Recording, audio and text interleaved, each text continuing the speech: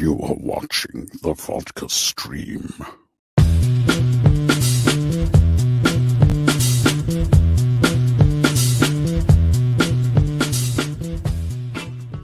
What is happening, everybody? Welcome to the Vodka stream. We've made it through another week. Hopefully you guys had a good week. Yeah, and here we are, of course. So glad to see you. I'm also live on Instagram right now. I'm still keeping that alive. So we got some people, got about 8 people on Instagram live right now, looking at a different angle with my phone. A little behind the scenes.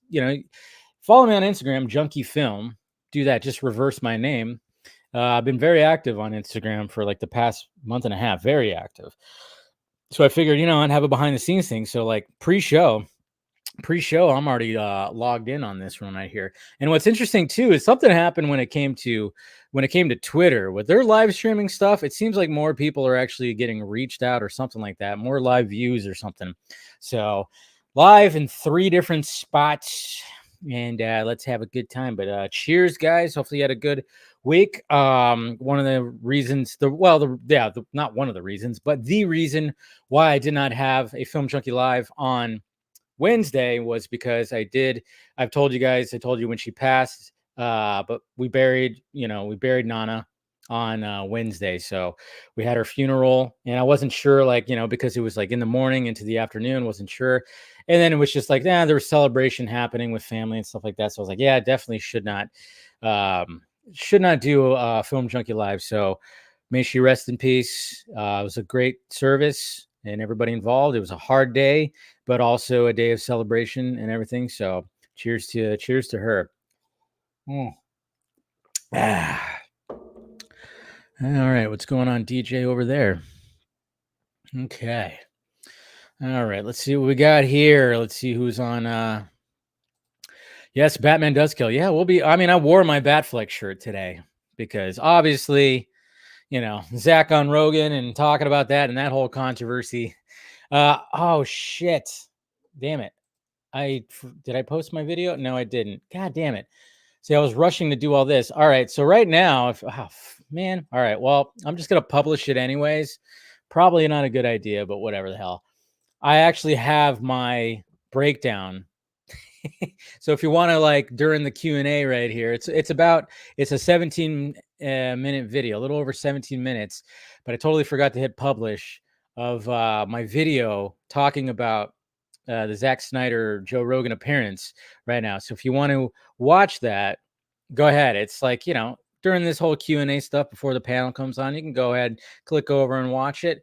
But I didn't break down the entire thing. I mean, it's only 17 minutes. So, it was still pretty long. But I just broke down a couple of things, the more, the controversial stuff. And then, of course, when he talked about the Phantom and the Snyder cut. So I did break down that whole thing right there. So I just published it right now. I meant to publish it before I went live, but I was trying to get everything ready. And not to mention I hadn't eaten dinner yet. So I was like rushing to do that. So yeah, just published it right now. Go ahead and go and watch it if you want to. We're going to be talking about it tonight as well. So... But that'll be up there right now. But yeah, just published. Damn it. Totally forgot about that. What's going on, Kenneth? Oh yeah, Friday night's going pretty well. Not too shabby right here. Oh yeah, that's right. Akira Teriyama. That's right. The creator of Dragon Ball Z. May he rest in peace too. I never really got into it too much. So I know a lot of people were posting about it, and it hit a lot of people because Dragon Ball Z, of course, is, it's a phenomenon. So I just never got into it. I've told you guys before, I just never just really got into anime. But I mean, for the most part, anime is cool. There's like a lot of cool things that come with anime. I just never really just got into it. But yeah, may he rest in peace as well. So yeah, I saw the Furiosa posters and the Shane. I saw the Furiosa posters and some of the images too. So. All right, let's see. Talking about that. Gilmore, what's going on? Gilmore, good to see you. To all the fandoms, sometimes you have to take a leap of faith and trust. Part comes later. Man of Steel, yeah, absolutely. All right, Kenneth, yeah. There we go. We got Ryan right there. We got Miss Lisa Jackson. Good to see you. Good to see you. Anyone have a favorite surprising inspiration that James Gunn shared? My favorite was, yes, the animated series. Because I don't think he's really mentioned the animated series before. So when somebody asked him and he posted that collage of images, I immediately went to, okay, so you're going to be, some inspirations for his Superman movie is going to be Superman the animated series, especially since Scott and I have been revisiting. We're in season 2 right now on DC Fanimated, and like I've said it before, I'll just say it to death. People are worried that he's going to go too Donner, and I'm just going, no. I don't think he's going to go too Donner. I think he realizes he needs to find that equal ground between Donner and Snyder. That's what I want from him. I want him to find that equal. I mean, it's not going to be probably perfect, of course, but I want him to find that's that equal, just like right in the middle between Donner and Snyder. That's what that way it'll have its own unique voice. And I think Superman the animated series is a good reference to that. I think that because there's some dark things that happen in Superman the animated series, but it still has its Donner stuff too. It doesn't go as dark. It doesn't go Snyder dark, but even Snyder has it. I always love it when like people just say like Snyder is just dark, dark, dark, and that's what's so stupid about it. It's like it's not. It's not, always when they say like, oh, he doesn't smile or blah, blah, blah, so. Yeah, get your beer, DJ. Get your beer. What's going on, Rad? Don't know if you know this, but your voice is going between bass and treble for some reason. I don't know. I mean, I'm doing it through the phone when it comes to Instagram. So, or are you talking about on here? Let's see. What's going on, Shano? Welcome to Friday. Good to see you. Good to see you. Dave, do you think Reeves' fandom is big enough to appeal to 2025? People really didn't come out in droves for Keaton in the yeah. I mean, I don't know. Like I said, it's not about. I don't know. It's such a weird. We're in a weird spot when it comes to superhero genre. I'm just saying, it is pretty interesting. It is pretty interesting. What is going on? What is going on? What is going on? What is going on, Mr. Fear Jason? We got I am Sam right here. I like your name. That's pretty funny. Batman kills the DC. Batman kills the DC universe. I like it. Happy to be here. And good to see you, Bennett. And imagine that the Vodka crew would have a lot of chat about tonight. Yeah, we'll see who shows up. What's going on, Max Wolf? Night Danger. Hey, Dave, what up? I can't believe Zack Snyder said Batman does kill. And Dave did see the picture of James Gunn he took in the cold picture. Yes, I saw all that. You can't believe that Zack Snyder said Batman does kill. Of course, I mean, you have to put him in the situation. He's killed so many times. Tim Burton would say that too. Hey, we got Lane right there. Good to see you. So I'm like, back to Hey and Jimmy Guns. Hey, Mr. Jason McKenzie. Cheers, brother. Thank you for the $50 super chat. Cheers, man. Helping out that pirate ship. Yeah. Kind of cool when Will Ferrell gets the dart in the neck at Old School. Oh, that's what it sounds like on here? You're crazy, man. You're crazy. Shane, how long you think the shooting schedule for Superman? I don't think it'll be 6 months. I would say 4 to 5, maybe. I mean, I don't know. Maybe it'll be about 4 or 5 months. I don't know. I don't think it'll be 6. Maybe it'll be 6. That's a good question. Yeah, maybe it will be 6. Yeah, it could be 6 months. There's a lot going on with it. So maybe, yeah, you might be right about 6 months.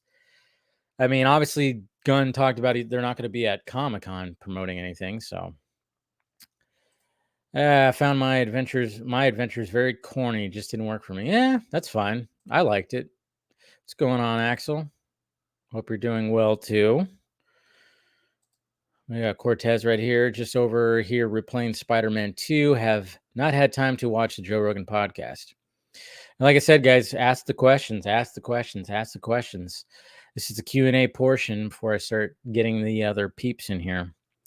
Let's see. Dan DeMan on Instagram says, John Campea actually made a good video coming out in support of Snyder's words about Batman killing. Wow, that's good.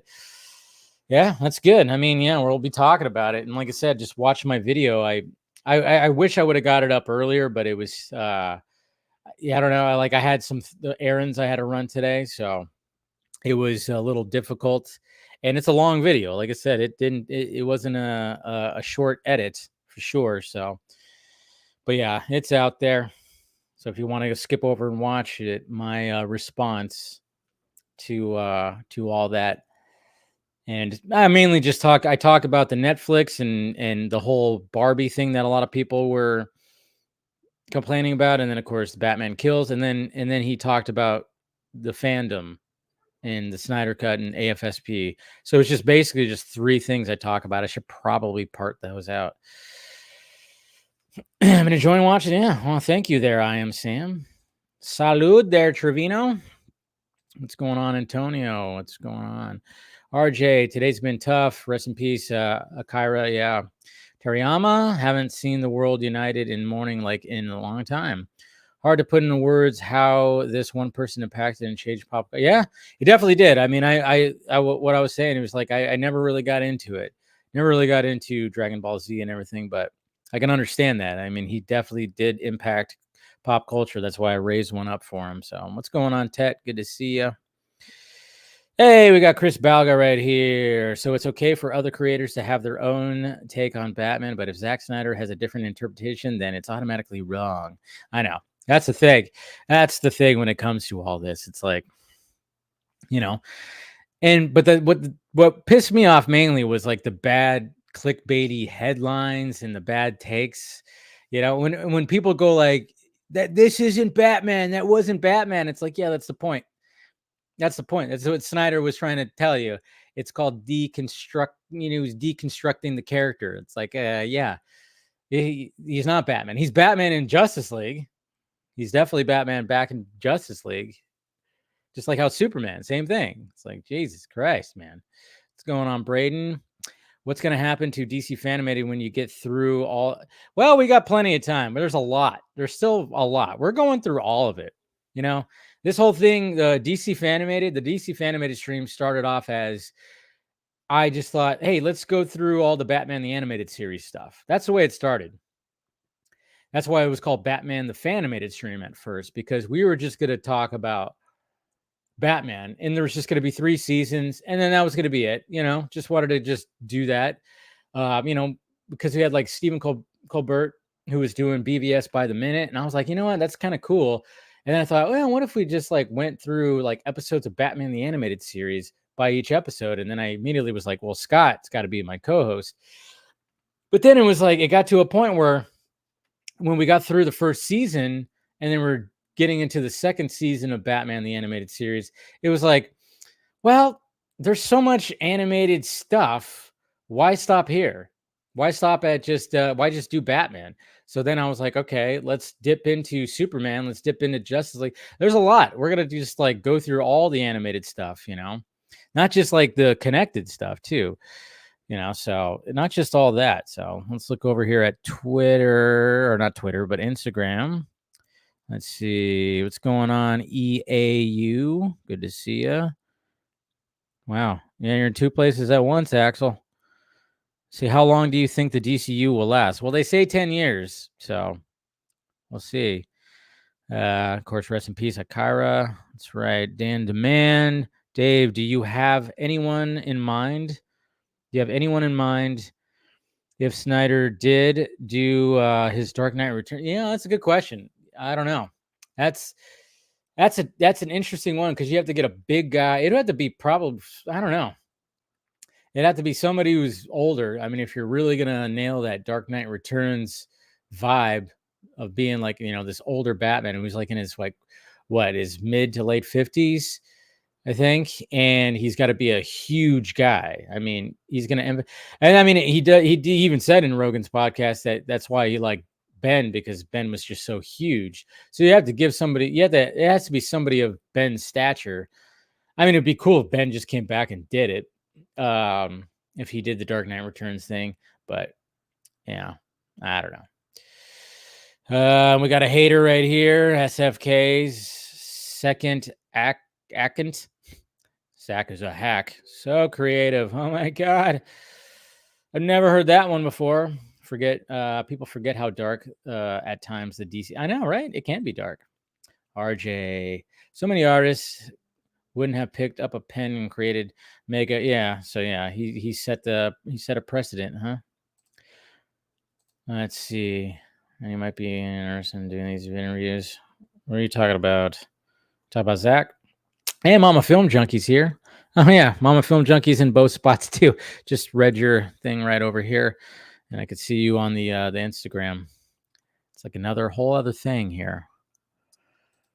Pattinson never killed. Well, he didn't intentionally. Some of those people on the road, though, some of those explosions when he's chasing the penguin. But I mean, I get it, But it's fine.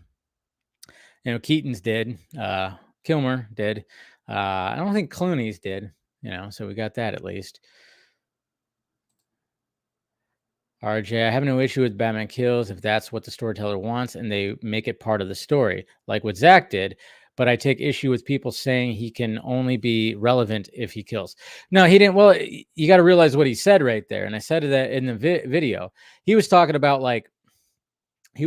just the changing and challenging the character. Because if you don't challenge the character or put him in that situation where he has to kill, I mean, then you're going to make the character irrelevant, just like with any other characters. Like when it comes to these superheroes, and again, doing the deconstruction, because he said that before, where he was like, before he even said that, he said that don't ever put him in a situation where he has to kill. I'm like, well, that's not real. If you want to like ground these characters, you got to put them in a situation where if you put him in that situation where, yeah, killing is, that's going to have to be an option. Yeah, you have to do that. You can't just like not put them in a situation or else you're going to make them irrelevant. That's what he was meaning. Just like, I mean, Nolan did it technically when it came to Batman Begins. He's like, yeah, I'm not going to kill you, but I don't have to save you. So essentially put him in a situation where it's like, well, is he going to save Ra's al Ghul or is he get Raish? Is he going to save him or is he going to let him die? So kind of put him in a situation, but he was pretty creative when it came to that. But yeah, it's just, he wasn't saying that it was like that. If you actually listen to everything he was like actually saying when it comes to that. Yeah, Batman killed in different iterations in the 70s and all that stuff. Yeah. Let's see. Boop, boop, boop. Gotta love IGN twisted the words, ridiculous headline. I know. See, that's the thing. It's like, yeah, he was just saying you're gonna make this God figure relevant if you don't put him in these situations. That's what he meant. Those headlines were ridiculous. You got to put him in the situation. You got to put I think every superhero should be put in that situation where it's like where he might have to kill someone. I mean, I think that's what The Boys does. It's what Watchmen did. It's just like something when it comes to that. Didn't the Bronze Age Batman kill in terms of self-defense? Probably. Yeah. Batman shouldn't kill, but he has killed and will in the future. Yeah. It's just going to be something that's going to be always something there. There's always going to be something there, no matter what. What's going on, Josh Myers? You suffering from eye strain there, Dave, or are the sunglasses? It's an aesthetic thing. It's an aesthetic for this right now. That's all. Keeping the vibe, keeping the nighttime loungy vibe. So yeah, that's why. I have no eye strain. I'm okay. I'm good. Retitling it the wine stream tonight. Yeah, I'll be having wine. I don't know. Like I said, I was just like feeling wine this week. So yeah, Batman shouldn't be a serial killer. There's a difference protecting people. Yeah, exactly. It shouldn't be that. But like, again, it even says it in the movie, there's a new kind of mean in him. And then Alfred is like new rules. And then he just, everything Alfred says, I mean, it's right there, man. Put him in a situation where he has to kill the situation, a car of hired goons driving in front that aren't a threat to him. Zack is an absolute man-child and didn't deserve. Yeah, well, he's more successful than you'll ever be there, SFK. So sorry to break that to you. He didn't deserve it. Well, he got it. And, now he's kind of relevant in pop culture while you're complaining in a live chat right now. Ooh, that sucks. Anyways, he's just proving the point right there, because Zach was even saying, like, people treat this like a religion and we get tribal about it. So it's like, once you change something, people just get so defensive and then they start attacking the person who's doing it like that. It's like, you don't have to like it. That's perfectly fine. But, you're on a Friday night in a live chat calling Zach a hack and complaining about it. What that says more about you than him. Just saying. Bennett, I hear I was wondering if anybody was interested in Dune Part 2 second weekend, and if it's going to be get more. I hope there's not a big drop when it comes to Dune Part 2. I actually watched it again yesterday. Me, mama film junkie, brother film junkie, nephew film junkie. We went and saw it during the day yesterday, and that was cool. That was cool to see it again. So people were taking Snyder's words out of context. Of course, that's what they do. They take it all. It's just the way it is. Kenneth, I was glad to hear Melissa Benoist, my favorite live action Supergirl, Kara, support. Yeah, she supports that. Yeah, she's a sweetheart. We got Skate and Geek Out. What's going on? Looking forward to some good movie talk tonight. Yeah, as you should be. What's going on, Jacob? After the DCAU is done in 5 years, we could always do that too. You're the Joe Rogan of Friday night YouTube streams. There you go. That's what I'm talking about, Josh Myers. Thank you. Dave, did you see? Yes, I did see those. I didn't want to post them on Twitter. Well, they got pulled from Twitter. They got pulled from Twitter. So I didn't want to post them, but yeah, I got them sent to me first, and then all of a sudden I saw them on my timeline. And I'm looking forward to it. I love the fact that it's going to be such a different kind of aesthetic. It's going to be so noir and old noir aesthetic for Caped Crusader. And you better believe, when it comes to DC Fanimated, we're going to be talking about that for sure. So we got Super Godzilla's vlogs right here. What is going on? Cheers. Batman will be saving. Yes, exactly. But sometimes there's times where he kills. Again, it could fit the story like it does in BVS, or it could just be ridiculous, like in Batman Returns when he strapped the bomb to a big guy's belly and punched him into a sewer. It's whatever. It's fine. Let's see, Dan, Dave, you need your own Jamie on the Vodka stream. I know, right? I do. I really do. One of these days, I mean, if things get bigger when it comes to all this, which is always the goal. I mean, yeah, I would love to have a producer type that's behind the scenes and stuff. So let's see, RJ. I could see some people's argument about Batfleck arc, because even after he comes back to the light and goes and saves Marsha, he's murdering. Well, I don't think see, that's the thing.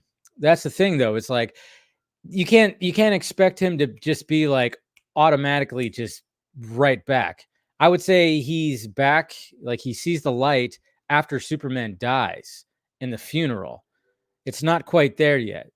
It's not going to happen instantly. You can't expect just because, I got, I almost killed Superman, and then I realized, the whole Martha thing and blah, blah, blah, that right then he's just going to automatically fully change his ways. No, that's not the case. And I was even thinking about that too, because I knew people would make that argument there, RJ. It's the fact that it's oh yeah, he should have just not. And it's no, he's still that guy. He's just the fog is starting to clear, but it's not going to clear. Fog doesn't clear instantly. It's not going to clear. But I think it's after, when he talks to Diana, after Clark gets buried, that's when it's he's really, that's where he's really coming to light. And he has that and we see the people mourning over Superman, and you hear that voiceover. That's when the fog is really clearing up right there. It's not it's not going to be instant, man. Let's see who else we got. Second, that car accident. Yeah, I know I do. Let's see. Everybody in comics die from collateral damage. Pretty much. I mean, we were even the World's Finest, when we were doing DC Fanimated, we were doing World's Finest. There's like World's Finest Part 3. We got Joker just like, taking the Lex Wing to Metropolis, and he's just like firing bombs at buildings. And it's like, yeah, people are dying right there. People are freaking dying. What's going on, Alakazoo? Yes, Dune 2 is a really fucking great movie. How we doing over here on Instagram? I got 4 people watching. Yeah, that's pretty much that's been the running joke. It's like, yeah, Clooney's Batman did not kill in the movie, but he killed the franchise. What's going on, Chino? Just finished watching a disappointing Miami Heat loss. Ooh, that sucks. That sucks. I didn't like Ben Affleck because he looked fat to me. Did you see that workout scene? I don't know. Looking at that workout scene, I saw, abs and a lot of muscle definition. So I don't know about that. I don't know about that. At least Zach cited the source material when defending his stance. Everyone acts like he did. I know. That's the thing. It's like it's like Dark Knight Returns. Hello. Right there. We got Shane. What did mom and brother think of Dune? They liked it. My brother didn't like it as much as he was hoping, though.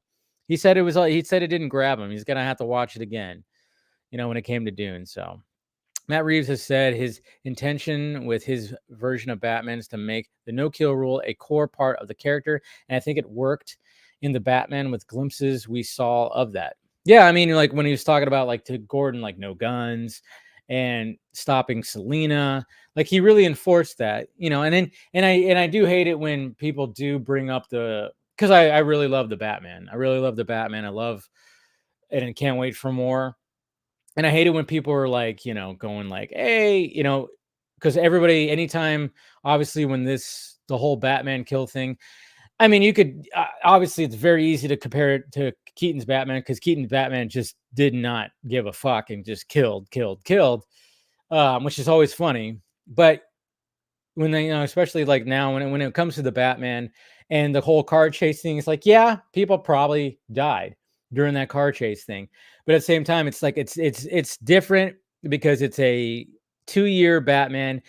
I mean, he's still rookie, he's still novice, and it's not like he was like, actually, killing people. But yeah, there are, but maybe there'll be some repercussions when it comes to that with Batman Part 2. I don't know.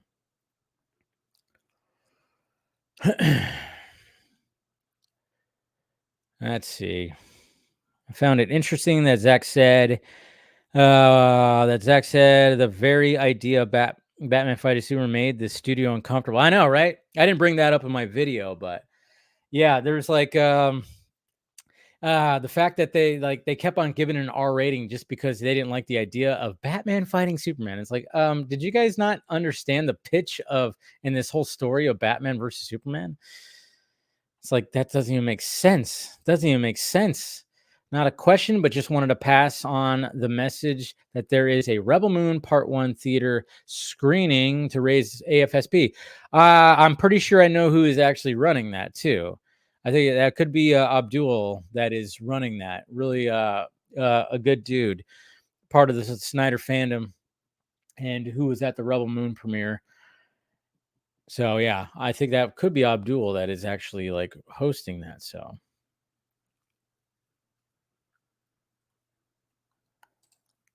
Batman never killed in Nolan's movies. The ground killed Harvey Dent and the moving train. There you go. That's what some people will actually say right there. 8 years later and people are still whining. I know. It's so dumb. It's so dumb. But I just, what I liked about the Rogan interview was like it just seemed like Zach was he took his time, and just that setting took more of his time. I mean, he's talked about it on here. He's talking, but there's talk about setting. We got Fabian right here with the hashtag release the Snyder version. Yeah. All right, that's a different one. That's different. Oh, we got some more right here. We got Fire James Gunn, of course, and then Batfleck solo film. Okay. Yeah. Well, I mean, I don't think James Gunn's getting fired, but as I've always said, And Ben, I think he's done. He's done with Batman as much as we would love to keep it going right there. Putting the hashtags. Yeah, exactly. Putting those hashtags out there. Oof. All right. What's going on, DJ? Good to see you, bud. I'm on Zack's side. We need to not attach other directors that have nothing to do with this discourse. Yeah. And then, of course, everybody's arguing with this SFK guy that's in the chat.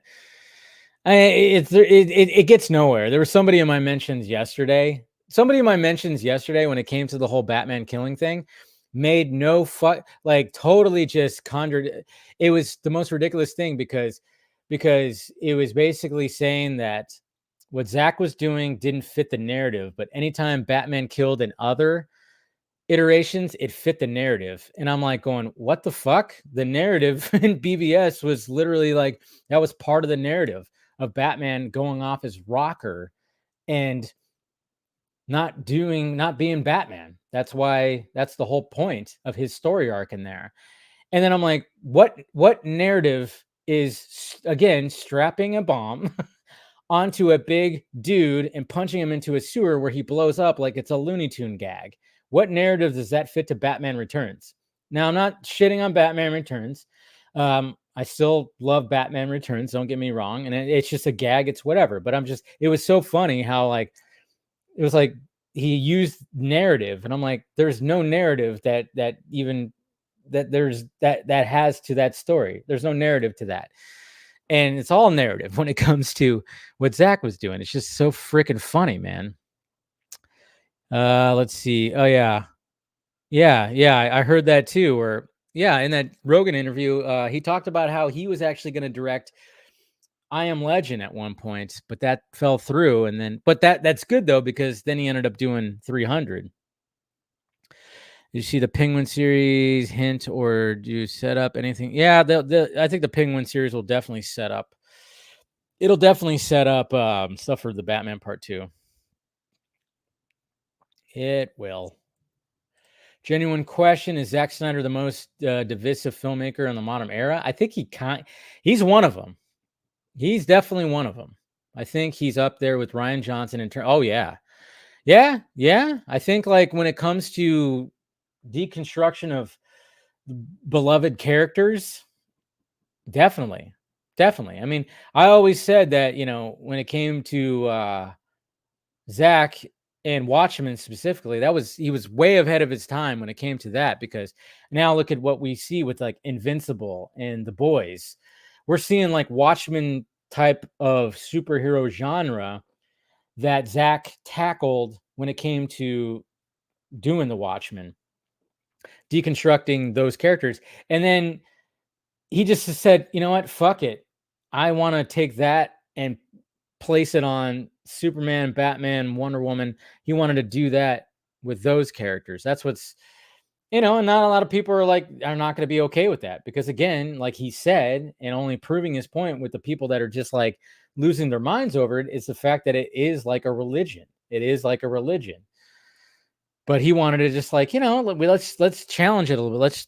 Let's change it up a little bit. So, why not? Why not do that? So, having a Kentucky mule. I love it. Good stuff. Let's see. Get some more questions here. Saw Dune 2 again yesterday. Still was a pack. Yeah, I think Dune 2. I'm really hoping that Dune Part 2 does great numbers. So then we get the Dune Messiah. I want to see the conclusion of Paul's story. And then hopefully, they can do some more after that. It won't be Denis Villeneuve. But yeah, I just want to see more of that story. I want to see the conclusion of Paul's story with Dune Messiah. We're probably going to have to wait about 4 or 5 years, sadly. Shane, do you think? Oh, yeah, I already said. I already answered that question. Good to see people in the Instagram feed. My fan casting of Deathstroke is Hugh Jackman. Interesting. That would be interesting if Hugh Jackman ended up going to that. That'd be interesting. Skate and geek out. Let's see. Hey, Dave, is there any specific X-Men character you'd like to see have a significant fight scene in Deadpool 3 with our modern special effects? Not really. Maybe Cyclops. But I mean, special effects with Cyclops weren't bad. I mean, it's just lasers coming out of the eyes. I just wonder, like, there's got to be. I mean, I'm thinking James. I mean, I think the OG cast is definitely going to be in Deadpool 3. But yeah, I'm kind of like wondering. Yeah, just kind of wondering, like, what's going to happen in there. But I'm sure James Marsden's going to be in there somewhere. Cape Crusader looks like the original. Yeah, exactly. It's a good aesthetic.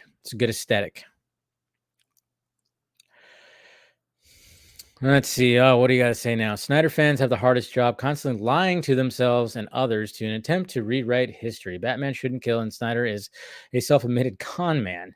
Again, you're complaining about him on a live stream on a Friday night. To me, it's just sad. It's just sad.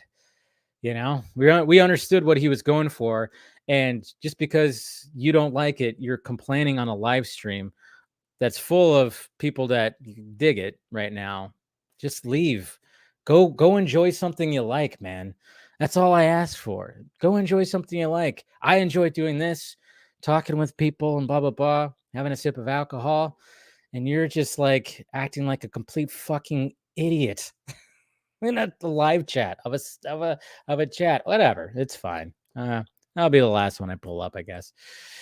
The only design I was like, I don't know about the Two-Face. Oh, okay. You didn't like the Two-Face one? Yeah, it should be interesting. Just ignore him, guys. Just ignore him. Just ignore him. We don't need to argue with that. No need to argue with him. It's fine. Adam West kills people. You just can't get rid of a bomb, does he? That would be crazy if somebody like started to be like, man, maybe he killed somebody right there or something like that. Nah, just ignore him, guys. Just ignore him. Just ignore him. He's making it sound like Batman has actually killed people in real life. You know, he's sitting there like saying that we're lying to ourselves, but he's sitting there just like it's fucking fictional characters here. Fictional, like what Ben Affleck says, fictional characters. Just ignore him. Don't worry about it. I won't pull up any more of his chats. Thank you for the $2 super chat, DJ. Still talk. Oh yeah, that just shows you right there, right?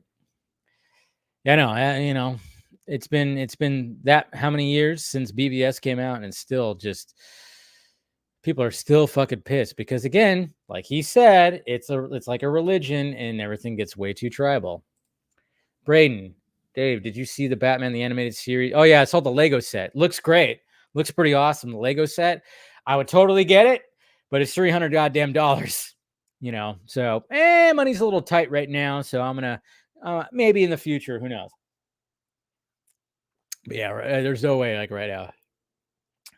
Okay, so it is. I figured that. I mean, I know he lives in that area, and I figured that was him. So, oh, that's right. I should probably. Uh-oh.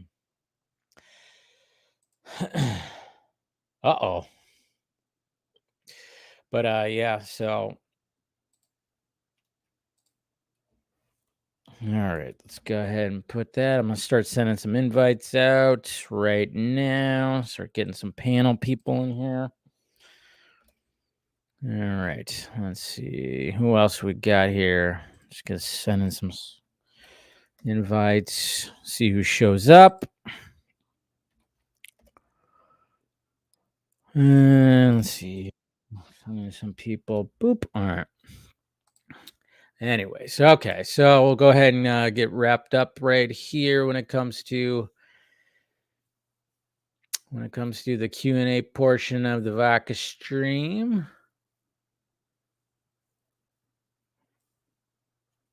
Let's see. We got any other questions here? Thank you, Lisa. Appreciate that. We're getting that Beetlejuice trailer soon. So excited. And again, just like hearing Keaton talk about it, cannot wait.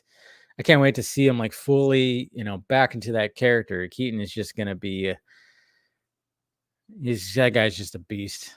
Just a beast. Deathstroke is Batman's villain.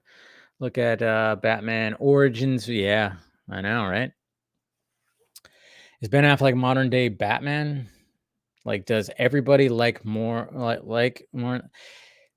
I mean, I to me, he was like he felt like a modern day Batman, you know. But then, of course, now you got Pattinson. I don't know.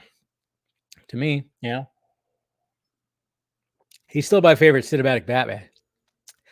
I mean, right now, I'm like all about number one is Affleck, number two is Keaton, number three is Pattinson. So that's two modern day ones, and you know, old school. Let's see. Any more questions here before I suck down the rest of this vodka right here? What's going on, Andrew? Good to see you. You got anything more when it comes to Instagram over here? Hey, seeing some waves right here. Good to see some people out there. Sent you a clip over DMs for you to check out. Oh, is that? Oh, okay. Check it out. Oop, don't move it. Did I just like my thing? I don't know. All right. What else we got here? All right. Ryan Reynolds' wife rumored to be she. Yeah, that would be pretty sweet if she was. All right. Thank you, Dave, for answering the questions. Yeah. Thank you for asking the questions, guys. All right. So I got my last bit of vodka. Cheers. Good times. All right. Let's start getting some people on here. Instagram. Thank you for everybody who showed up on Instagram. So I'll bid you farewell. And like I said, follow me on Instagram. Pretty active on Instagram. God knows, I don't know what's going on with the whole TikTok thing. I'm active on TikTok, posting clips and shit like that, but that might be going away. So, but yeah, Instagram too. So, anyways, all right. See you guys later. Who do you got? Iron Mike or Jake Paul? I mean, it's hard to not, think that Iron Mike wouldn't beat the shit out of Jake Paul, but that shit's gonna be fixed. I think Mike Tyson's gonna take it easy on him. They're just doing it for the money. Anyways, all right. See you later, Instagram. All right. Are you sure you want to end? Yes. All right, and then share. Okay, I didn't do that last time. There we go. So now that'll be shared on my whatchamacallit. Now I gotta find my glasses. Where the hell did I put my glasses? Hold on. Where the heck? Oh, jeez.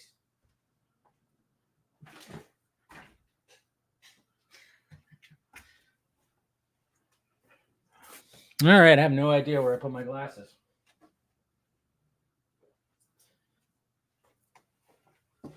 We're good. All right. So got that done with. All right, let's go ahead and bring on some peeps.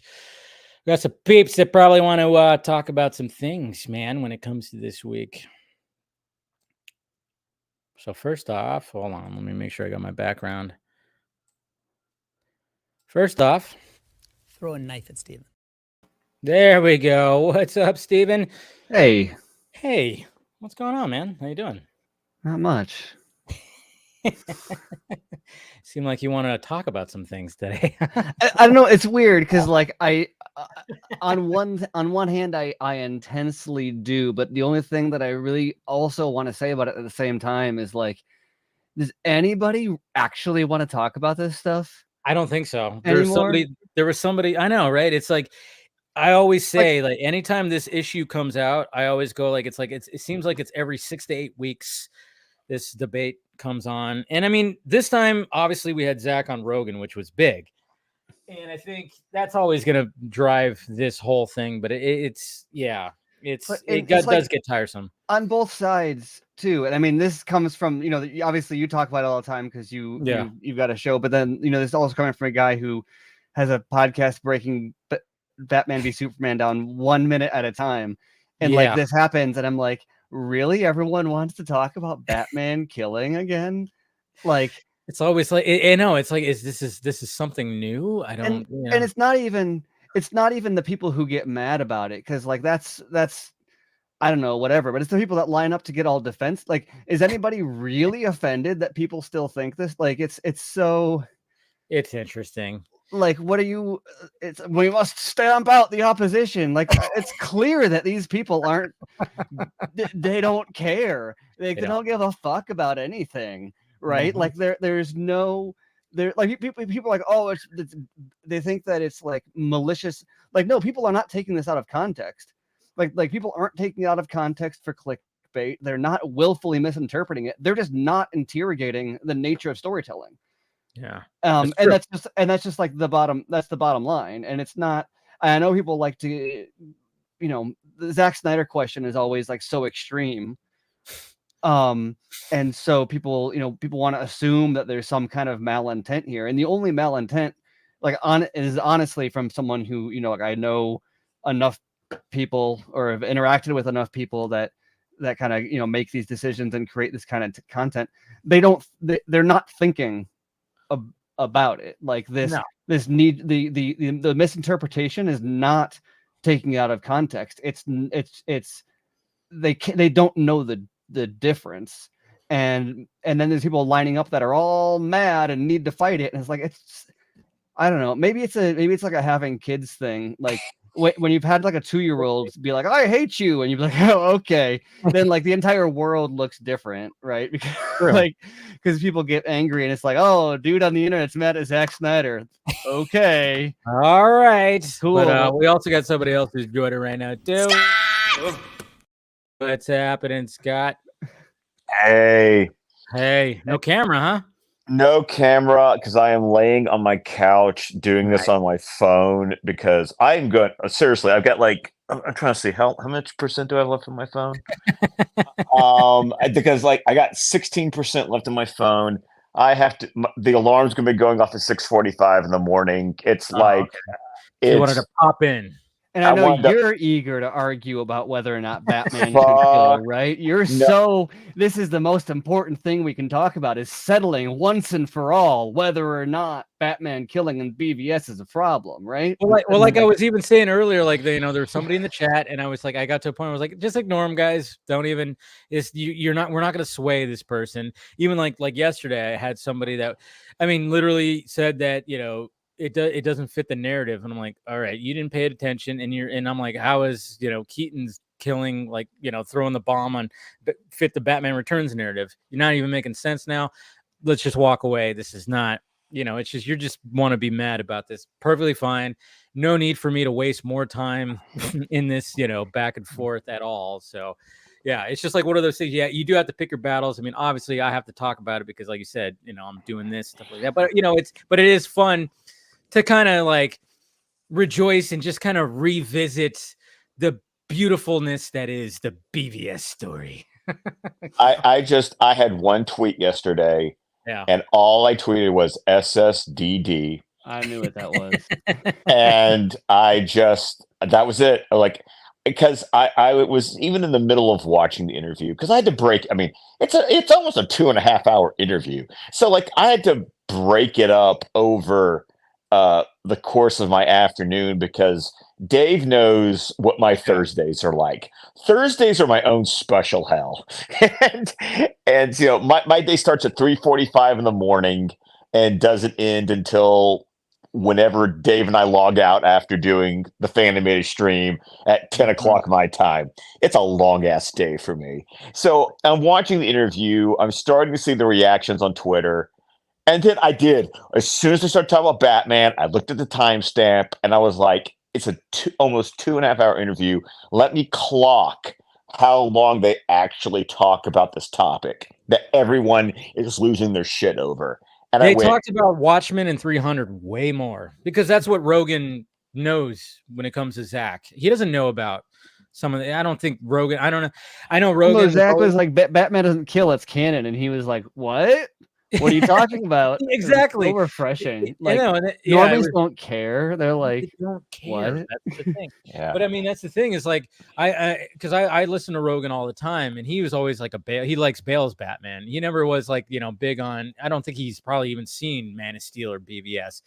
But that's what was kind of cool about Zack being on there and talking to Rogan. It was like, because automatically I knew that because just listening to Rogan all these years, I know he was like a 300 fan and a Watchmen fan. So of course they were going to talk more about that. And then of course there was going to be lots of talk about fitness and bodybuilding and stuff like that naturally. But just the fact that hearing Rogan's reaction to all this but what I do like is just like Zach, I mean, just like how he can be on here, it could just be, he can actually just think about his answer and be relaxed and just say it and be more detailed about it. That's what I loved, was the fact that when he did go into it, I mean, he was just like, he went into it just a little bit more like detailed than he actually does. And and everybody's kind of proven his point. You know, it is like a religion. People look at him like a god. He's not a god. And of course, you got the clickbait headlines out there. So or bad takes. He called him a god, and people was like, no, he's trying to say like, because I mean, look at what we're doing right now. People look at Batman as a god, and he's like, you can't break that one rule because how dare he if he does that, you know. It was 10 minutes. It was 10 minutes of a 2.5 hour interview. They talked about Fountainhead, I think, longer than they talked about Batman. And personally, I was excited about that because when he asked me when he's like, where's a TV show you'd like to do? And I was like, the Fountainhead miniseries, the Fountainhead miniseries, the Fountainhead miniseries. And I was like, oh, whatever. Hey, by the way, because I want to make sure I get this in, so I'm going to go on a little bit of a tangent right now, because I love the people asking you, like, what are you going to do when you're done with the DCAU on the DC Fan Animated stream? Oh, yeah. I need to address this. I need a little bit of a reality check. Guys, we've been doing it for 3 years next month. We've been doing it for 3 years next month. We haven't even finished Batman the Animated Series yet. Yeah. And we're in the middle of Superman 2. We still have, clock this, we still have Batman Beyond, Static Shock, The Zeta Project, 2 seasons of Justice League, and 3 seasons of Justice League Unlimited. We are going to be just fine for a very long time. And then how much do we have? I mean, that new stuff that's coming after that. We could do Superman, My Adventures with Superman. We could do the Batman animated. I mean, it's not like we're gonna stop like when it comes to. Oh no! When we get to the final episode, I mean, even when we get to the final episode of Justice League Unlimited, technically, we could go on and watch Justice League versus the Fatal Five. So like, there's shit to watch. We're going to be fine, guys. Yeah, we're going to be fine. And that's what I said. I was like, at first, the idea was just to do Batman the Animated Series, but then it was like, let's branch out. Why are we stopping right? Why are we just doing Batman? Well, I think even I was the one who was like, well, when we get into the 3rd season of Batman, it's not going to make any sense because if we haven't watched Superman. Right.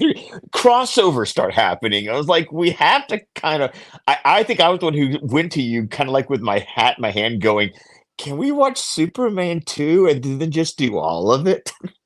Exactly. So yeah, we'll be fine, folks. We have plenty to talk about when it comes to the animated world. But so glad you gave that. When somebody said that, I was like, what's going to happen? It's like, we got plenty. We still got, and then Cape Crusader, did you see those leaked images, by the way? I did see those leaked images. I mean, because once again, people know, I mean, there's a reason that the first thought you had when it came to fan animated was me, because I mean, dear God, I cannot tell you how many different people DM'd me or tagged me when that Lego set came out. It was like, I was like, I had 2 different DMs at like the exact same time, and then enough people tagging me on Twitter. I was just like, I'm glad everyone understands who I am. Like, this would be a thing. And someone tagged me on the leak, so I did get to see them before they got pulled.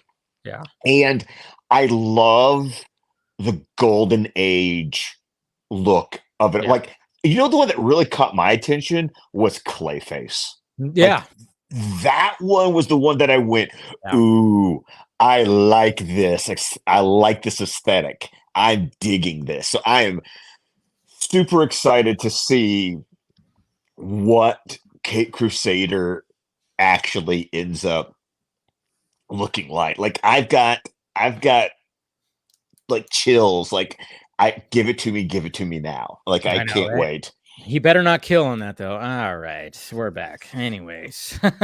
Oh yeah, like I said, I mean, I had another day from DC on screen. I loved his response. Was he actually didn't really enjoy the interview that much, but his point was, but we didn't, when it came to this topic, dear God, it's nothing we haven't already heard before. Like there was literally, and Steven, you can say this, there was literally nothing new mentioned. Everything Zack said, Zack has said before, and everything everyone else is saying in response to it, either pro or against, is literally the same damn argument we've heard for the last 8 years. And on both sides too. Like I mean, I love Zack, both and sides. I defend his movie. I have a podcast, all about this movie, and like I have absolutely no investment in like changing anybody's mind about Batman killing. No. Like I don't get it. Yeah, and I liked your tweet that you had. It was like, I mean, it's essentially just being like, I mean, what I loved, and that was a good moment in the interview, was like, he's like, Batman doesn't kill. It's like, yeah, but when you tell me that, the first thing I want to do, well, it's literally just story. Like, name me any character, like any random fictional character ever, right? Like, and okay. So you've got Bilbo Baggins. Okay, chapter 1 of The Hobbit. What's special about Bilbo? Oh, he just wants to sit at home and smoke his pipe and eat his food, and there's nothing special about him. He especially doesn't want to go on adventures. Chapter 2, let's go on an adventure. What? How dare you challenge the core character traits of this character? Like that it's literally fucking chapter 1 of how a story is told. Yeah. Right? And so Superman. Oh, Superman doesn't kill. Okay, so put him or Superman makes the right choice. How do you make the right choice? You put him in a situation where he's forced to make it's like a moral quandary involved. And that doesn't mean that it's inherently like the only story you could tell or the best story, but like that's just the nature of storytelling. His character doesn't want to do X. Well, what happens when you try to make him do X? Like that's how you tell a story. You're going to tell me, oh, the story is Batman doesn't kill. All right, Batman doesn't kill. The end. Like that's. But it's like, yeah, and I love that. It's like, well, why would you not put him in his?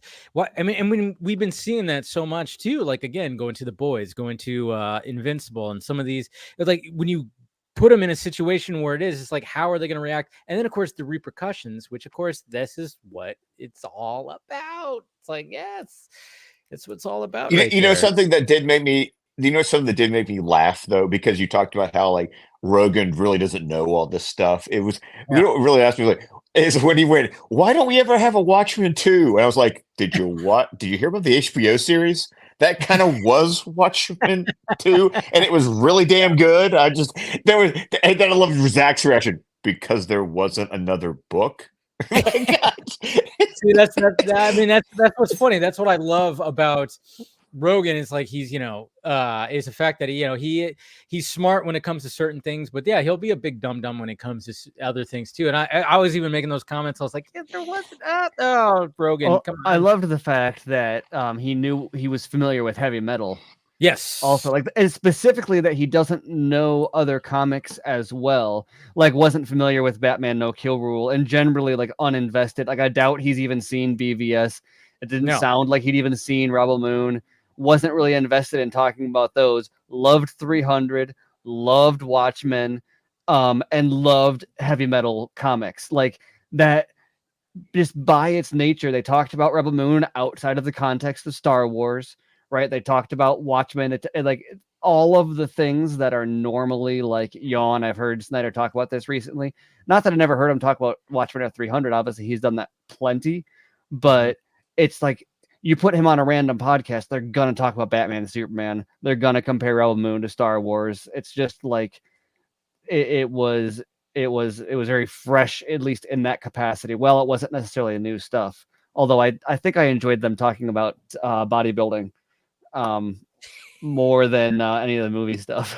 Yeah, I mean that's that's where they connected big time, Yeah. you know, and they were talking about different, you know, and then just, you know, it was kind of funny because I remember when Rogan even said like, was there any CGI involved when it came to like the way that those guys looked? He's like, no, and just talking about, and then he talked about how low the budget was and talking about, you know, and then the whole fact that, I mean, we did get the fact that and that I don't think Zach has ever said this before, but that he was actually set to direct I Am Legend. Yeah. At one point, I was like, "Whoa!" That's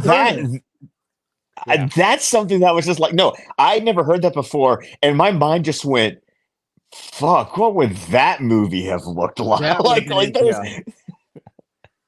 We got William that's joining right now. Hey, what's going on, guys? Good to see you, buddy.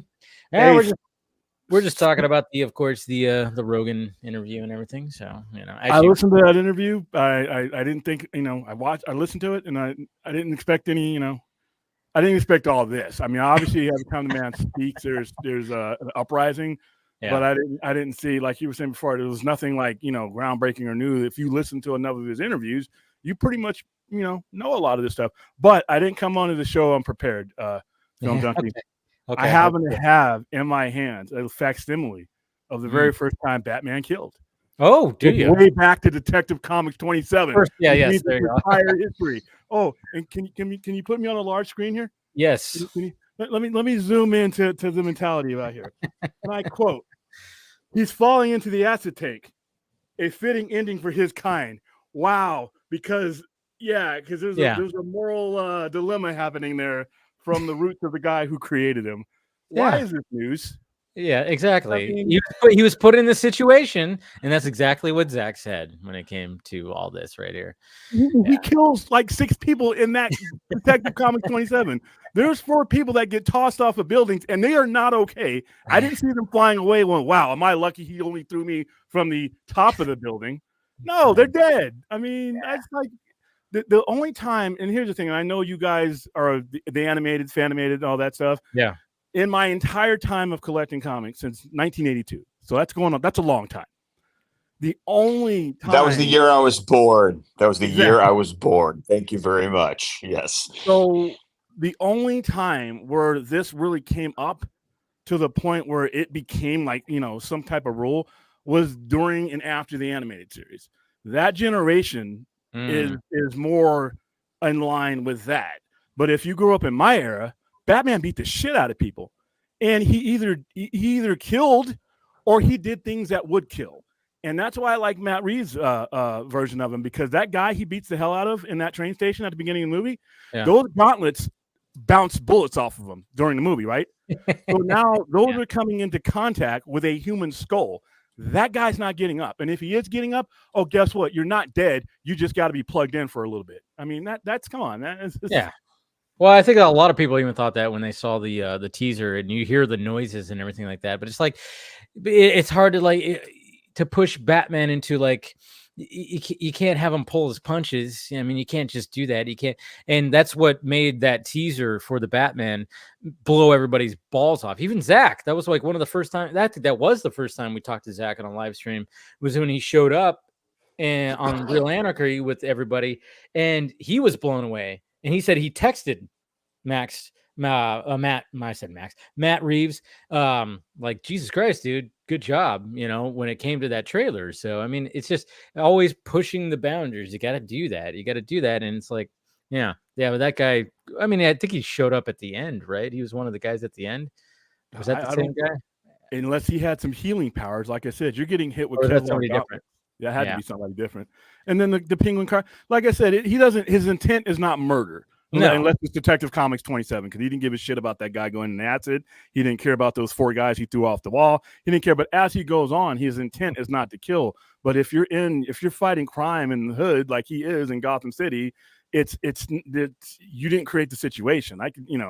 And even still, it's whoever's interpretation is of it. I mean, if you have a person who interprets Batman as a no-kill type of guy, then that's the guy who's writing that story at that time. But when you get a Frank Miller involved or somebody else involved, then that's their interpretation. Well, but it's also to define a character by the way their story ends, or by like a feature list, a set of traits, is not the way that's not what a character or a story even is, though. It's telling stories backwards. The way that they get from point A to B is what's relevant about the character, not like where they end up.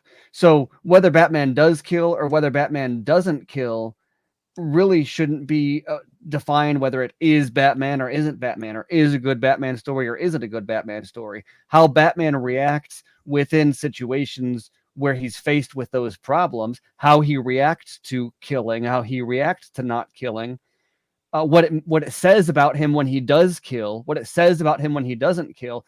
That's character work and storytelling work, right? Like you have when the Punisher kills someone, the Batman kills someone, the way they do it, when they do it, why they do it, how it fits into the story. Those are all genre and character and story arc decisions. But whether or not there is killing or isn't killing it's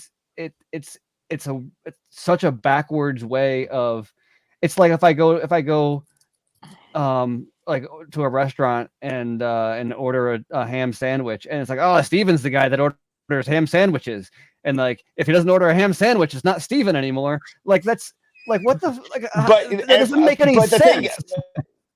But what you can do, and let me flip on this side. If you take the no kill rule, then you can have amazing scenes like the end of Under the Red Hood when Jason is looking at Batman going, I thought you loved me. I'm not talking about Cobblepot. I'm not talking about Nigma. I'm talking about him. Why didn't you kill him after what he did to me? Like, that's an amazing character scene where you've got Jason going, if you loved me, why is that man still breathing? Yes. And that and because in the scene it created drama and it created tension, and it was an awesome moment juxtaposing what Jason had become and who Batman was, and so I'm taking the opposite to go, because the story was awesome to say, we're going to make a point that Joker killed Robin and Batman didn't kill the Joker. And Robin is looking at him like, what the fuck, man? Well, Why? Look at Batman Ego. Look at Batman Ego. That challenges that whole thing too. It's like, hey, why? I mean, look at that whole story and the fact that, I mean, like Batman dealing with his inner demons and talking about that. And then it even gets to a point where like the ego demon, basically just is like, here's a gun, here's the gun, kill me kind of thing. I mean, there's always the challenge of that whole thing. Even the issue where he dies. The issue where he dies. Remember where he dies when they finally catch up to him at the embassy? He's contemplating where will this all end? How, and when Joker does that, gasses everybody in the embassy, he's contemplating it then, because all these people are going to die basically because I'm making the decision to do this way. And he's contemplating. It's a struggle. And to me, that's part of that particular, storyteller's version of it. But I don't, and like I said, but what I got kind of crazy on the next day afterward is like, anybody who had a varying interpretation of Batman didn't know anything about Batman. Of course. It was almost like it was being framed like, if you thought Batman was this way or doesn't kill or killed, then you don't understand Batman. And I had people like to say, damn me, you don't know anything about comics, you don't know anything about Batman. And like I said, my response, like I said on my show, like, was fuck you. That's pretty much the best, just because you have a different interpretation, whether you are as a reader or as a writer, doesn't mean you don't know the character. You just have a different angle of the character. That's the problem with this space, is that so many people are involved in it because of, like, when we say tribalism, we talk about like people picking sides or teams over topics. But part of it also is tribalism provides a hierarchy. People are involved in this. Like, why does someone say like, well, you're not a real fan of the character? Like, if someone told me that, like, okay, fine. Like, I don't, who cares?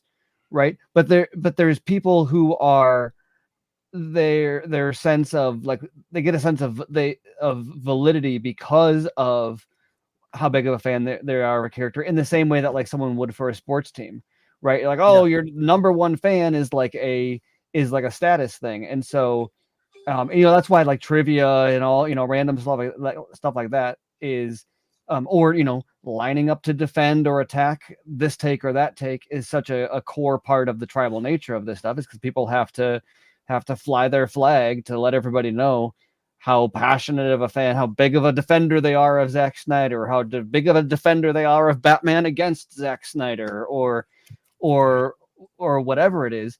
And like, that's why they go, the insults they hurl first. You're not a true fan. Well, who cares about that? Well, someone who wants to be a truer fan than you is the one that's going to lob that insult. Someone tells me I'm not a true fan. Well, that's okay. Like, I'm not in this to be a true fan. I'm just having fun. Right. Enjoying storytelling. Like, that doesn't change my experience of it. Maybe it changes their experience of it for me to seem like I enjoy it more than them or whatever. But like, I can enjoy it just fine, whether or not I'm a number one Batman fan or a number one Zack Snyder fan or a number, 1000 or whatever. It has no influence on the way that I enjoy any of that. And so it's I don't know, the need to fight over any of it is like wild. It's their identity. It's the social media era. That's what it is. It's just what it is. And we got Phil joining right now. What's going on, Phil? Howdy, gentlemen. How's it going? It's going pretty good. I think Scott's phone died. That's why he probably. Yeah, because you said that he had a little bit left. So, but anyways, what's going on, Phil? How you doing? Not a lot. Just getting ready to go to Boston in about a week. Oh, that's right. You're going to Boston. You're going to your con. PAX East. How'd your fundraising effort go? I saw your fundraising. It's going. It's actually going. I'm actually really thankful for everyone who's donated, and it's just been really helpful. I really do appreciate it. It's funny. I didn't see this interview, the Snyder Rogan interview, until Dave posted it on Instagram. I was like, oh, how about that? I guess I'm listening to Joe Rogan today at work. Yeah, no, it was pretty interesting because somebody in my mentions goes, "Hey, Zach just showed up on Rogan," and then I went to Spotify because that's where normally it is, and it wasn't showing there. I'm like, did somebody just see a fake thing? But then I was like, well, now he's got a new deal where now he's back on YouTube and doing it. And then I went on YouTube and I was like, oh shit, there it is. Of course, I couldn't listen to it right away when it came to Wednesday, but I was like, holy crap. All right, finally this happened, and then it was just like, whoa, a wild level of mainstream where I saw someone in public watching it. Like I saw someone I saw the screen and Zach was on it, and I was like, what? That's not that it's that. Yeah. But all normally if I see him talking on a show or something like that, it's not in public. It's a very I don't see that and think that's one of us. It's just it's just the most listened to podcast in the world, right? Yeah. I know, and just to see him on there, it was just like, whoa. And I love the fact that it's just of course he's just still wearing the fucking shirt, the white shirt. The white shirt. I mean, it's nothing. I mean, that's his uniform. That's definitely his uniform. I mean, he just fucking the last time he was on here, he was more dressed up, but because he had a nicer shirt on. But at the same time, it's just but that's him, and that's what we love about Zach. And it's just. Yeah, I mean, I would love. I mean, hopefully we can get Zach back on here and talk about it a little bit too. Talk about hey, when you heard that you were going to go on there. I mean, what was the hope? Because obviously, right off the bat, he did talk about and this is another thing too when it came to the whole Batman talk was the fact that if he could do Dark Knight Returns, but this is not anything new, but if he does Dark Knight Returns, that would be it for comic book movies for him. And it's oh yeah, there you go. I mean, that's his white whale. Hopefully he'll eventually make it, but it was just right off the bat. I was man, they just went right into just talking about that. And then of course talking about Netflix stuff. And again, I mean, this time he said end of summer. When he was on the I'm Minutemen podcast, he just said summer. And now he said end of summer when it came to the 2 director's cuts.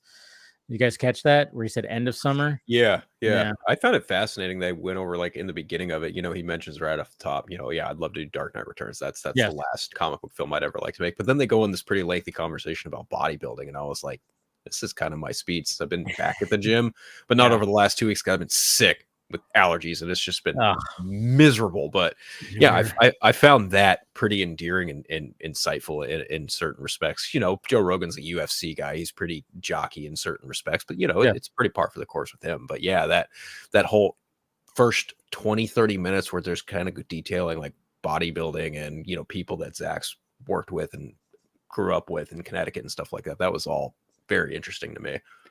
I love how you plugged Mark Twight. Yeah, Mark Twight would be an awesome Rogan guest. Dude.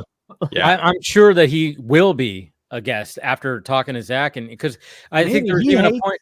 He hates cameras and mic. I mean, he has his own podcast, but like he like doesn't. He's not really. He doesn't like the attention.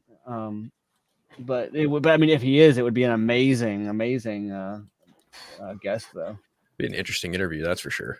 Yeah, it would be. And even during the interview, like apparently there was like, was it him? No, was it him that like he had like a picture of like his like legs or something like that? No, Alessandro. Alessandro. Yeah. Have you seen his like Men's Health? That's right. Yeah, he's his trainer, so he's the guy helping him lift in the gym. Okay, I got confused with that. Yeah, okay, but he was the Mark Twight of Rebel Moon, right? Yeah. Right. So Mark Twight got all the guys from 300 ready. Alessandro got all the guys in 300 ready. And I love Rebel Moon. I love that line where it's like, yeah, if you give a suggestion of like a workout, it goes, well, I have a suggestion for a movie. Yeah. Yeah. Well, my favorite part was when he was like, I had a sesame seed in my yeah, and all of a sudden I'm not as ripped as right here or something like that. Exactly. But it's hilarious because like the second you start like counting macros, that's what everybody's like. It's like, oh, I had too many, it's like a gram too much of whatever. Like, yeah, that was hilarious. Yeah. And that, you know, and I was actually surprised they didn't like go into more depth with how much Gerard Butler like busted his ass when it came to like, you know, he worked out twice as much as the other guys. I mean, that's been reported. I was like, I mean, it was mainly talking about the trainers and stuff like that. And then of course talking about like actors and I liked how, because even Rogan was like, yeah, you wouldn't think that maybe, you know, because they're actors, but then even Zach was like, yeah, but sometimes actors just dive into the role, so it's like part of their performance is to be in this amazing shape. And then of course saying like it's never enough time to prepare or anything like that, and saying like 6 months probably would be a good time. So it was interesting. I mean, of course they're not gonna. It is kind of funny because when I watch Rogan, when he talks about Hollywood and stuff like that, he'll always talk about, oh yeah, they're fucking juicing, they're taking shit, they're doing all this stuff. But anytime there's like an actual person in Hollywood on there, he doesn't bring it up. Like when he had Dwayne Johnson up on there, there's been many times in previous Joe Rogan podcast where he goes, The Rock is taking some shit, but of course didn't say it when The Rock was on there. Of course not. But, yeah, of course not. I mean, I get that. It's just, I kind of wish he would, just because it's like, just admit it. It's not like you're just like, you know, you're doing what these bodybuilders are doing and just sticking needles in your ass. You're taking TRT, you're doing some shit. There's just, everybody knows it. There's some things that are you're going to take some liberties. They all take when they post like the famous like Rock cheat meals or whatever. Anything past like half of that is pointless unless you're taking something to make your body consume the extra protein and calories. But like no matter how fucking jacked you are, that many calories are not like not going to add to your your bulk. Like so it's like it's funny to like to not admit or to try to pretend. It's not like The Rock says that he's clean, but like the like his gym posts or his cheat day posts like kind of imply that he's not, for anybody who like knows if you look at what it was available back in the day, like back when steroids, like the stuff that has killed like most of the generation that I watched, all the Davey Boys, the Hawk Animal, all those guys, all the damage they did to their body, the stuff that was available to them versus a lot of the stuff that's available to this generation of wrestlers, including The Rock, it's it's still performance enhancing, but it's not the same. It's two different universes. Like, well, and they know to titrate and stuff now too. They're not just like, how much can I do? They're like, just a little bit of that's what they were talking about too. It's like they knew like what took them to the edge. It's like now it's like, but I mean, I just wish that, I mean, maybe eventually it'll get to the point where they go like, yeah, I mean, you know, there is a certain amount of things. There's just no way that you gain 30 pounds of muscle in fucking 3 months or 4 months. That's just, you don't do that naturally. You could say you ate like this many chicken breasts and whatever the fuck. No way. There's just no way. And I'm like, and I wish that there would just be more of like, hey, yes, it seems like TRT is now becoming more of a, yes, this is something that is now becoming more mainstream. We're like, yes, I mean, for fuck's sake, like, you get a lot of this stuff at GNC. Yeah. Well, that's what it's always been, though, is it starts off, or most things at least, will start off as like, you know, it's a supplement that'll, you know, enhance protein synthesis or whatever. Peptides, and then eventually they're like, oh, that's not super safe, and so now it's illegal. And then this natural thing that people have been using, and that's not to say like just because it's natural it's good, but all of a sudden this thing that everyone was getting from GNC is like, oh, now it's this illegal thing, and people start seeing, you know, what was yesterday's fish oil is now like not. Yeah. Well, that's the thing. It's like, not to equate it all to fish oil either. It's just being hyperbolic. I know there's always like a thing, but I mean, like peptides are a thing too, and there's like different kinds where it's like, oh, you got this version, you got the cleaner version, like you can get some you know, collagen that has peptides in it that's supposed to help. I mean, but at the same time, it's like, yeah, I mean, you can't, when you see like some of these transformations, it's like there's just no way but that the other side is funny too, where people are like, you know, someone will post a transformation, Hollywood or otherwise, and people will be like, oh, they're on TRT or whatever, and it's like, oh yeah, like they're on TRT and magically overnight. It's like it still takes like more effort. Work. Yeah, like, and not even less effort. Like TRT or most steroids don't take away the effort. They just give you more for more. Like there's a point where natty you can't go much further. Yeah. And like TRT or steroids will let you go past that point, but they don't get you to that point by sitting on the couch. Yeah. Right.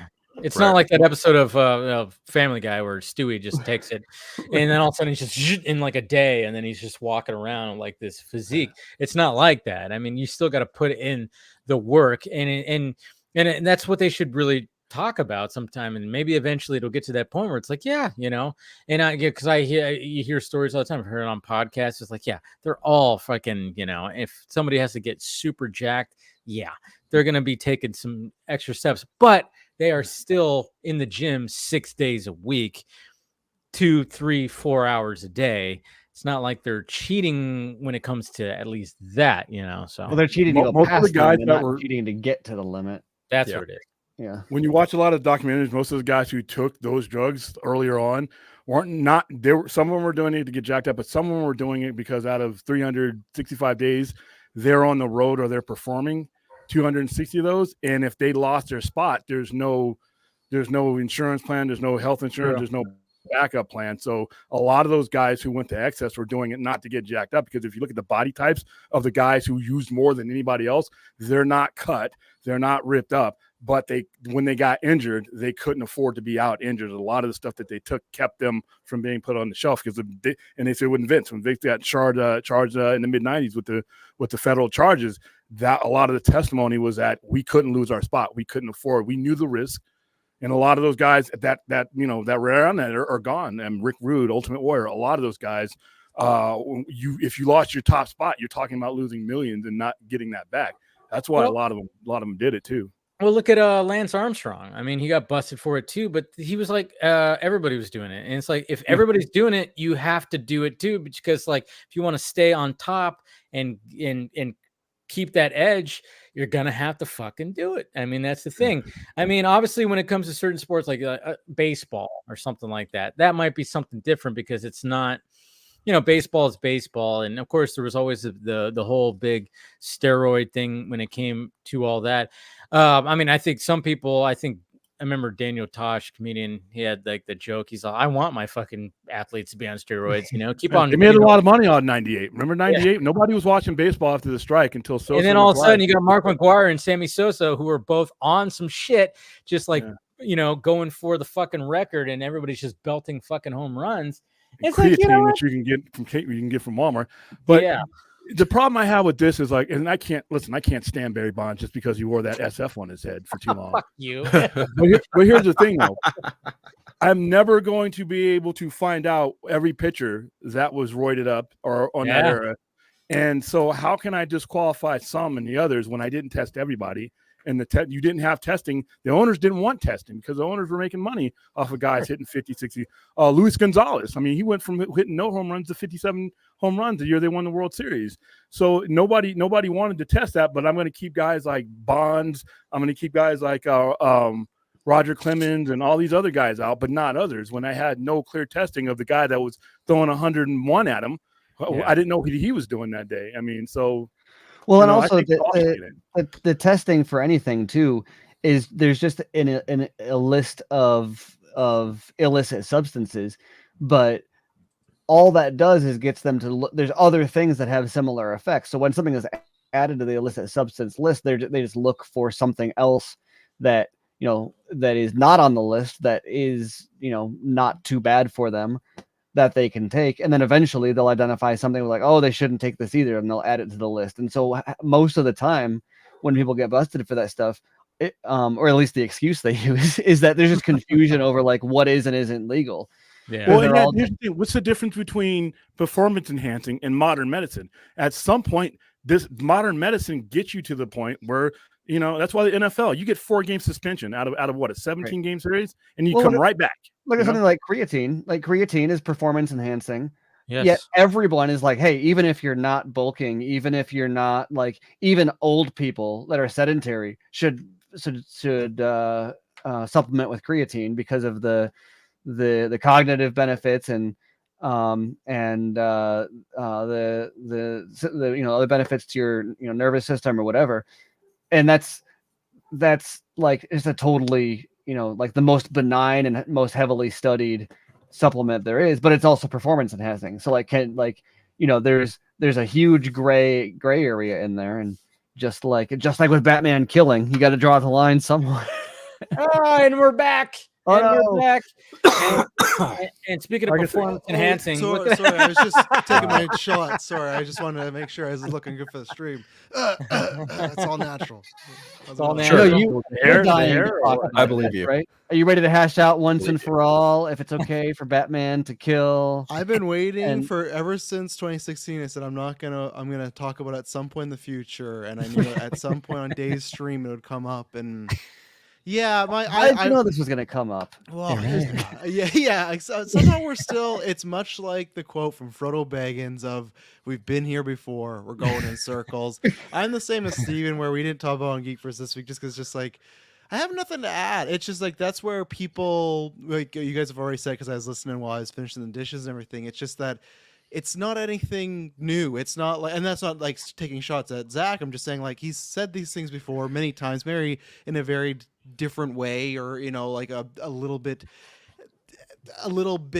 in this motion or that motion, but it's pretty much the exact same verbiage. So yeah, I don't know why anyone argues about it. I guess I understand if like you just got onto Twitter and you just got onto podcasting and like you feel like you gotta put your word on it, but it's just like I've been there before. I understand Batman kills. I like Batman not killing because I like it trying to be better than, you know, the average man, but it's not like we have so many versions of Batman. It's like, one, I still like BVS, but two, it's just like, if you don't like this, you just got to move on. I think I would maybe understand more if, let's say we lived in a universe where James Gunn said, you know what, we're going to keep the Snyderverse and we're bringing Zack back. And the people that really dislike those movies, like, fuck, like, we're still getting this vision, we're still getting this, but it's just like, that time's over. He's just talking, it's like, it's literally, we're coming on what, 2 years? And then it's a decade since BVS? Like, we're coming on a decade. It's like, it's in the past now. Like, it's just, I don't know. Like, we don't get worked up too much over other things that were I don't know what about 8 years ago. I guess if someone were to bring up Last Jedi, that's probably the other one, like RJ said, right? That he's comparable to Ryan Johnson. But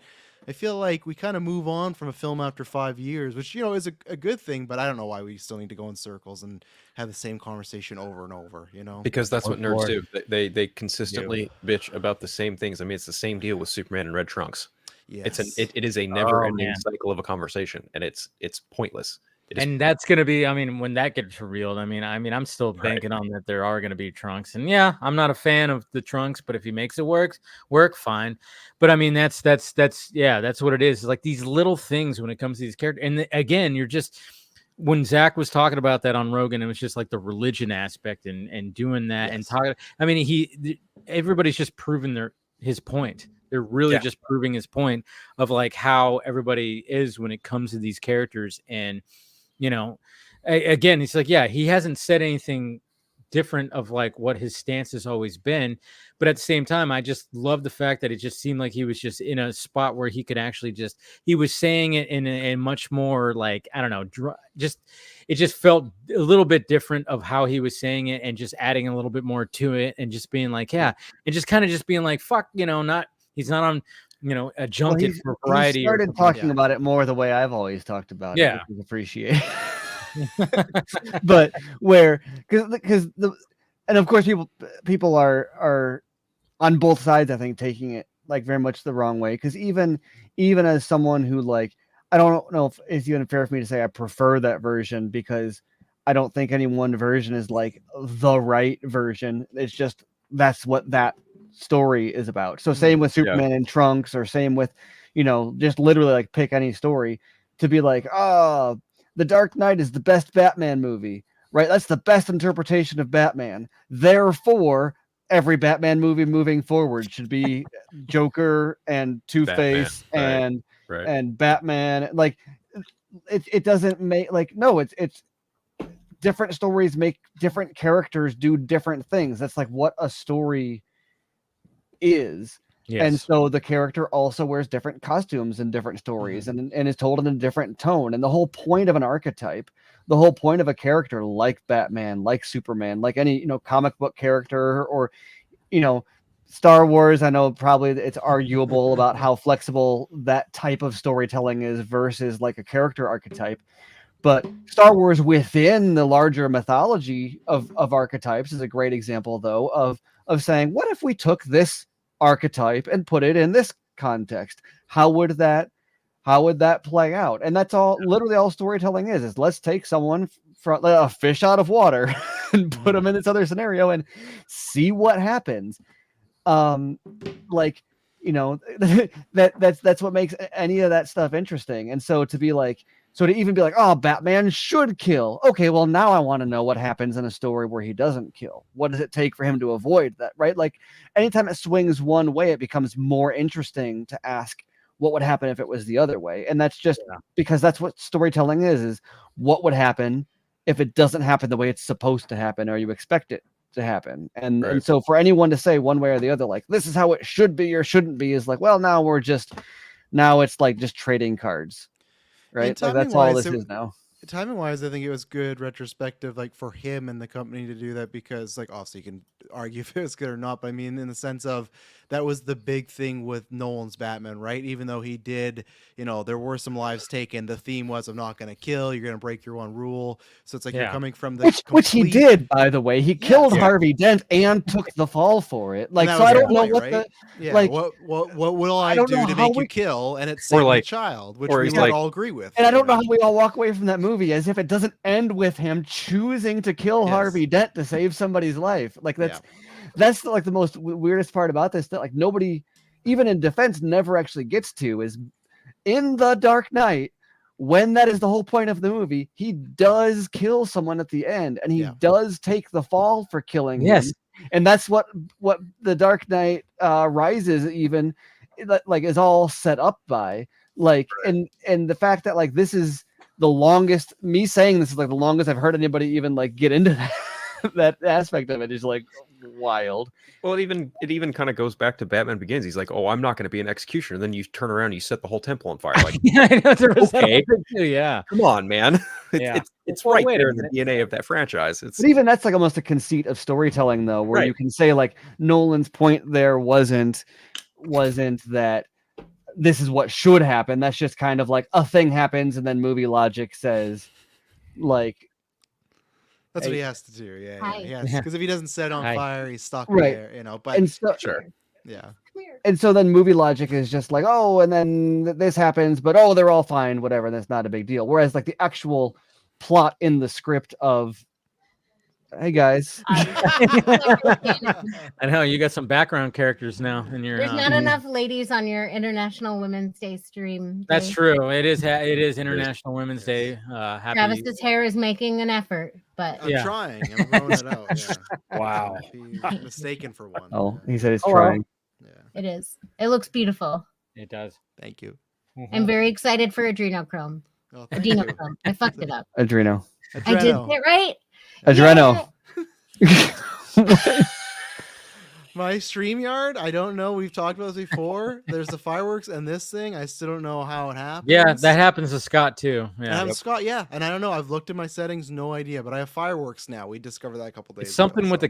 it's something with the camera and Yeah. StreamYard. It's very interesting. So, I love it. I love it. Yay. hey, Okay. how you doing So tonight? Dave's in California. Travis is in the California of Canada. I have no fucking idea where Phil is, but California. he is Puff Also Man's California. Yeah. Also California. And I don't know where William is. Vegas. Nevada. Vegas. Nevada. Ooh, Sin City. I want to be in California, but I'm in Vegas. See, and I'm Close the enough. opposite. Close enough, really. Driving distance, really. I'm happy Yeah. in Canada. I'm not leaving. Wait, where's Phil? California. Yeah, Northern Fucking California. all California? The California of Canada and California and close enough? And the Yeah, the California of the East Coast. Midwest. Yeah. And the California of the Mid.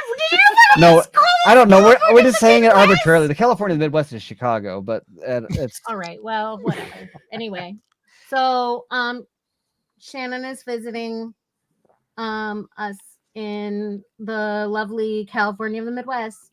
Nice. Nice. And we Good. came back- which we aren't. That's we just not. came, that's not true at all. We just came back from the brewery, so I decided to crash your stream. No problem. We're on I'll YouTube like now. it. Yay! You can go watch this again later. Yeah, you can relive the moment from start to finish. Relive this moment of magic. Yeah. Okay, Time to bye. dance is about 1 Right. hour 38 minutes Bye. in. Right. When Amanda always comes in, it feels like some Weekend Update skit. Like a character that they come in like once a month, because like like a Stefan, where he wouldn't be there every week, but he come in like maybe every 6 weeks, do the same bit. He goes in and out and stuff. That's what every time, because you just see her creeping up at first, and then slowly over Steven's shoulder, and then the shenanigans begin. So. It was funny because Steven was like in the middle of like Oh. kind of rant, like, and then I saw him like turn like this, and I'm like, oh, I know Yeah. who's coming. Oh, that's good. No, but anyway, Yeah.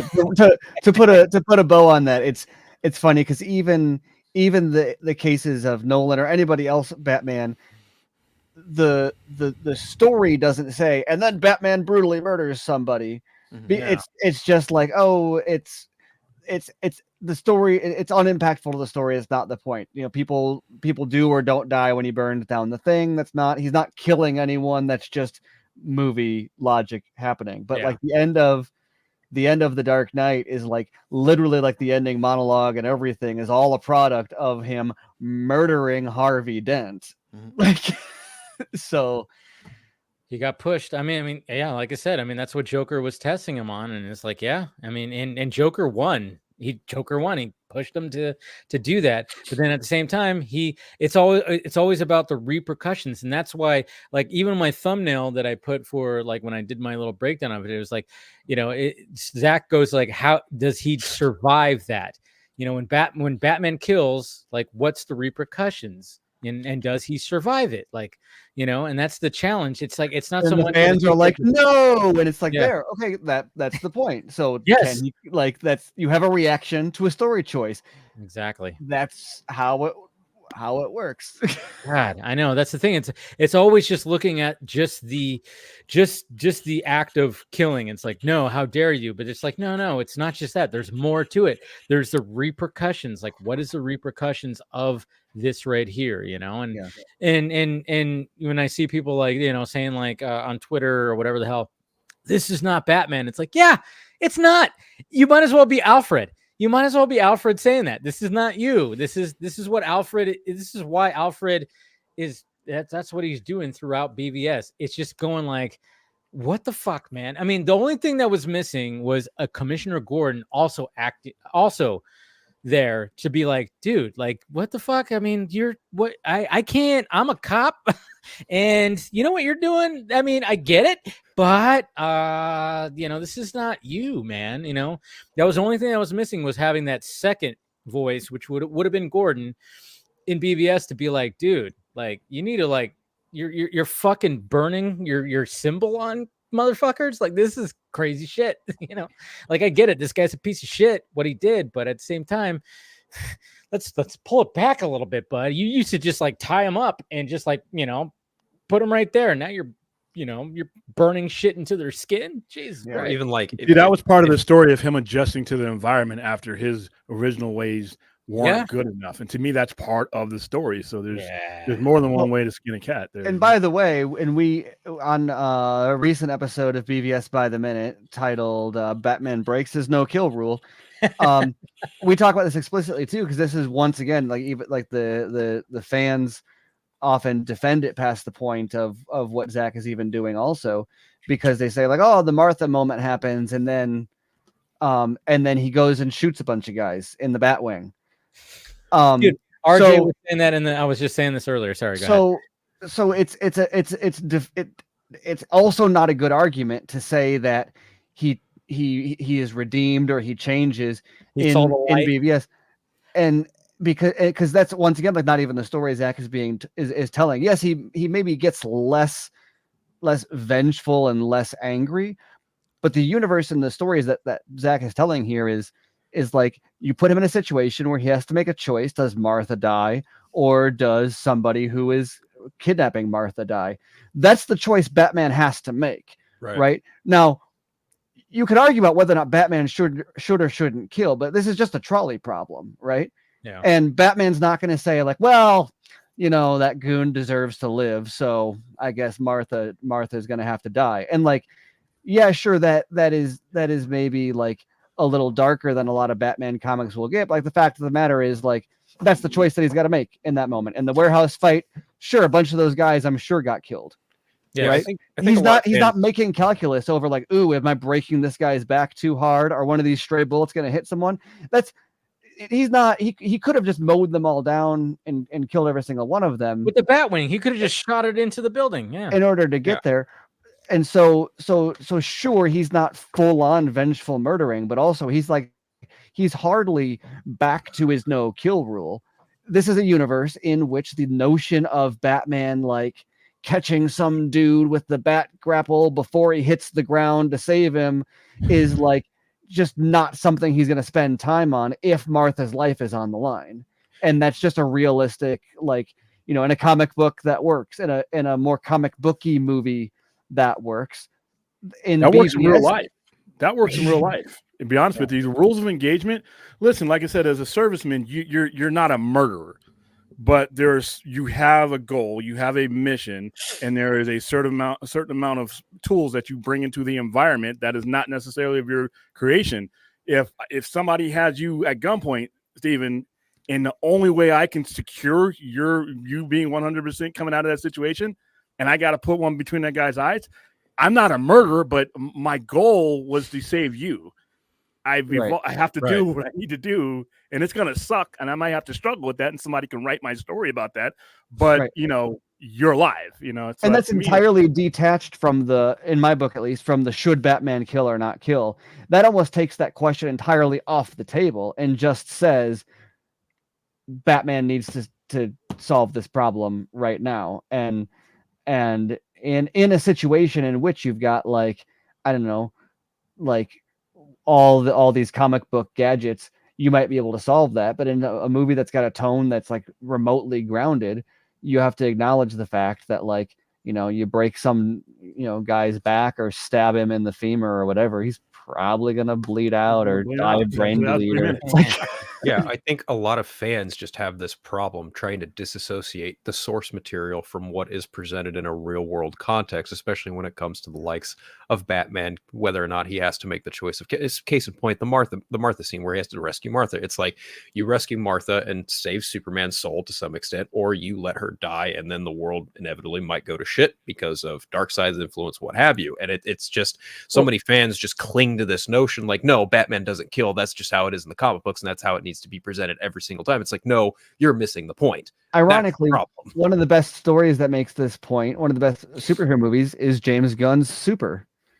Oh, interesting. Right? Where like the whole point of that is like, oh, he's a superhero and now he's got this wrench that he hits people with. It's like, oh wait, people die when you do that, right? Like, and that's and all that. The core conceit of James Gunn's Super is just the question of what happens when we tell these stories as they exist in the comics, right? You take a comic book story, all these comic book tropes, and you just change the tone, right? You don't change all the comic bookiness of it. You just put it in a real world environment where hitting a dude in the face with a monkey wrench has different consequences in real life than in a comic book. Like that's all that movie does, is just changes the context on it like that. And so you know, you're getting that more and more with these other stories. But I mean, that's, you know, that's the kind of thing that Alan Moore was doing with the Watchmen comic, you know, Right. or what even, like, ironically, Zach uses the Batman with the 50 cal that he took from Dark Knight Returns with the "I believe you," and he shoots the mutant. And people argue with, oh, Frank Miller didn't actually have him shoot the mutant, and that which Zach and Frank Miller, I think, are tighter than people realize. Like, I think Zach is gonna know what Frank intended by that panel, just my personal opinion.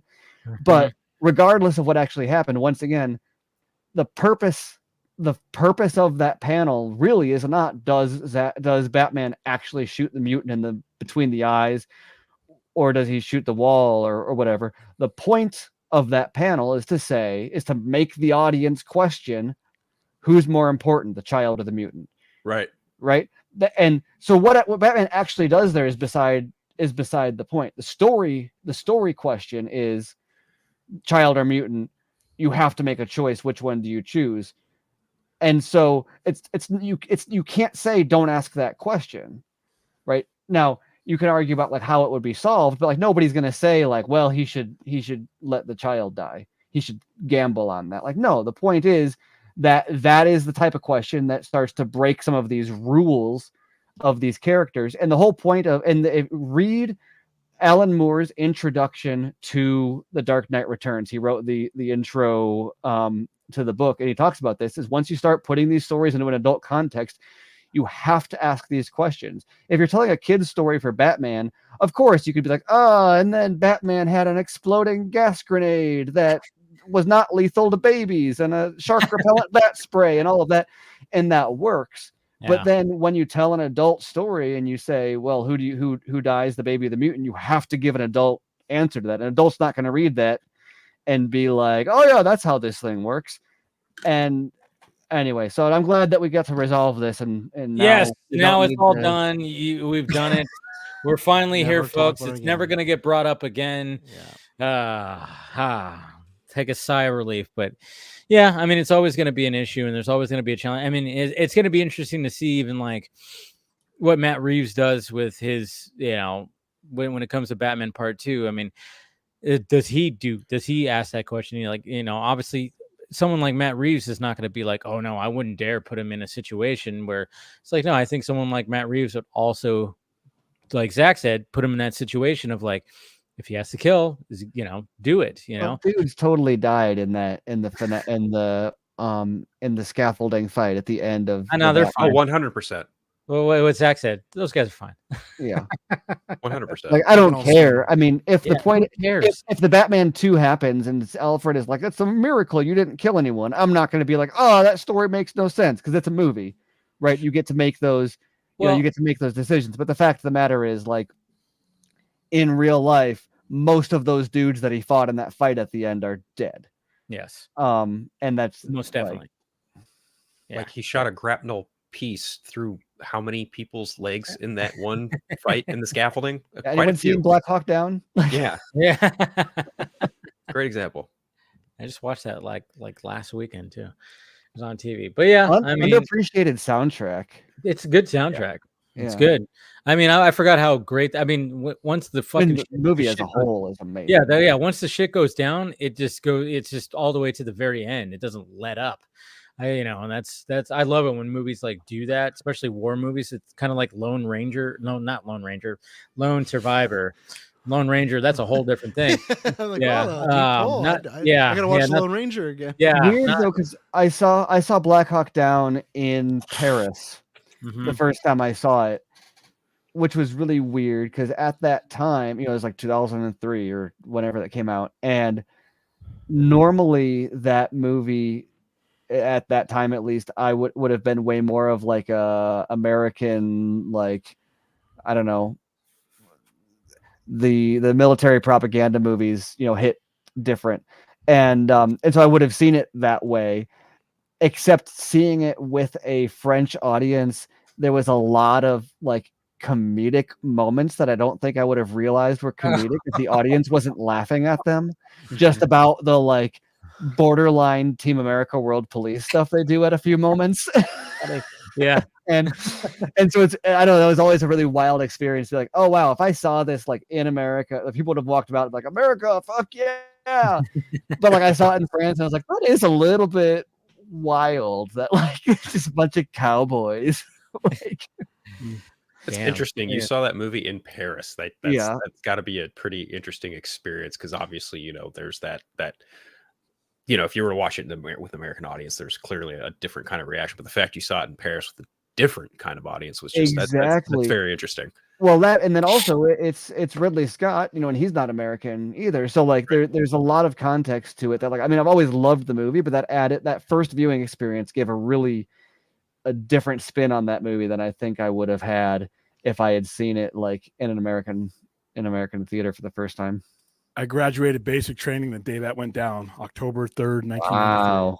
Oh, the actual day that it went down. Yeah. They were broadcasting at Fort Sill. They were broadcasting through an Army channel.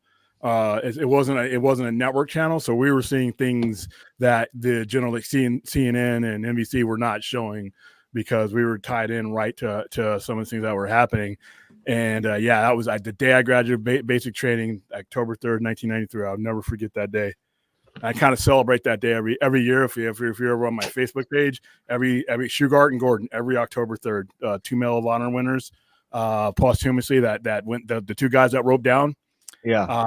Those two guys, like I said, the word hero is kind of like overused, but in those two gentlemen, those guys should have a stadium or somewhere named after. They have ships named after them as it is. I read the book and the amount of stuff that went down that, like, I mean, they got a shocking amount of it into the movie, but like the number of things that went on in real life with that situation, in the way that it was fumbled on a high level, but then B, the number of heroics that went in with the individual men at play, like the fact that it wasn't worse is completely attributable to the men, whereas institutionally there were like some decision making. Well, the mission was actually, and this is a lot of thing that gets lost both in the movie and in the history, is the mission was a success. The Rangers, 75th Detachment, roped in. They were there to get two of Muhammad Faradid's lieutenants. They got those guys. The problem was they dropped them in and they convoyed out. It just wasn't logistically planned that way. But the actual mission was a success. And in Colin Powell, I remember Colin Powell saying it that day, is when the news media gets those type of numbers. We lost 19 men that day. When the news, and this is from a Vietnam veteran, we killed and estimated over 2,100 of them. Oh, wow. And made it out with the bulk of our guys alive. In any other situation where there's not TVs and not, media there, that would have been considered a success given the amount of people in the concentrated area that they were in. But because you had the video footage and everything else, that's what caused them to pull back and do that. But like I said, statistically, given that many people in that concentrated area, that's statistically a success. And even Colin Powell said that back in Nam, that would have been a good day. But because of, in fact, but you never want to lose any government issue, but it happens. It happens. And when you have a city like Mogadishu and everything else, when you have aircraft down, the fact that they only lost 19 men is an amazing testament, because you had Delta Force guys there, you had Navy SEALs, you had almost every element there, and those guys don't miss. So you figure if you have a 30-round magazine, and for every soldier that was down there, that's 30 dead guys. So that's whereas they were shooting wild and crazy, I guarantee you every round that left a chamber, that was a dead Somali. And that's a testament to the United States Armed Forces for you right there. Yeah. No, great movie. But transitioning to things that happened this week. How are you transitioning Black Hawk Down? I want to see what. Hey, I mean, you have to. If Batman was there, though, yeah, if Batman was there, he would have taken out all zero body count. Black Hawk Down, more like Fortress of Solitude Down, right? Exactly. Let's talk about. That's what I was saying. I was like, hey, there was the whole talk about filming at the Fortress. Okay, so what I wanted to ask, like everybody here, is the fact that are we liking the fact that we're getting like this daily updates when it comes to behind the scenes? Not too much. We got some shots. James Gunn's taking some selfies, and then of course we got a whale video. Yeah, did you see that shit? Oh, I did. Man, he's gonna recreate the scene from Man of Steel. He's gonna put David Corden swim that water, and there's gonna be a whale swimming over. Find that, but I mean. See, this is the thing is like we're in the era of social media. So it's like it's almost like I think it's a good thing because it's keeping everybody like, oh yeah, we got this new Superman movie coming out and look at what's happening. Look where they're shooting. And they're not shooting on some fucking soundstage with a bunch of green screens. They're actually going to a location and we're going to have some good cinematography. It's not going to be all digital and stuff like that. I don't know how you guys are feeling, but I think it's a good thing. Now, James, am I saying that he needs to answer every little fucking question on social media? No, but I do like when he debunks the scoopers when that happens. I love when he does that. Henry Brown. Who was it? It was Psych that was on here, or Seek that was on here, and we were arguing about whether or not. I was defending Gunn, being as active on social media, I think a while back, and I think I'm ready to concede his point. Really, you're getting tired of him defending? Yeah. Well, it's there's a certain point where like you can't I understand the like. There is some stuff that needs to be debunked, but like there's a point where you're not. It's not even like me not liking his answers or whatever, but like eventually when you're punching down, you start to deflate yourself, right? Like the enemies you choose kind of define. Like if your Goliath is like a 3 follower account on Twitter who posted a fan art or something, and that's like you've got to stamp that out. It's like, okay, it's one thing to go after like big stories that are like getting traction, but for like fans and even fans that are like scooping or whatever, I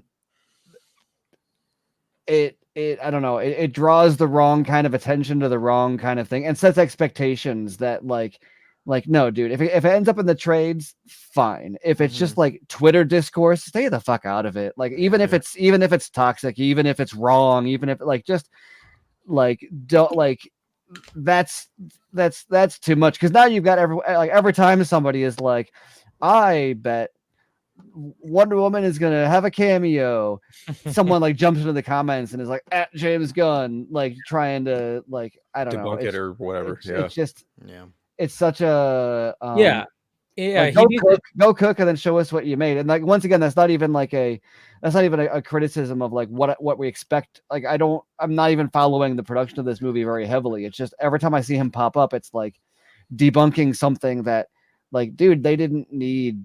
Yeah, that didn't need to be debunked. It wasn't big enough to warrant comment. Yeah, when he's debunking like what's her name as Wonder Woman, or like, you know, the ridiculous report about the budget being like, you know, $364 million or whatever the hell it was. That's not even ridiculous though. That's average. Like, if it's not that much, it's going to be too cheap. Well, yeah, I mean, like, if the average blockbuster in 2024, 2025. Adjusted for inflation to be on pace for what it was pre-pandemic needs to be close to 400 million. Yeah, with the whole marketing and everything like that, and of course that's why we do the whole no pick and save. Spend what you need. Even before marketing, like the 364 million, that's on par with what Man of Steel's budget was, adjusted for inflation. Man of Steel in 2013 dollars, adjusted to 2024 dollars, is like 220 or 320 million, something like that. And then also remember, Man of Steel had a bunch of tax breaks and a bunch of rebates or a bunch of they sold all that corn. Didn't they do sponsors? Didn't they have sponsors to that one? Yeah. So if you're gonna run the numbers on that, adjusted for inflation, Man of Steel, they probably before marketing spent over 300 million on that in 2024 dollars. So like that's going to be the norm. Like anything under 300 million is going to be yesterday's $150 million movie. And there's no going back either. Yeah, exactly. There's no going back. But here's that video. Yeah, he shared this right here, which was like pretty. Oh, copyright strike. Here it comes. Who knows? But like, just look, they're just like right there, just frozen right in there. I was like, wow. I'm unfortunately, that sounds bad. I'm not saying for Steven. I'm just like the last topic where I'm almost just completely in line with Steven, so I don't have anything rare to add. I saw the logo, but all these other updates, I'm kind of blind to them. Twitter, I usually allow myself a one scroll a day, and then I have notifications on news, like ones that will give me, okay, I just want to see the headline or new breaking news. I got my messages, but I guess I don't care enough. And not that I don't care about the movie, but I just like same thing. I don't need the constant updates. I've been that way for a while with the Gunn and answering. Like, I don't need every 2 weeks for him to say, nope, we haven't cast Batman. Cause it's just like, I know, we know, dude. Like, so I've kind of checked out of kind of all of it, to be honest, and I'll wait till trailer. I'll wait till because I know I'll get notifications, whether it's from the places I have notifications on this particular accounts, or my friends will say, hey, the full suit's revealed. Like when no one shared me the whale video or whatever other videos are out there. So I just I guess like I just don't care till there's more to show. Like it's great, but I'm not gonna when I'm sitting there in July in a couple of years, or I guess in a year, I'm not going to remember the whale video. I'm going to sit there and be like, hey, did I enjoy this movie or not? And it's not, and I'm not rooting against him. And I'm not saying don't do it. He can do that, but I just, and I'm also not on Threads, so I imagine that's where he posts a lot too. So. I also cringe every time too, because every time he says like, no, it's not 360 million. I brace myself for the day when it comes out that it's 370 million, and everyone's going to be like, "Oh, he's a liar!" And it's like, or they're like, it's like, "Oh no, it looks nothing like that fan art," and then the actual suit comes out. It's like, "Oh, it's blue and red." He lied. Like, okay, I don't. He did do some debunking on the suit too, which was, I mean, obviously, it's like this is a Superman suit. It's like, and he just did the whole eye roll thing, and it's like, okay, it's not even the same logo.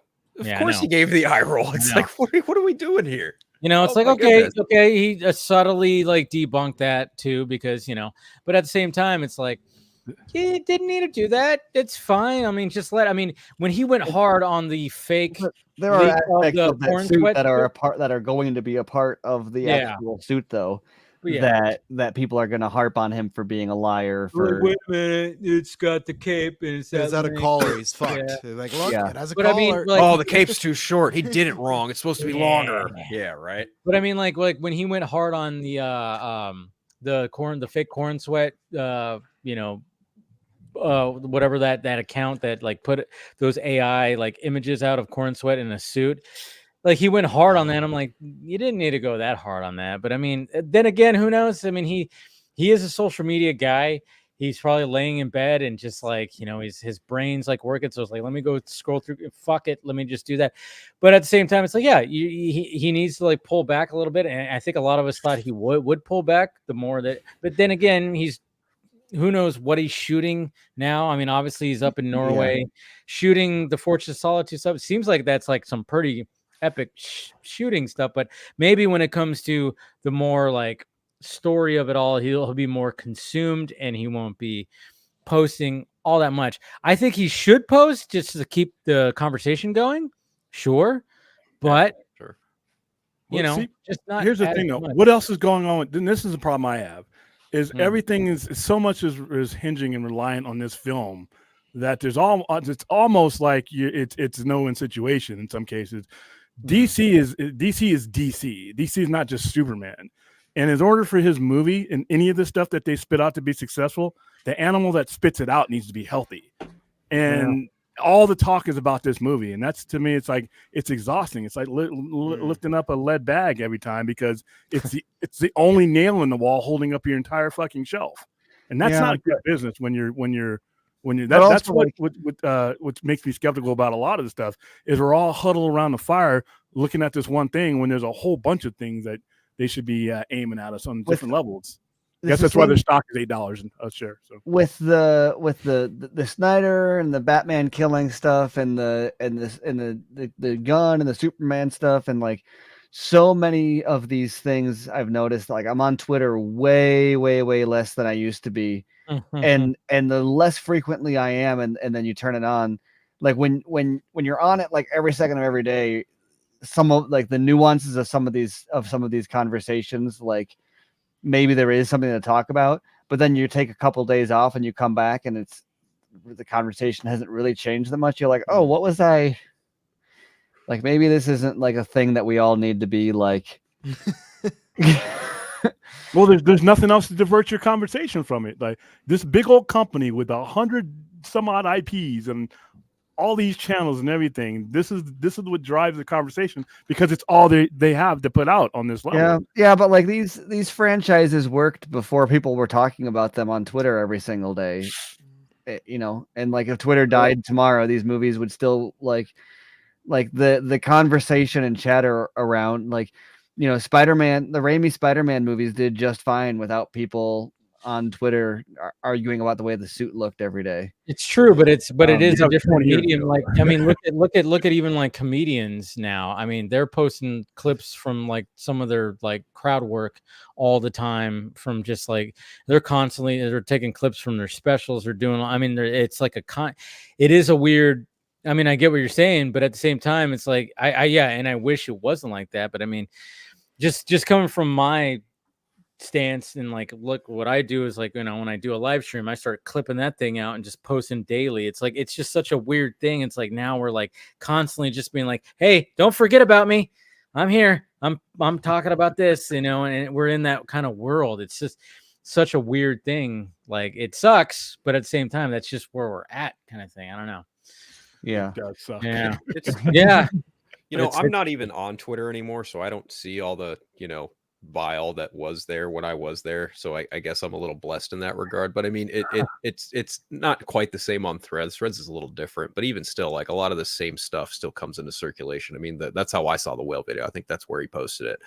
But you know, I mean, I'm kind of with Travis and Steven. I'm not really trying to follow the production too much. It just kind of just pops up. And, you know, I've got notifications on, I've got messages, I've got a group chat for the foreigners. And, you know, we talk about this stuff pretty regularly, but even still, like, I'm not heavily following this production, not because I want it to fail or anything, but I'm just kind of in like an impress me kind of mindset about it. Like, you know, show me something that will actually get me to want to see this movie. I mean, granted, you know, Rachel Brosnahan and Wendell Pierce have my immediate attention for pretty clear reasons. More so Rachel Brosnahan than I know they're both sexy as hell. I know, I get it. Right. Man. Okay, Wendell Pierce is a really solid get as Perry White. No, I know. Yeah, he's great. It's a great casting choice, 100%. But like, you know, you show me characters like Metamorpho, like that's cool. Like I just talked to Chris Balga about that in regards to Batman and the Outsiders, and like that's a pretty fun character to utilize. Guy Gardner, I'm not that big of a Guy Gardner Green Lantern fan. Hawk Girl, cool. Like put Hawk Girl in a movie. She's long overdue for a live action presence. But you know, and the engineer, I know virtually nothing about the Authority, the engineer, whatever. So, and then, you couple that in with like David Cornsweet as Superman, Nicholas Hoult as Lex Luthor. I'm like, yeah, that's neat.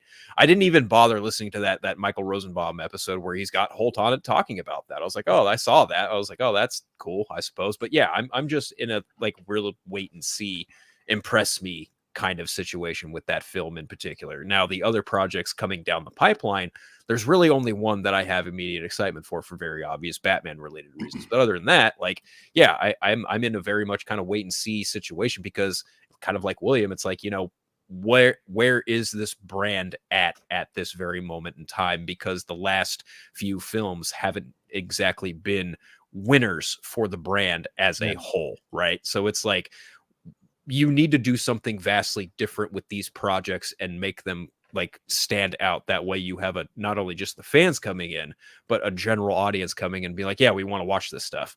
Like, what is going to grab people to go, I need to watch the Waller show? Like, what is the real draw there? You got to do something different with that outside. Yeah, Viola Davis is great lead, sure, but you have to do something that's fascinating and captivating in order for people to be like, yeah, I need to watch this. Yeah, well, and a little bit, I don't know if it's on the flip side or it's a slightly different bit of that, is I can say, as someone who, like, I enjoyed Peacemaker, and I'm like not really, I don't care about this Superman movie. The thing that I'm most excited for about this Superman movie is the fact that I don't care about it.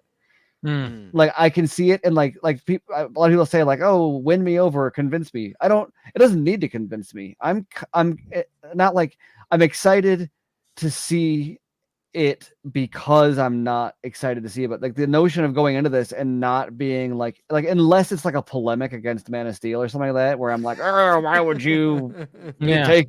But like, we don't snap necks here in America. Yeah, exactly. Like, if line from the movie, or if there's like a Talat Tazad snap neck in there, that'll be like, what the fuck? But like, outside of that, right? Like, the fact that I can go in and I'm not demanding this movie do anything for me. I'm not going in there being like, impress me. Like, I can just go change in my life. Yeah. It's been my expectations are low. It hasn't been since like Batman Begins, where I've gone in and haven't said like, well, it's not going to be as good as that other one.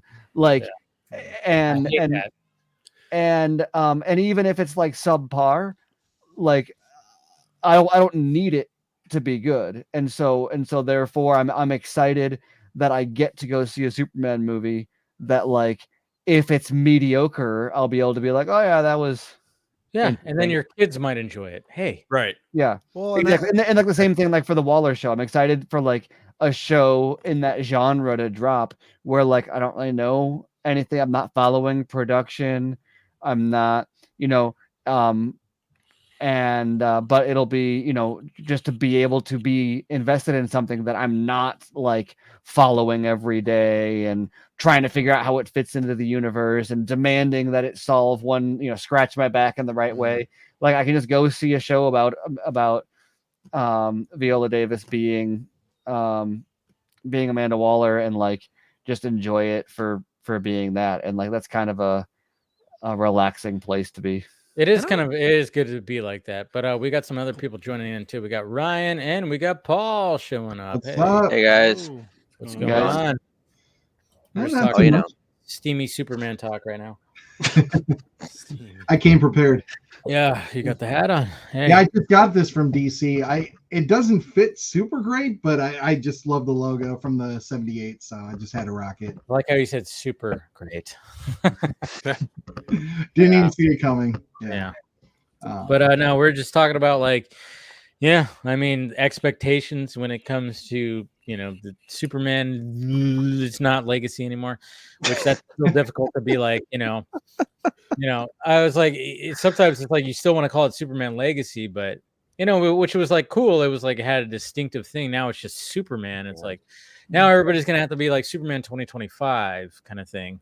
or Superman 25. I don't know. That would sound technically weird. there is no Superman movie. Yeah, Superman the movie was the other one. This is the first Superman movie, and plus everyone calls that one 78 now, right? Like it's like I feel like anytime it's like it's either Reeves Superman or Superman 78 or Donner Superman. Like I feel like but these are internet nerds though. You know that they're all going to be like, if you say I like Superman, they're going to be like, which one, 78 or 25? Oh, that one Gunn directed. God, you suck. You're not. Or if they're even being more picky, like, oh, do you mean DCAU Superman, New 52 Superman, and Justice Superman? It's like, dude, I just which like one? Superman. Make it distinct. The one and I hear them talking like Napoleon Dynamite. Anyways, yeah, I was listening. I came in a little while ago, and I was hearing you guys talking points and stuff. It's really interesting because I'm kind of with Steven in some ways with the new Superman movie, in sense because it's like, and again, and I'm also with Phil. And where like I kind of want Gunn to execute and show me something that's gonna get me interested in this project. But I was talking to a buddy of mine who is I would say that he's just nerdy enough because he's definitely a lot like us, and that he's read the comics and he's been in this stuff. He's definitely not a Snyder guy. Like we go back and forth on that stuff all the time, just giving each other shit. But even with him being more, I guess if you were to ask him if he probably is leaning more toward being a Gunn fan, even he is skeptical of the new movie because even he's aware that the studio behind it is not the same studio that gave him previous movies from beforehand. Like this is a studio that is in a much different place, and there's really no confidence from him that the studio won't intervene and give notes. And even if Gunn has a particular vision, that they're not going to try and note it to death and do other stuff. And everybody's got a boss. Everybody's got a boss. Exactly. Yeah. And the boss might change. Yeah, that's the thing too. We don't even know who's going to actually be the like. Is that Zaslav might there's a very good chance Zaslav's not even going to be the main boss by the time this movie even like is about to come out. Like it may be an entirely different thing. So yeah, I don't know. Like and it's not even that. Like I mean I am looking forward to the Penguin show. I am looking forward to Joker 2, but even the Batman 2. I have more faith in Matt Reeves personally, but even with that movie, I'm still kind of in a you got to kind of impress me, because as much as the Batman, in my opinion, was a good movie, a lot of that movie to me also was just rehashing a lot of stuff that I've already seen from other Batman movies. Like in many ways, even though there was a lot of new stuff too. But I mean, Phil and I discussed this too. And again, we're down for the idea of like Elseworld projects and stuff. But as a cinematic journey that this has been, we literally went from like the Snyder cut where you had Affleck literally fighting parademons. And in a way, when you think about it, you've gone from like Batman 89 and then Christian Bale, saving Gotham. And now you have Batman saving the world, like literally saving the world. And now we're back to square one again, doing another Batman, which I think is there's a give and take with that, because on one hand you're not doing a gigantic fucking adventure, you're doing a street level story, which is good to some degree, but cinematically also you're going again back to square one, which again is what Superman 2025 is going to be doing, kind of the same thing. It's going back to square one, like we're right back to doing Lex Luthor and the Daily Planet again, and just like what's the new dilemma, or what's the thing that he's going to face. Kind of the only thing that worries me the most about Superman 2025 or whatever we're calling it now is that like we're being thrust into like everything in one movie. Like the Green Lantern's here and Hawk Girl's here. Like there's just a lot. I mean, I think I might have said it on another stream, but like the idea that we're just going to be, dropped into it and just everyone's going to play ball. And I just feel like there's a lot of moving parts in that movie from what we've seen and heard. I mean, I'm glad that, the base characters are there. We've got our Jimmy Olsens and we've got our Perry Whites and all that stuff. But then all the other ancillary stuff, that's a lot to cover in one movie. Plus, where do we branch off from there? Like, we don't know that Guy Gardner is going to be in the Lantern series, for example. I mean, what do you do with those characters after this movie hopefully succeeds? I don't know. The way I look at it is like, because I mean, it's like what Reeves' approach was like. All right, we got a second year Batman, and then we already have like the main core rogues gallery. We have there's a Joker, there's a Catwoman, there's a Penguin, and there's a Riddler already. Right. So there's no, and then it was basically just like there's no like real origin story either with anybody. It's just like they're there. This is a Batman tale, and I was like, all right, cool. That's actually different for a Batman movie because every Batman movie had some kind of origin kind of to it before, you know. And when it came to like a Superman movie, it's like, okay, there's always like the Superman origin, but no, this time we have a Superman that's already established. He's already known, and there's other heroes that are actually involved. So what intrigues me is the fact that it's like, okay, we have that already. We have, this is different because, you know, with other Superman movies, there hasn't been this already expanded world that's already there. And I'm kind of wondering like how expanded it's going to be. Are they going to reference like, hey, there's a nut job over there in Gotham that kicks people's asses at night, like they did in Superman the Animated Series before the crossover happened with World's Finest? Was like there was like a couple of references in Superman the Animated Series about this nut job over here that's in Gotham City, you know, just stuff like that. I mean, that was the kind of stuff that I remember when Batman Forever, like, you know, the circus must be halfway to Metropolis by now. Right. That just like drove us like, oh my God, you know, he said Metropolis. So just kind of like having an expanded world, cool. Like, it's cool. Yeah. I mean, I get it. I'm like wondering how the balance is going to be, but I do like the fact that it's like, all right, we have this expanded world where there's a Green Lantern, there's a Hawk Girl, there's a Metamorpho, there's other heroes. And I'm like, okay, so how does this play into this Superman story? And I like the fact that it's like, it's not another origin story. We don't have to get a rehash of that too, because even like Superman Returns was supposed to be a sequel, but they still showed like origin elements, obviously, when it came to it. I mean, I'm sure there's going to be some origin elements to this, but maybe not, because there wasn't with the Batman. There wasn't like, we didn't see the Waynes. We didn't see a glimmer, like a flash of the Waynes getting killed, or a gunshot going off, or some pearls, like, you know, breaking apart or something like that. Maybe we won't see anything. It's just Superman and Superman. And then he'll mention it, you know, kind of maybe like how Peter Parker did in Homecoming, where it's like, yeah, he just get bit by a spider, and you know, I don't know. It's going to be interesting. That's what I'm curious about, though.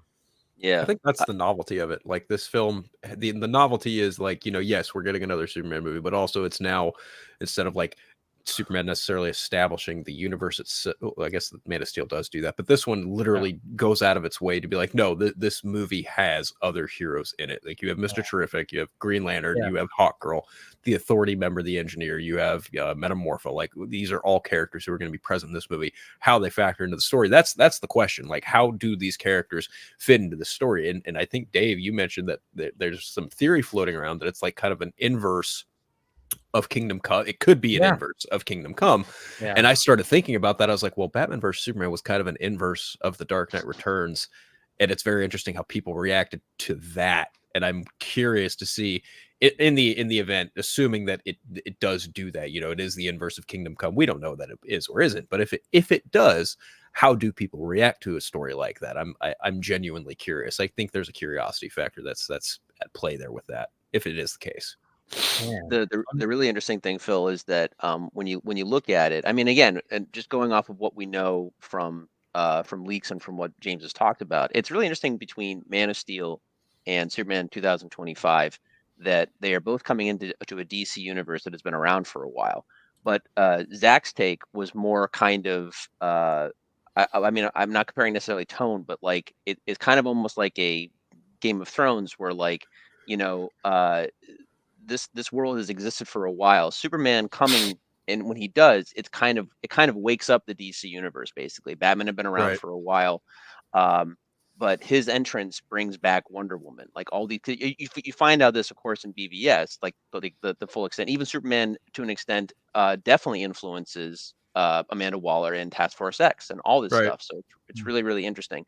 My question with Gunn's interpretation, because it's probably going to be a much more positive movie. With how, you know, Snyder approached his stuff, and David Ayer with even with his messed up cut, you kind of tell that it was kind of more in tandem with Snyder's things. But it's just, if we're seeing all of these characters, especially guys like Guy Gardner setting up the Green Lanterns, or the Authority setting up them, or even Mr. Terrific and Metamorpho, my question is like, why does Superman feel the need to exist? I guess. I mean, granted, yes, he'll be a very big, powerful hero. No, we're But not if- allowed to ask those questions. Well, I'm just. Should there be a Superman? Yeah, well, but I'm just saying, how dare you? if I'm Clark Kent and I see Apollo and Midnighter already being efficient and doing their things, like, am I more compelled to be Superman? It's like, I mean, it's funny because, well, I'm just saying, because we're talking about Spider-Man Homecoming, is that what we're going into? Spider-Man is a little bit easier because Spider-Man is more of the character that's the most popular Marvel character, but he himself, in terms of the Marvel lore and everything, he's just one of the guys. He just happens to be very popular in our world, kind of thing. So, sorry, Dave. No, I was just gonna say, like, I mean, this goes back to just, and one of the things that Zach has always said too, and he even said on the Rogan interview, is like the why. The why. You're asking, like, the why. Why does Superman have to exist in this world? Right. And that's what I'm hoping for too. Is like, when I think about the story that Gunn is doing, it's like, like, present the why of it. Like, why does Superman have to exist? And I'm hoping that's, like, the core of the story is like the why of, like, why is Superman in this world? And it's funny too, because, like, one of the things, like, when it came to the caption of the fact that they have to, that he, like, basically just, like, escapes to the Fortress of Solitude, is like, that we're gonna have a first act of, like, Superman involved in something that's happening where something really goes down, where he goes like, fuck this, I'm hightailing into the Fortress of Solitude, like, and maybe there's like a, he's even going like, why, what am I doing here? How am I attributing to this world right here? I don't know. It's just, there's so many questions, and that's what's intriguing about this movie. And I hope, like, that question of the why, like, why does this movie even have to exist? Like, kind of like helps this movie, and hopefully maybe even helps this new universe, regardless of how people feel about it. One thing I heard that I don't know if it's been debunked and maybe I just missed it, but it's that I guess Superman is caught in the middle of some sort of conflict that's going on that can't be fully resolved. I don't know if it has to deal with, some bad guys or some people that went rogue or whatever the case is, but basically it's that the only one who can bring kind of a symbol of peace, hope, and justice to the world is Superman. So he kind of comes out, and then he's like, that beacon for the world that brings everyone back. But I feel like we kind of got that to an extent already. So, I mean, whether you want to go back to Reeve era, or if you even want to talk about Man of Steel, I feel like that's kind of in that conversation already with previous entries. So I don't know if it's going to really stick the landing, if that is true, but I don't know. I can't see, and I think what you said, Dave, is like, what outside of that narrative, the reason for Superman being so special in this world, especially when you've got all these heroes already pre-existing, like what it's going to really mean for the greater, point of that film. So, I mean, if it leads into him against the Authority in the sequel or whatever that's going to be, I mean, I guess that could be interesting, but with not knowing a very specific narrative from the get-go, I feel like we're just walking into this kind of cold turkey. Yeah, it's going to be interesting. But Steven, I know you got to go. Yeah, I got to head out. Yeah, well, thank you for joining, and yeah, it's been a while. I appreciated. I had to jump on and talk about the most important thing you could possibly talk about with Batman. There's nothing else that's more important than Batman killing. Yeah, they were like, Twitter's talking about Batman killing, and I was like, I must inject my opinion on this topic. You're once like Keaton again. in Returns when he's just sitting in the mansion waiting for the light. You see the light signal. you're just like, they're talking about Batman killing again. Making spaghetti and shit. Yeah. Yeah. Wearing You're making spaghetti? I like spaghetti. But yeah, go ahead and plug anything you want to plug, Steven. Yeah, I guess when I tweet on occasionally now, you can find that at SM Colbert on Twitter. When we publish episodes on BVS by the minute, you can find also find that on Twitter, or find at SnyderMinute.com. We're working through the Warehouse Minute. We have a whole interview recorded with Damon Caro, Wayne Daglish, and Ryan Watson. I think those are the stunt guys that brought it together, and so that's that's been in the works for a while. So we've released I think 1 or 2 of those, and Nice. but have the whole warehouse scene recorded with them. So it's we've just both got small children, and so coordinating releases has been fun. But that will continue coming. Before we did the warehouse, though, we did do a episode. Batman breaks his no kill rule because we're like we're gonna stop talking about this, and so we're gonna do one more episode and get it all out. And so I was like, I'm never gonna talk about this again. And here you are talking about it again. Here I am. So anyway, but yeah, so you can check all that out at SnyderMinute.com. But hope you guys enjoy the rest of the night. Yeah, for sure. Thanks, Steven. Yep. See you. Take care. All right, and then we'll replace him with Andy right here. Hi. nice icon. Yeah. Thank you. Yeah, I'm not very camera friendly tonight, so I'm sorry I'm late. What did the world go under? Like why is everyone crying on Twitter about Batman? Because I wonder. He shall not kill. That's what it is. People still care about this nonsense. I'm like, he's fictional. Like, who the fuck cares? Yeah, that's what Ben Affleck said in Jane Silent Bob. Fictional characters. Fictional. I'll tell you who cares. Probably a whole comment section of Batman on film community. Oh, sorry. Oh yeah.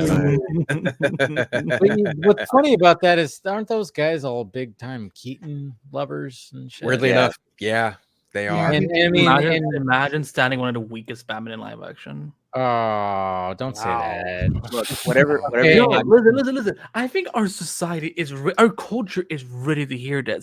Michael Keaton is extremely over fucking rated. No, he's not. Come on. He's a good Batman. He's not the best though. Of course, he's not the best. Well, that's all subjective, man. Come on, where's Ray at? But I'm just saying, man, he's not overrated because the reason why he's not overrated because he was the first dark live action Batman, and he's iconic. He's iconic. Dark. Adam West is. Excuse me. Did you all not see when he got high as fuck? That's dark.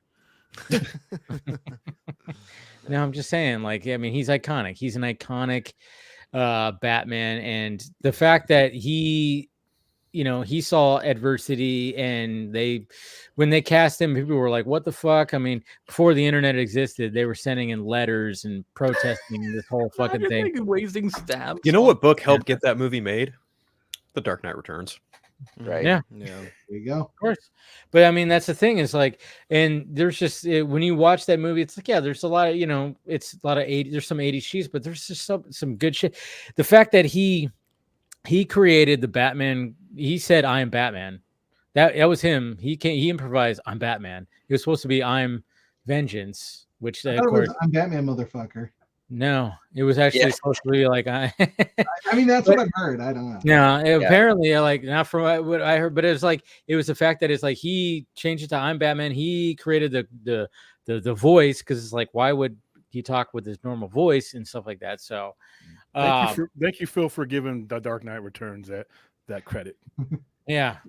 Yep. That helped convince studio executives because Michael Uslan and I think his producing partner, who was also a comic book fanatic, had gotten the film rights years and years and years ago, but no one wanted to make a Batman movie, even after the success of Superman, because they were afraid that it wasn't going to be as successful because Superman was Superman. Of course, now the entire conversation is flipped on that. So yeah, what happened then was it was Frank Miller gave everybody a permission slip for Batman to be core Batman, because there was I remember there was such an attachment to Adam West's Batman. There was even talk of casting him, and I shit you not, there was talk of casting. They were going to cast Bill Murray at one point. They wanted Bill Murray. What Frank Miller did, he gave them a permission slip to actually take it back to the core values of not just the subjective Batman, but what Batman had been known for before people got to the point where Batman can't be this violent. Because remember, when Batman starts out in the Batman's kneecapping people. He has 2 revolvers. He's beating the hell out of people. But the era changed in the Comics Code and all the hearings and all the stupid shit. And then people got afraid that Batman was influencing their kids in the wrong way, because that generation wasn't the World War II generation. We kind of got soft, and we stayed soft well into the 80s. But when Frank Miller came out with that, Frank Miller and Chris Claremont, the 2 guys in comics in the 80s you didn't say no to. or they walked. So nobody said no to them. There's definitely, I mean, don't get me wrong. I've met Frank Miller. He's awesome. Like his influence on comics is like unparalleled, especially in the 1980s of all things. But no, I mean, it definitely needs to not be understated too that Denny O'Neil and Neil Adams like built a primary base in the 70s because they were like, we got to bring him back to his roots. And then they did. They did, but those guys got said no to. They were doing their best, but they weren't. Yeah. They just didn't have. If you'd had Frank Miller's sway when O'Neill and them were doing it, we would have been further along. But those guys got the chains put on them, and it sucked because you saw what they were trying to do. And then, but Frank Miller, and a lot of it was Frank Miller's run with Daredevil. Frank Miller's run with Daredevil got him the credibility to when he took over your book. It was pretty much you were basically stepping aside. Same thing with Chris Claremont. Chris Claremont was doing things that other people in other books in Marvel in that era were getting said no to. You didn't say no to Chris Claremont. You didn't say no to Frank Miller, or they left. And it's the same way. It's the same way with film. I mean, translating to that because Adam West was like the general populace's mindset of Batman, and then Tim Burton and those guys took what they liked from the comic books to a degree, but also trying to emulate that 1980s flair, and we got Batman 89. And however you feel about Michael Keaton Batman, that movie changed the entire game. It was a phenomenon. And, and then, you cut to, the Chris Nolan stuff, that changed the game again. And then, and then even what Zach has done, changed it. And again, it's just but Phil and I talk all the time about just, you need to let the creators create. Like, the art form, the superheroes themselves. The reason why Batman is more popular and has gone further in many ways is because he's allowed to be sort of reinvented and new iterations. Because Superman has a much more different fan base, I think, and a much more kind of restricted in how they view their god, as Zach would put, basically. He's limited in what he's able to do, I think, or how he's able to evolve as a character. But if you read Super Gods, Grant Morrison does make a point that regardless of how Superman is or viewed by the general populace, he does reinvent himself every 10 years, just in different subtle ways of how the generation views him. You can look at the 1950s Superman, you can look at the 1990s Superman. They are two different characters while still having the same core values. One has a mullet. Yeah. Yeah, well, yes, but I mean, there's a different approach for sure. I know, I get it. Yeah. Yeah. Like, I think that the Batman, the Robert Pattinson version is just really overrated, but I'm still willing to give it a chance for when it gets to the next incarnation, because he's in such a weird place, and I don't think he gives a strong enough performance. But the rest of that movie is really good, and like a way I would like to see Batman portrayed. I just didn't like the way Pattinson did it, but I don't hold it against him, and I don't hold it against Val Kilmer, because I didn't necessarily love that version either. Like, I mean, everyone should be able to, as I said to someone on Twitter when I was making the Batman argument, like, let the artist just create. Like, if it doesn't work for you, I'm sure they're going to reinvent the character, 5 years down the road anyways, and then you're going to get a version that you probably do like. So, or you have the version that you already liked already there, and But Pattinson Batman, I like it. My favorite overall Batman movie. There's other singular Batman performances, but the way the city is a character, the way the aesthetics is a character, the way the mood is a character. And if you read a Batman comic, a really good one, Batman is put in the middle of all of this. But it's not just him. Gotham, it's corruption, it's sleaze, it's everything is measured perfectly in the Batman in ways that, like I said, I think the Nolan movies are overrated, but I don't, that's just me, because I think that Reeves does actually accomplishes with the environment what Nolan was going for, but I think he actually pulls it off. But it's a pretty Gotham City too. Like, I like the fact it's like, I think it was Glasgow they filmed it in or something. Yeah. Like it's new, it's refreshing. I like it. Yeah, that opening monologue to the Batman, where you don't, all the criminals are just not, they don't know where he is, and he comes and he beats the hell out of that guy. And by the way, Batman doesn't kill, right? Like I said before, those gauntlets, bullets are bouncing off of those gauntlets, and those same gauntlets are coming into contact with a human skull. That man at the beginning of that movie is not okay. He's not being okay. plugged in. He's on life support. Yeah. That I mean, like the rain and just the dirtiness, the grittiness, and just even like him talking over that. And him just walking as Bruce Wayne through the crowd during like, oh my God, it's just like Halloween. You know, it's so, I mean, that's what we haven't had when it came to a Batman movie, was just that noir type of feel to it, where you have the main character talking over just like a montage of sequence, and just kind of just like introducing to like, yeah, this is Gotham City. It's fucked up. And it's rainy. It rains here a lot, and then this is how I've been doing things for the last 2 years, and I love that, you know, especially when that one guy, when like, you know, something rolls out into the darkness, and then he's just like, they're all scared. They see the signal, and they're like, "Where is he? Where is he?"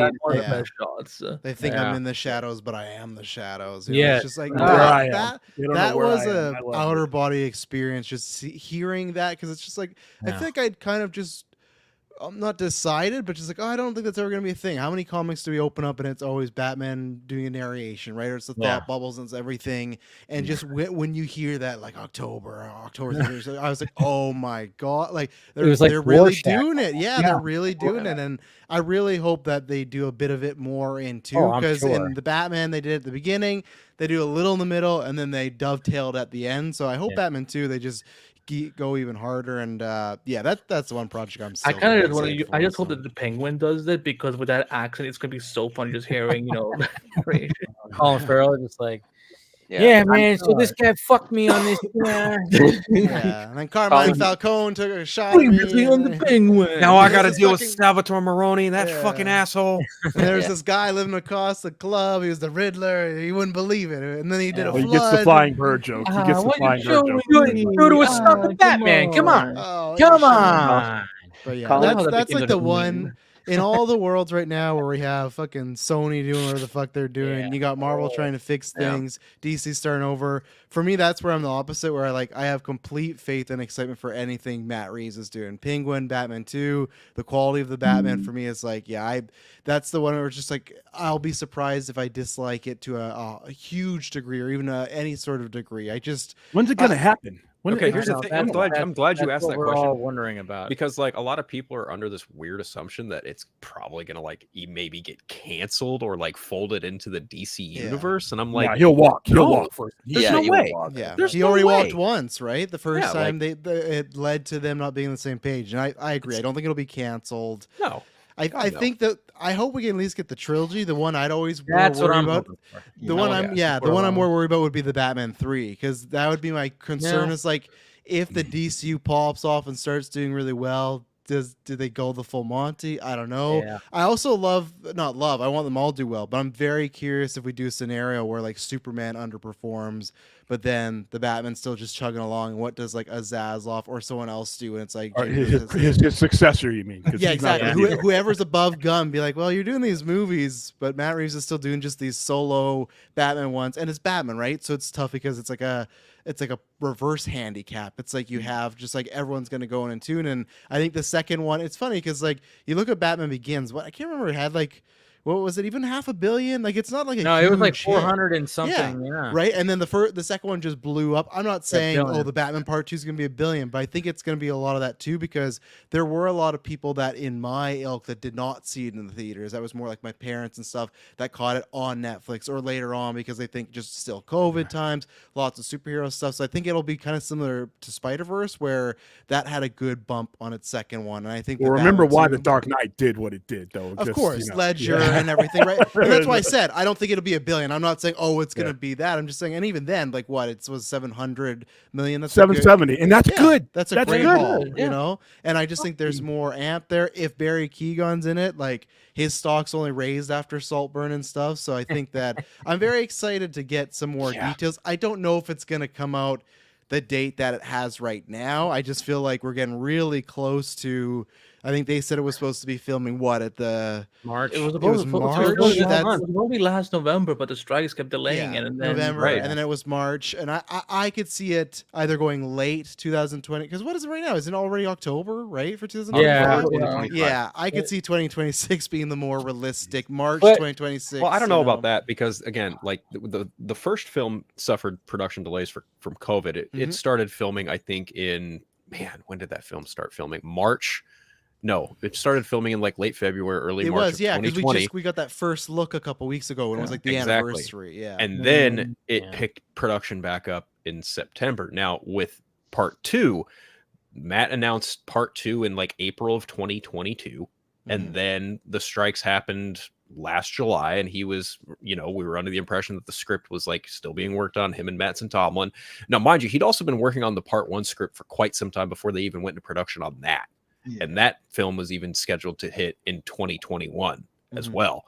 So I think that a lot of people are like really just trying to, harp on this idea. Oh, it's not going to hit the 2025 date. And I'm like, I don't know about that, because that if you take out the fact that COVID inflated that budget and the fact that the filming of it only lasted from, you had March and then from September to December, January, whenever it finished filming, it's not a very long filming process for the Batman, because it's a very smaller scale story. You're not dealing with like gods and Darkseid and Superman and all this other shit in the sky. Right, exactly. So I feel like the film could be done and wrapped from say August to December at most. And since they probably already been working on, like even though when the strikes were happening, they probably were building sets and stuff like that, because we heard that they were doing a lot of this stuff, and Stevie Studio was setting up a lot of things in the London offices for Warner Brothers and so on. So it's it's not impossible that a lot of things could already be done, and again, because it's not very VFX heavy, maybe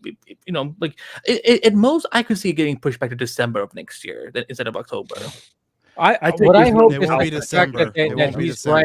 he's writing. Why couldn't it be December? Avatar. I just hope that he's writing both parts. I don't think they're going to put the Batman out when Avatars are at the same month. I don't think they would. They would, if they had to delay it, then I think they would go, okay, let's go March 2026. They're not going to do Avatar. Like you stay away from the fucking blue aliens. But again, Andy's point is like this movie, unlike a lot of other superhero films, this is a very grounded Batman story. You don't need too many visual effects, and on top of that, the way they utilized the volume technology in the first one, oh my god, leagues and bounds some of the best use of the volume tech if you compare it to like the Mandalorian or even fucking Thor Love and Thunder. Like it is a fucking far cry of how you use it as opposed to how much you use it. And I feel like Greg Fraser and Matt Reeves very much figured out the best way of utilizing the volume tech for that first film. And that's just what I want more, because even Fraser a couple months ago was like, yeah, I hope I'm coming back. I just want to start hearing I don't even need like, this is the villain, this is the plot. I just want to hear, hey, who are some cast people? Is Greg Fraser coming back? But just also, like that, we want to hear who the fuck the villain is and all stuff like that. Like, yeah, of course. I think we all I think most just assume it's going to be Hush, and I'm excited for that. And I'm excited. I'm not even banking on that. I don't even. I'm still thinking Clayface. Yep. Yeah. Well, and then it's your Court of Owls. I would rather see Court of Owls. I want Court of Owls now. I don't want to wait till the third one to get Court. I want the Court of Owls now. Oh, you should I'm gonna throw a curveball. I think the villain's gonna be Mr. Freeze. I was just gonna say, Mr. Freeze. If they push it to serial killer style, Freeze, that'd be great. Remember Dexter season 1? Spoiler alert: the ice truck killer. Yeah, I'm thinking if he does Mr. Freeze, he doesn't do it with a goofball with a fishbowl over his head. Oh God, no! No. He does a guy who's killing people and freezing them and dumping their bodies and messing up that when you find out. But somehow, some way, he does a more serial killerish type of one. I would love to see that. That's what I like about Reeves movies.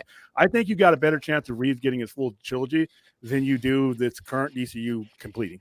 And I'm not saying that just to dog it, but because of one's a singular movie. Yeah. It's simple, 3 simple productions, 2 of them left now, and then you have one that kind of straddles an entire universe that's going to straddle 2 different owners and 2 different bosses. On top of that, you already know what you're getting based on the fact that there is a movie in existence to begin with. Too. Exactly. You don't need to try and sell it. Yeah, that too. Reception-wise from people. Yeah, it's just a thing that it's kind of it's the safe bet right now. And honestly, if you have to ask me what would I take, I like Gunn, but what were we gonna say, Paul? I was going to say I agree with William that the Batman trilogy, Matt Reeves trilogy, has a better chance. Honestly, what I'm more worried as far as Matt Reeves go because of how things seem like stacked on Gunn and like what the expectations are for him.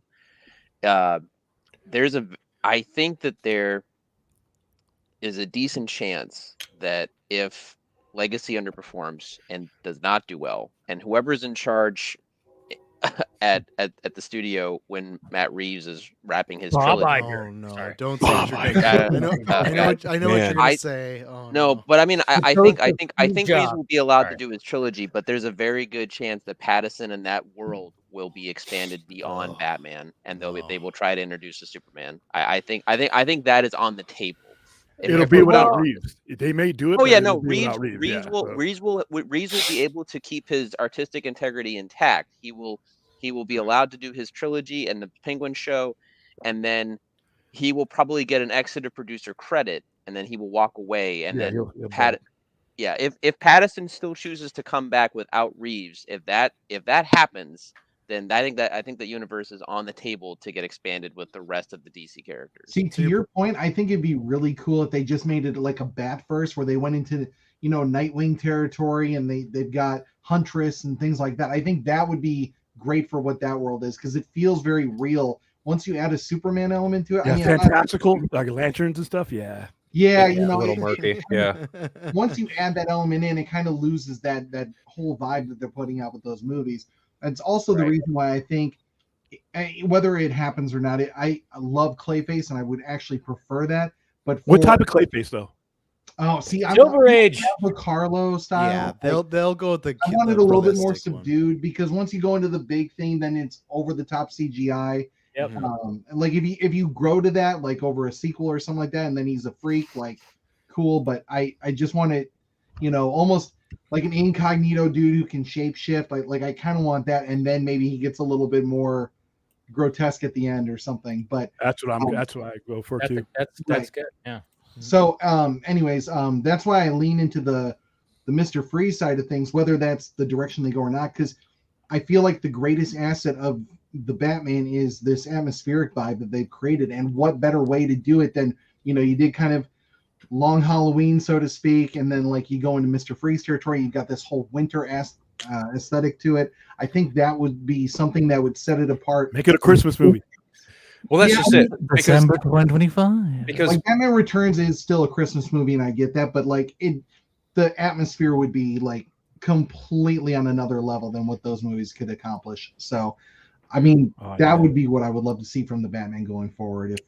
If we ever get out of this sequel, The Batman takes a lot of its cues from the Long Halloween, and then the ending of the movie kind of sets up a no man's landish, cataclysm-ish kind of setting for it too. And Mr. Freeze is very prominent in those early bits of no man's land, so it wouldn't at all shock me to see someone come in while Gotham's flooded, cold, like you have a cold, calculated villain being like, no, I'm gonna freeze people to death, and I'm doing it because my fucking wife died in this. That's why I think the Penguin will be important to watch. Because, I think some shit will be happening there that sets up the movie afterwards. 100%. Yeah, gonna set up things for. You got some device that does it for them. Some realistic device that you could actually freeze a human being with. Man, cryogenics is a thing. Device. Yeah, I'm all fine for that. It's but I'm talking about something that he could like carry with him. That makes sense. For me, it was always when people were pitching Freeze like we talked about the robot with the gun. I go, that's not good. I don't see Matt Reeves doing that. You can do somewhat more realistic, but I don't think you can just take for Batman animated series example and drop that character and what's going on. He has a cryo suit, a real legit cryo suit, right? And then he has the thing that that'd be cool. Like a realistic cryo suit or something. He doesn't have to have the fishbowl, but it's please. When you see it kind of lightly glow, that's enough. You don't have to make some big to do about it, Yeah, and if it's like Riddler was basically Zodiac with the mask. Yes. And if you need if you need to build the freeze gun or something, I don't know, use like Grace Randall's soul or something. I don't know, that's cold enough. She made it onto the Vodka stream somehow. Grace Randolph's soul. Wow, somebody clipped that one out. Oh, sorry, I forgot she doesn't have one. Oh, it's got a nice view of New York, though, man. It's must be doing pretty well. You know what? I would not be surprised if that was green screen the entire time. It isn't. She does have that, but she doesn't have furniture. Anyway, she doesn't have a sensible landlord either. Apparently. What else happened this week? Has everyone just been bitching about Zach talking about Batman, or what? Did anything else? That's been the main thing. But we were talking about, of course, Fortress of Solitude shooting when it comes to Superman. Talk about Dune too. No, I'm just kidding. But I mean, hey, we could talk about Dune 2 as well, because I mean, I saw it again yesterday with the family, and you know, and I was like, I was quick to just jump and watch it again, and watching Dune 2. Now watching it for a second time, I like it better than the first one. Not saying the first one's bad. I mean, obviously the two of them together work so very well together, because it's just, I mean, what Denai did, like, he knew exactly what he was doing, but at the same time, the scope of the second one is just, he just magnified it more, and there's just a lot more going on, and goddamn, does that movie just move, and knowing what was happening. And because the first time I watched it, I was like, okay, all right, we're here now, we're back to the Emperor, what, okay. And, you know, just me kind of just like, okay. But then watching it again, I was like, okay, I love this. And the fact, I hope there's like a small drop when it comes to the box office. I just want this movie to be like, because I want the third part. I want Dune Messiah. I want. But I thought it was doing well. It is doing well. It is doing well. Can we zoom in? Can we zoom in, please? I mean, full screen, whatever the fuck it's called. Well, I got him. That was a nice poster. Got him. Oh, that's a good poster. Very nice. Very nice. Well, that wall. Hold on. I want to see that wall now. The Loki comic. Oh god, my autism is already triggered. There's a Catwoman comic. No, I didn't know you were so big into Marvel. Nice. And Target. I rotated him. Oh, that's Days of Future Past. Okay. I see that X-Men cover right there. Days of Future Past. Yeah. William, what is the Spider-Man comic where you just see his lens? That's right behind your head, William. Face with the eye. That's Marvel's. Oh, are you talking about this one? Yeah, that one. Oh, okay. This one is. Oh wow! Spider-Man. The next hour of the show is this. We're like, what's that one? I'm sorry, I can't help it. Yeah, I spy something blue. It's Spider-Man #1. It's a variant. Oh, okay. Variant. Cover. Cool. Okay, cool. That is a sick cover.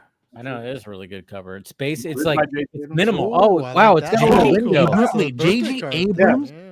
Wow. Oh, is that the one that he did with his son? Yes. Where it was like, yeah. That was quite the story. Very well. Oh, that's sick. Yeah.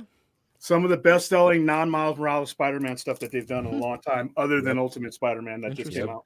I think it's the Spider-Man Punisher comic on the left. Yeah. Well, there's also the black suit. And these are cool because not only do they reprint these, I have the original one, but not here. Not only do they reprint these, they reprint them with all the ads and everything that came out. Like this came out in 1992. I like that. So everything that's in here is in there. Same thing with that the Detective Comics #27. That actually has, believe it or not, all the stuff that would be in a comic book in 1940. Oh wow, look at that. Jesus. So all the pages in there. Write me some X-ray specs. All the stories that were in Detective, because it was not just Batman. It was a bunch of other things. So there's All American Comics, you know. Yeah. Cool. All that. Wow. Yeah, What is the comic that's underneath the Spider-Man Punisher one? What's that? That's Lex We're Luthor. just gonna analyze all day long. This is Oh no, that's Green Lantern. Never mind. that's Human Target. Yeah. Yep. Every cover of Tom King, I think, is the best writer in DC right now. Personally, that's just my opinion. But Tom King. His covers of this series are all great. I just happen to put this one. Human Target is a really underrated character. I think if you're reading DC right now, you're either a big fan of either Tom King or Tom Taylor. Take your pick. There's really no going wrong.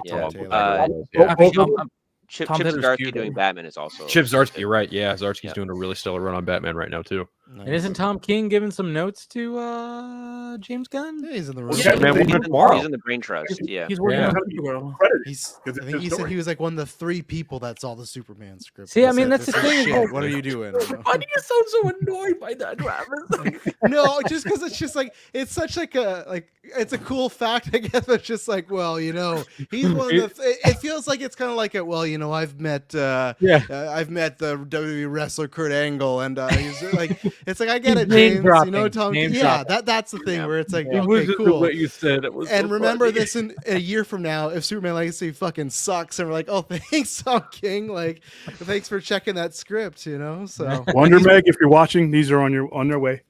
he's bringing No, the that character down. one. Oh wow, cool. Oh, I like These that. are not printed out.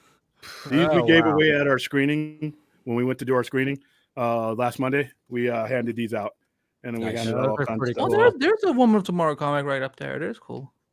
What's up? There, I saw just the Woman of Woman Tomorrow. of comic. Tomorrow, yeah. Oh yeah. Oh, that was wow. the original ones. Moon They- Knight. Yeah, they got a Nice. Catwoman. Yeah. There's a kind of woman. Yeah. I'm Yeah. digging the black suit Spider-Man cover right there. Yeah, the one that William just pointed to. That one's dope. Yeah. Yeah, Yeah, that one. this is a reprint. I have the original one inside my Yep. Todd McFarlane. I have the original one. This is the facsimile for the 25th, and then I got this one right here. When I went to Comic-Con, I got that one signed, and I got this one signed. It took me Oh, there you 33 go. years. It came out a month before. I opened my store 5 years later. My sister sold it for a good amount of money, but I was like, I'm going to see him again. And the next time I saw Todd McFarlane, I was volunteering at a Comic-Con here, and I was guarding his table, and that's how I got the Stan Lee picture, because I had to escort Stan Lee up to the up to the stage, but I was never able to get. He got on a plane before I got my autograph. No. So Comic-Con, I went with Lloyd Kaufman. I went with Troma, and so I kept coming back because the line was longer than shit. His assistant Shannon Bailey got me in line and got me in. If you look at our website, I got my. So this is not even for sale. I don't care how much anybody offers me for it. But Hey, just want it. Good. like my signed by Ric Flair, it's not happening. Yeah, that's good. Nice. that's me and my copy of Spider-Man 2 that I got signed by Yuri Lowenthal because he was at SAC Anime in January and his line was so long. Like I Yeah. waited all day. And then finally by the end of the con day, his line dwindled. And I was like, oh cool, I'm gonna go get my shit signed. Yuri Lowenthal's like one of the nicest people on the fucking planet. That dude is cool. Nice. Yeah, but McFarlane had a line wrapped around this giant display all 3 days. And every time I would come, she'd say, come back tomorrow, come back tomorrow. So finally on Sunday, I came back and she saw me, because I had my little Shazam shirt on and everything. She saw me and she took me in this line. I was not getting up there. She took me because she saw we had the professional badges on because we were vendors. And she Right. got me up there, got my picture. That made my con. That and this. That's dope. Nice. Believe it or not, the two signatures I wanted to get was his, obviously, and Lacuna Coils. I got theirs. I actually got to meet them. I got their pop figure, and they all signed this comic. I And didn't then know they that. all Oh, gave that's me tarot cards. Sweet. Too. So yeah, I'll Pretty be going sweet. back this year. I'm not doing the Hall H thing. I did my Hall H thing. That's it. I have no use to do Hall H again. Yeah. Got in there, and that was it. On that point, actually, it doesn't seem like DC's really going to have much of a presence this year. So, I mean, He's gonna Yeah, be I've heard fun. that, yeah. I think he's trolling all of us. Like You think I so? think they're gonna somehow like There'll be make it- video. Maybe. Yeah. He won't be But there. do we- I do think we there'll be think- a teaser. Do you think there'll be like some kind of DC fandom thing that might end up coming back? They might. I mean, Yeah.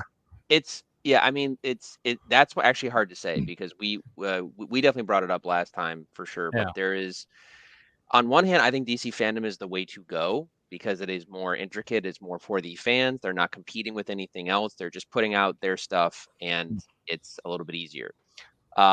But I don't know what their budget is. I don't like DC fandom would something that they would have to make internally, and as we've been seeing lately, they're not doing really anything internally, and or they're selling off. Driving down my stock. Yeah, yeah. Yeah. 840. 840. It's not great. They but I don't know what it costs to collaborate with San Diego Comic-Con or to put that up, and then I mean, listen, the last time they even went to San Diego Comic-Con, Feig announced his entire slate, and then they had Rock out in a wetsuit. It was like and he got booed. Remember, and he got booed too the same night. Yes. That was, Yeah. yeah. And that was a rough. Comic-Con. Yeah, the Rock's had some, he's had some struggles in the past couple of years. I don't know why why did he get booed at Comic-Con? What did he because he didn't know what Superman he was going to fight in a later movie. Everyone's like, boo. Because he couldn't confirm Cavill at that point, and he was trying, as we now know, Because they couldn't boo Hamada. Yeah, exactly. They couldn't boo Hamada, so they booed the guy that they could see. Yeah. So. It's a They joke could that have he did got a whole. booed, but They could have did a whole thing where Zachary Levi had his Shazam suit and did something. No, he but had. You want to know what's worse? You want? Let me tell this because this is why I Give don't me the think anyone. substitute guy in the cape, not the one, the top guy. That's I know, but they could have. You know what? My whole vision was like they would have had like the whole thing with like Black Adam coming down in the suit, and then of course Zachary Levi shows up, and he's like, and if they would have worked it out perfectly, I mean, it could have been like a wrestling event. It's like, and then all of a sudden you just have Cavill just show up in the Superman costume, like. And I envisioned that, but I was like, there's no way this is going to happen. But wouldn't that be crazy if like you had Black Adam come down, you know, obviously The Rock doing that. Zachary Levi shows up in the Shazam costume, and then they do a little thing, and then all of a sudden, you know, you hear just like something, and then all of a sudden Cavill just comes out in the Superman costume like a that fucking cool. No, instead you hear and Gal Gadot just walks on stage. That would have meant The Rock would have had to talk to Zachary Levi, which she didn't want to do. You know. Yeah, no, exactly. Well, nobody. That's one of the problems. You kind of know why now, but you know what was shocking to me because I found it while one of my friends who was Hall age, she was watching the Black Adam Shazam panel, and you want to know who was sitting right behind her the entire time that they could have had on stage? Who? Shola Manuela. They could have had Blue Beetle Wow. on stage. He was sitting literally behind her. See, that's the thing. It's like. It's like go balls out. I mean, like Marvel's gone balls out where they've had, you know, Tom Hiddleston show up in Loki. Oh, I remember. I'm glad you said that. That So was here's the thing. fun. Marvel goes balls out with their A-listers, not their substitutes. When you see Marvel go all out, it's the people that you were expecting to see, not the people you settled for. You're going to give me the guy in the wrong cape and the wrong emblem, but not the guy in red S. You're going to give me Blue Beetle, but not any. See what I mean? It's expectations. I don't know if that would have gone well. It's like you eat well when you're at the Marvel table. You settle for some crackers and mayonnaise when you're at the DC table. I wouldn't say that because, like, I mean, as much like when Tom Hiddleston did it, he wasn't exactly an A-lister. They never had Robert Downey Jr. or Chris Evans or anybody go up in costume. You know, I mean, like okay, so when Robert Downey Jr. like dances he's the main enemy in your most important with the film. Iron Man hand. Yeah. Yeah, but I mean, Hiddleston did it after Avengers too, which that Avengers was like them riding high, being like. And Dave, I was in that crowd. People lost their absolute shit. Like that was like. I don't know why they don't do this more with both. It's like lean into it. I mean, it'd be sweet if they do make some kind of appearance at Comic-Con, and that's where we get the corn sweat fucking reveal of the costume. He just walks out. And you know what I think would be fun, at least on the other side of the fence. I feel like since we haven't heard a damn thing about it. And, you bring up, Tom Hiddleston or even, even more recently, like James Gunn and Chukwudi Iwuji for Guardians 3. I think it would be really fun if somehow, some way, Marvel and Sony play nice. If they announce Spider-Man 4 and Tom Holland comes on stage and announces Spider-Man 4 in production or whatever, and they give the title or whatever, and that's how they announce the next Spider-Man movie. Would be and Charlie Cox joins them on stage. Sure, yeah. Oh yeah, Sony comes out afterwards with Garfield saying, "Here's our Spider-Man." Spider-Man 3. I love Garfield as Spider-Man, but yeah, I do too. You know what? He's still marketable. He's more. That one guy is more marketable than anything that they've done. Live action. So weird how that absolutely. is. And he's not aging. So why? Well, there's no reason why not. If Sony's greedy. When you're greedy, you should do greedy things. Make another movie with that. Make another movie with him. I feel that Amazing Spider-Man 3 has been on the table in discussion, but I think that Garfield is too smart at this point to be exactly. That's what I think it is am too. Am I gonna have Marvel writers working on my script? No, it's gonna be Sony, and he's like, no, I'm good. Like he's just. Kevin Feige sign on. Listen, Sony can sign a paycheck for a good writer. That's what he should demand as part of his. Hey, it's going to be Sony, but fine. Sony has writers. Like I said, one of them's about to win another Academy Award this Sunday for their Spider-Man story. I think he should take a note out of like Ben Affleck's book, out of like Tom Hiddleston's book, and make himself an executive producer. Yes, absolutely. Yeah, he would have to be involved in the process. Yes, you pick the writer. If you don't give the thumbs up to the writer, then we're not getting Madam Webb's writer. No. Yeah. Oh, that's a good segue to like that. I wanted to talk about the recent, now that that's all said and done, and now we got. I mean, first off, obviously we had Sydney Sweeney hosting SNL. I didn't watch the episode, but I saw a clip. Saw the clip. Yeah, I mean, well, let's face it, we saw clips, and We saw her and her two co-hosts. Okay. Dave. Yeah. I'm very excited. The obvious joke. Come on, it's right there. Class. But I mean, but the fact that she in the opening monologue, did make the crack. Like, oh, you might have seen me on Euphoria or Anyone But You, but definitely not Madam Web. And I was like, good.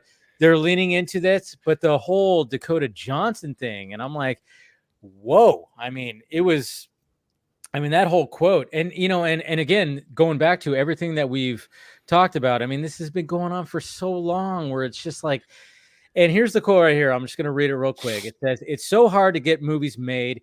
And in these big movies that get made, it's starting to happen with the little ones. It's not even just with the big ones. It's the little ones," she's even saying, which is what's really freaking me out. Decisions are being made by committees, and art does not do well when it's made by committees.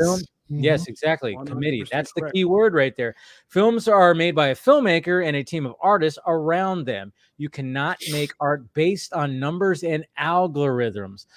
My feeling has been for a long time that audiences are extremely smart, which they are. I mean, yeah, there's going to be dumb ones too, obviously. And executives have started to believe that they are not. They're leaning into the more dumber ones. But at the same time, I think that's a minority.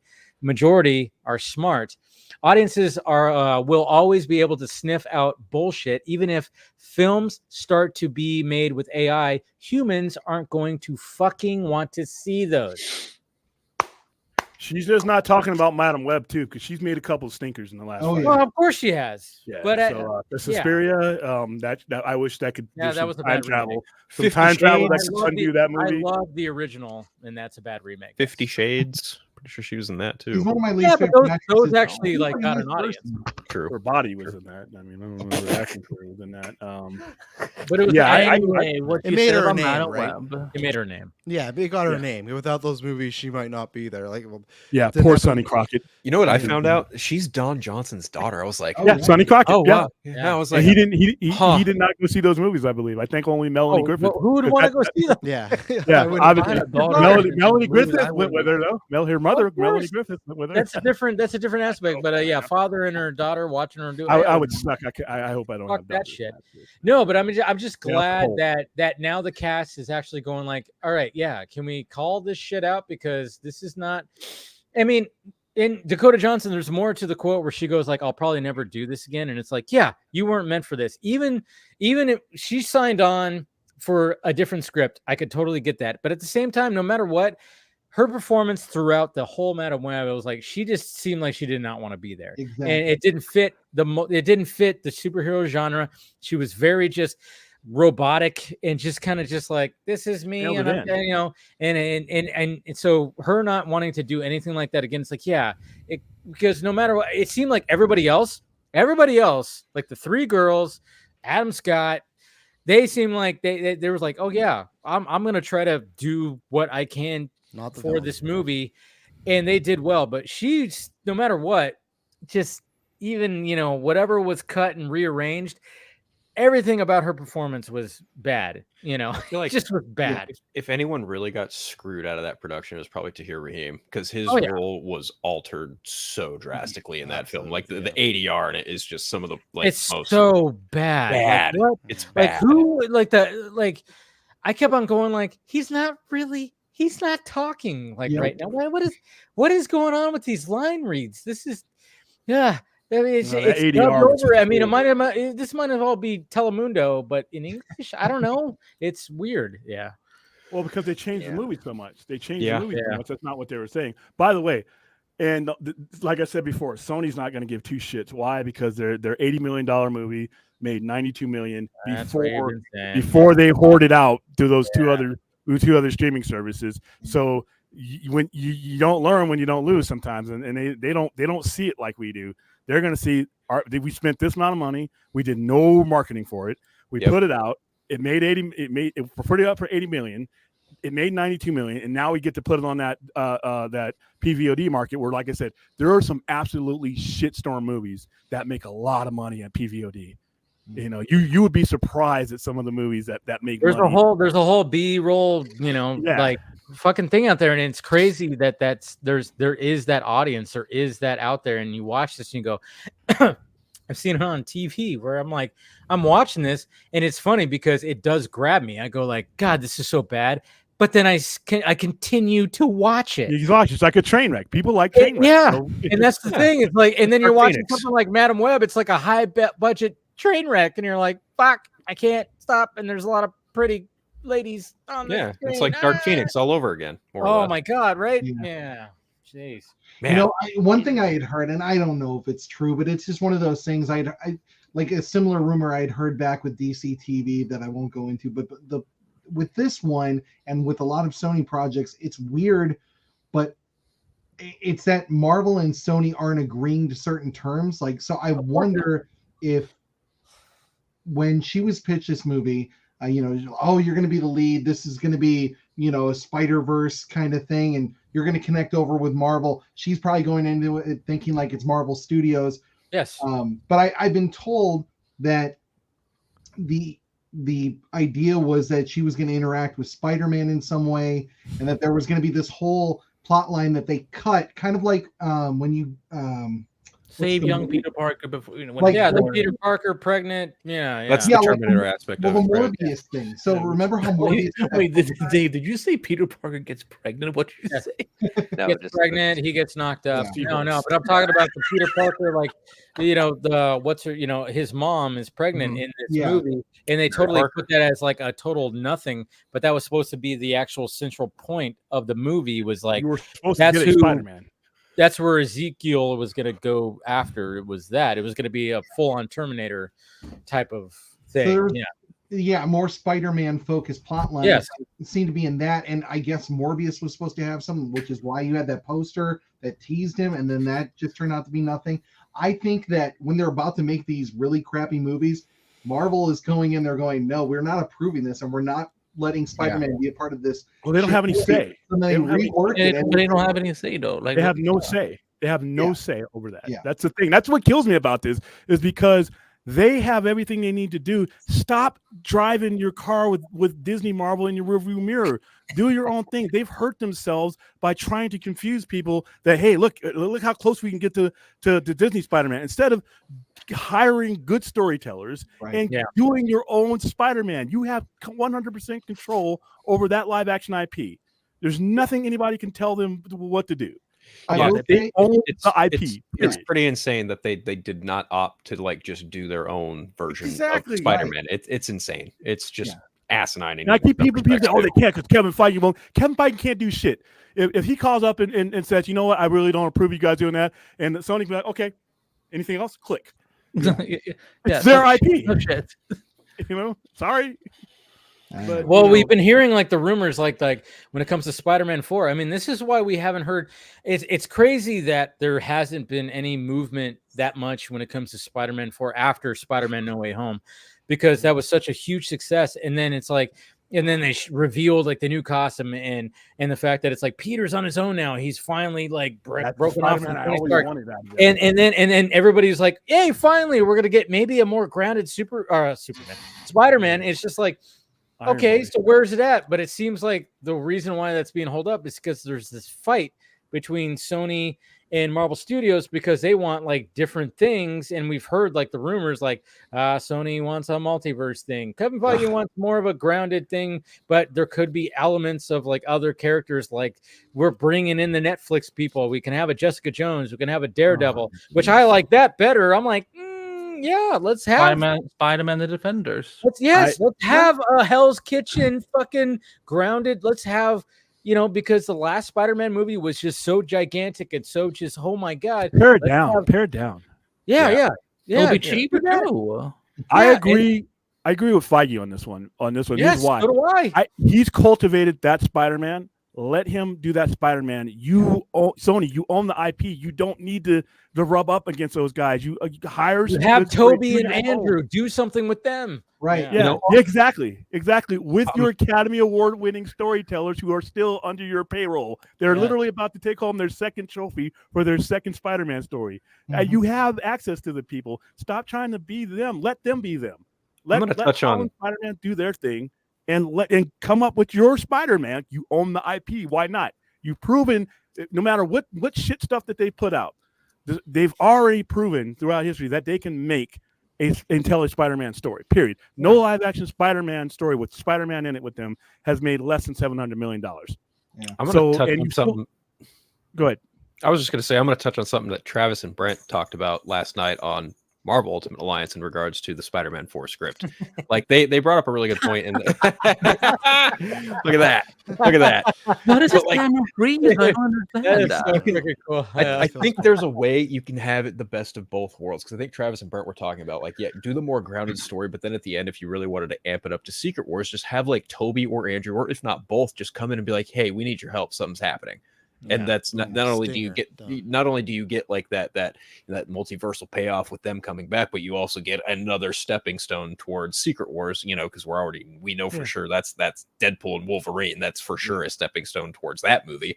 It's like that's how you kind of get your cake and eat it too in that regard. But yeah, it's funny that those rumors keep coming up, and every so often now it's almost like the Fantastic Forecasting all over again. It's never fucking ending, and every week it's a new variation of exactly. And I'm at least you have that cast now. I mean, or at least you have before. It's been we're coming on 3 years since No Way Home, which is crazy. Yeah, the movie made $9 billion, and they are we're gonna get to 4 years by time. Although I think it's also fair to remember that like Tom Holland was like, yeah, I need a break from that, and to his credit.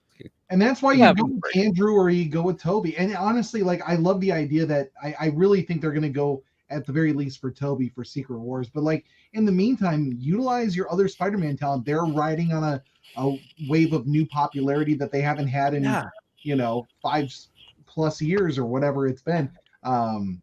Just do something with that. Like, and I think it was Dave who said it, like, yeah, you've got great people. Like, I mean, even tap into, I don't know if that's who you're referring to, but tap into Lord and Miller and be like, that's what I said. The guys you're about to yeah. Just, I mean, even just do a second glance and go, oh, that's shit. And then, throw it out and make a better one. I don't know, like, why it's so that's hard. shit. Boom. Yeah. I mean, I like, but it's accurate though. I will say this: I enjoy Madam Web, not imagining that it's part of any connected universe. It's silly. It's poorly acted in so many spots. I actually did like Adam Scott, though. He's good. He's the best thing about the movie. He's great. He's the best. Yeah, I like the girls and the teenage girls in that. Yeah, the three girls do well too. But you can't convince me that Sydney Sweeney is a teenager in that movie. I'm sorry. No, you can't. Yeah, exactly. It is. You just can't convince me of that. I'm sorry. I think she's a teenager. Like, I thought she was like young call or something. She's like whatever age she's playing, it doesn't come off as that. It feels very much like 90s. It's because you guys want to have impure thoughts about her. I get it. No, anyway. I don't have to. Euphoria. That's what I mean. Yeah, like that. I don't talk about Euphoria. That's the thing when everyone's like, "Oh my god, she's naked." Anyone but you. It's like, fucking watch Euphoria. The girl's naked all the time. Like it's not like a big thing. Everyone is naked on that fucking show. Fairness, she was younger when she did Euphoria, so it was probably a little easier buy. So there's that too.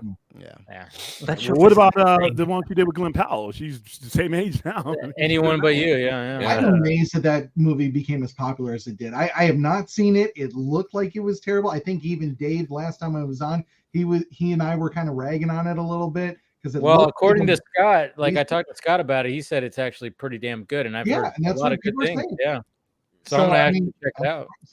I think Sydney Sweeney and her friends in there. Yeah, it must be the Sweeney effect of it all.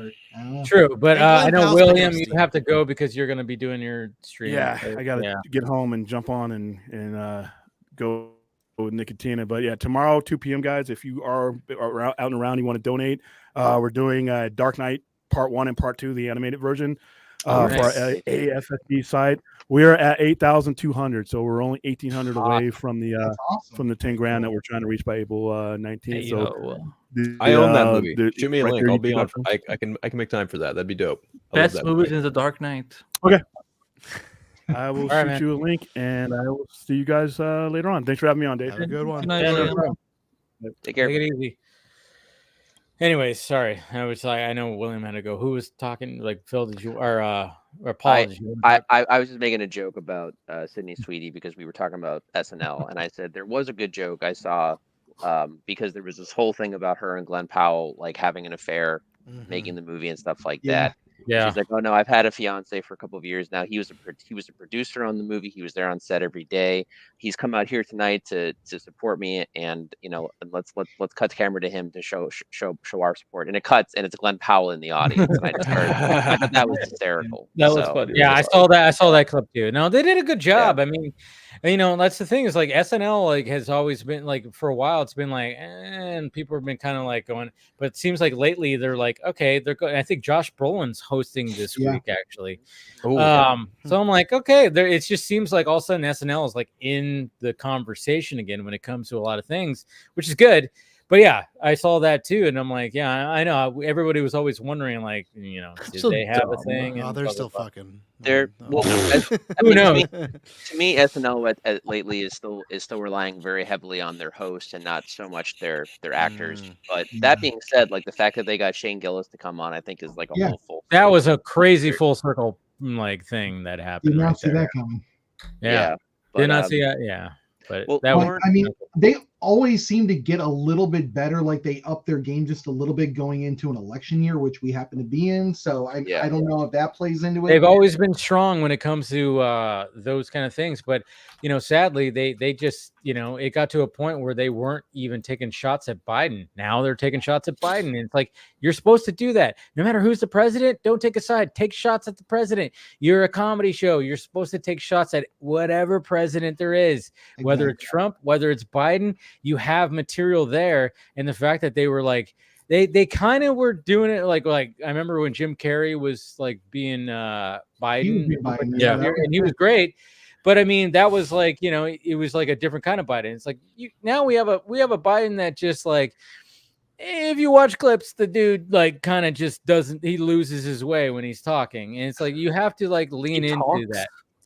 He talks. Yeah, when he talks, yeah. And it's like, I mean, you had plenty with Trump of 100%. I mean, that guy is like a fucking cartoon character, but also 100%. Biden's also kind of a cartoon character himself too. So it's like America is a cartoon figure at this point. America is Cartoon Network. You guys got our but leaders, not good 90s Cartoon Network. More like modern Cartoon Network, which is all over the.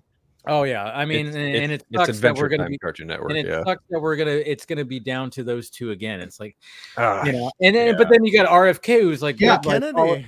Kennedy, I would actually prefer, but then he's running also those fucking creepy Super Bowl ads, though. God, oh my God, there's an alien invasion by the time the election happens. Oh yeah, hopefully.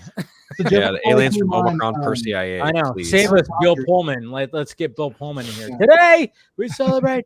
All right, yeah, let's get that kind of president in there. Shit, who would get into a fucking The jet. Rock? He's coming, man. A couple more years. Give it time. God. It's coming 4 years. Because if he runs, he's gonna fucking win. I promise. I mean, in fairness, he's like a good 34 years younger than the other two. So, right? That's the thing. Is like we need somebody younger. We need someone young. We need someone with like I don't know, real good hair, good hair, for example. Yes. Like those two. Travis. How about you just do it? I'm Canadian. He's Canadian. I don't care. You're Canada's next top model. You can clearly get in there and do it. I at one point was gonna move to the States, and then I met the woman I'm with now, and that took me a different detour. But I'm very happy. I didn't. No offense to your country, but there's just many things that I'm very happy. You're better off, honestly. I think you're a little bit better off where you're at.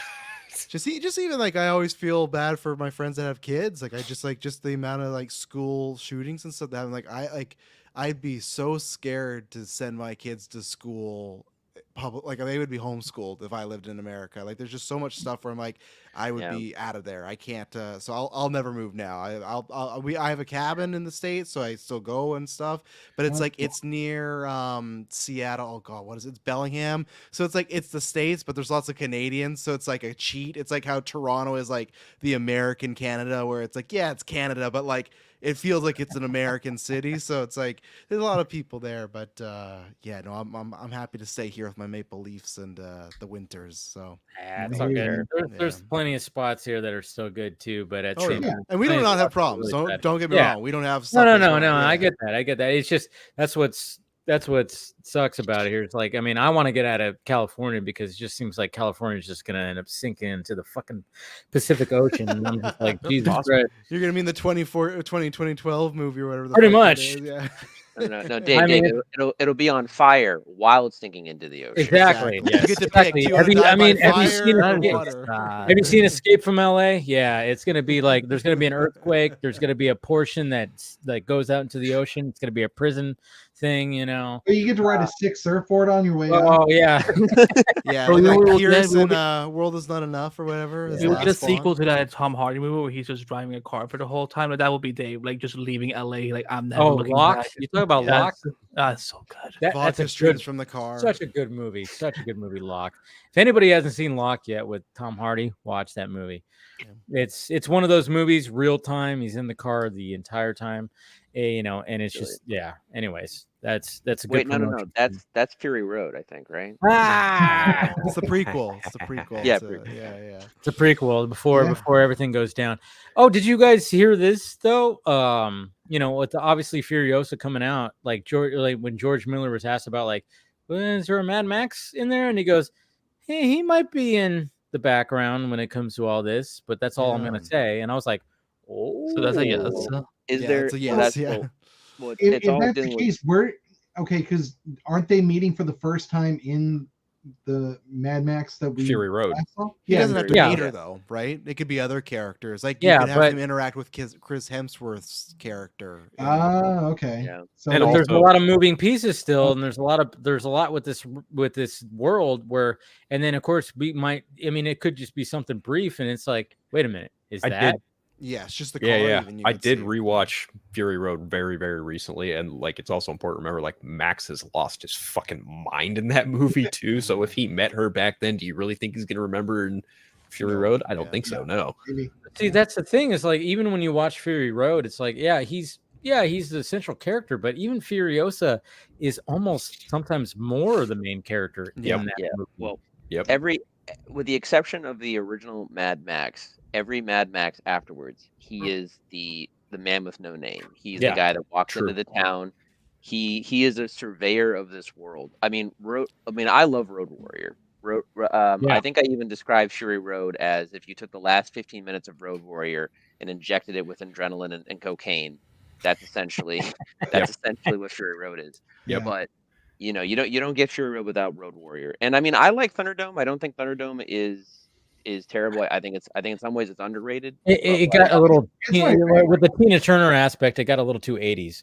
Yeah, I guess. I mean, I think that the feral children, or whenever he sees the Lost Boys or whatever they are, that's where he starts to fall off. When it's in Thunderdome and it's in Bartertown, all that shit was great. Like I thought that was good stuff and everything. But still, he is a mercenary. He is a man for hire. He's a wanderer. That's always what Mad Max has been. So when I watched the trilogy before I watched Fury Road, it's the same thing, except Furiosa is one of the outstanding, big characters of the franchise. And, Charlize Theron fucking nailed it. I think Anya Taylor-Joy is perfect casting for her younger self.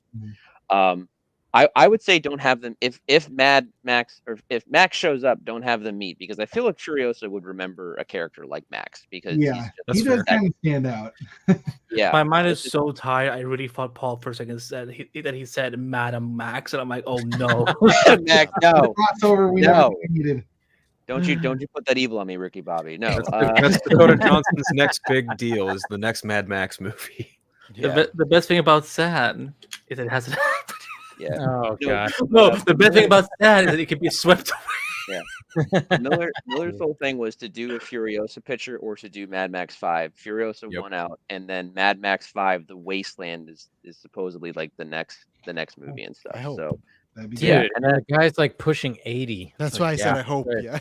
But he still makes like Fury Road. People, because we've gotten so used to it, people don't understand like how like revolutionary. Like he literally came out and like reinvented the action genre again. He schooled everybody. 100%. Yeah, he schooled everyone 100%, basically being like, I can still do this, and I did it. I can still do it better than anybody. He came out and said like, okay, you want to know how you blend practical with visual effects? This is how you do it. This is where it's like majority practical, and then we got some VFX that fill in the holes that you need. Yeah. Jesus Christ! I know how to blend. And then Denis Villeneuve was like, "Yeah, I'm gonna do that too with giant sandworms." Jesus Christ! Yeah. Yes. Jesus. Yeah. Fuck yeah, that was saucy. Fury Road was so good, and I charted looking at because I know people who were fans of Road Warrior. Like I know Trey Parker and Matt Stone who are the South Park guys. If you're a fan of South Park, you know that Stan Marsh has a poster of Road Warrior in his room all throughout the show. Yep. After Fury Road came out, the poster updated to being Fury Road. Right. Nice. Quentin Tarantino is a hardcore old school fan of Mel Gibson Mad Max, and he was he basically didn't want to go to see the movie because he's like, no, just like Harrison Ford is Indiana Jones, Mel Gibson is Mad Max. He's like, I won't do it. But they sent, because he owns his own theater, so they sent him a film print, and I think he also has his own home screen theater. They sent him the film print. He watched it I think 3 times in a week, and he was like, okay, yeah, Fury Road's great. So if you can convince Tarantino, who's old school, Yeah. Is Tom Hardy coming back for the next one? Yeah, I mean, if they do Mad Max 5, he will. Well, I mean, there was always that thing where when it came to Mad Max, when it came to him and Charlize Theron, apparently they bumped heads on that. Well, he bumped heads with everybody because that was a grilling shoot, because it was in real desert, and it was hours and hours and hours of footage. And he method acted the thing too. Apparently, I didn't know the method. Yeah, apparently he tried to stay in character as much as possible. So when he tried to communicate with them, it was a lot of Tom came out publicly and said, I'm not gonna lie. I think in so many words, he basically admitted that he thought Fury Road was gonna be shit. He did because it was such a grueling shoot. He thought it was gonna be bad, and then of course it wasn't. And he pretty much ended up being a masterpiece. Yeah, and he also said that he took the blame for all the shit on the set too. He just said he was in the right place in his life. Look at that, an actor in Hollywood taking accountability. That's what's great about Tom Hardy. Is he was all right, I fucked. I fucked it up. Blame it on me. Yeah. And then it turned into a goddamn masterpiece. It was one of the best films of 2015. Is that what it came out? It got nominated for Best Picture. It still won. It still won a shit ton of Oscars for all of the technical stuff that it did. It's a fucking masterpiece. It's a masterpiece. Speaking of a Tom Hardy masterpiece, has anyone ever seen Bronson? Yeah, Bronson's a good one too. Yeah, Tom Hardy is one of my favorite actors. Same. Yeah. I watched Bronson and prep for The Dark Knight because I remember I used to be on the IMDb forums back in the day, and when he got cast, that was the picture people would always throw up of I remember it was that his back and Rock and Rolla. Yeah, exactly. Oh, Rock and Roll. Yes. When he got cast, that's when I watched Bronson and a bunch of other things. And he's one of the best. We should have a Tom Hardy watch party at some point. Just skip the Venom movies and I'm there. Even the Venom movies. I like the Venom movies. He saves the Venom movies. Exactly. Venom 1 saves is sauce. Tom Hardy what anyone says. Tom Hardy could be an actual competent Eddie Brock in a better production. Yes, that's what's so frustrating. Yeah. When you watch the first one, I mean, you look at him as Eddie Brock. I mean, and you know what? This is what I love about Tom Hardy is he gets so immersed into the roles. He changes his walk, his movements. You see him and he just he goes so far to just change his movement and his walk and stuff like that. There was that movie The Drop. I don't know if you guys ever saw that one with Tom Hardy. It had to do with this he worked at a bar and it was a whole mob kind of central kind of thing, and he played a slow kind of guy, and it was just it wasn't the best movie, but his performance was he put his all into it because he was slow. He had this dog and he just falls into the role where it's Tom Hardy, who was a fucking model and he's a good looking dude, and he just I need to same thing. We talked about this last week on the Vox stream, was same thing with Jared Leto. It's you got these guys who are these good looking dudes or hunky dudes, and everybody's swoon and blah blah blah. But they were and I could take that and just be the leading man and be like hey, I'm the hero and blah, blah. No, these guys are like, no, fuck that. I want to like take roles where I have to transform myself. Yep. You know, and Tom Hardy does that too. Yeah. Yeah, and I love that. I mean, he's good. Like the Capone movie was, Jesus Christ, like that. I mean, that movie, man, that Capone movie, where you're just like, oh yeah, this is about Capone dying. Okay, and I watched it and I went, this was a good movie, but I don't want to watch it again. It's one of those. It was Josh Trank coming back for me like, yeah, I fucked up Fan Four Stick, but this is this is my disaster movie piece, and it was like, it was great. It was good. It was great, but I was like, I don't want to watch this again because it was just like, God damn, this is like uncomfortable. Yeah. Yeah. Well, Capone was dying of syphilis in his brain. I mean, he wasn't. Yes. Yeah, he wasn't there.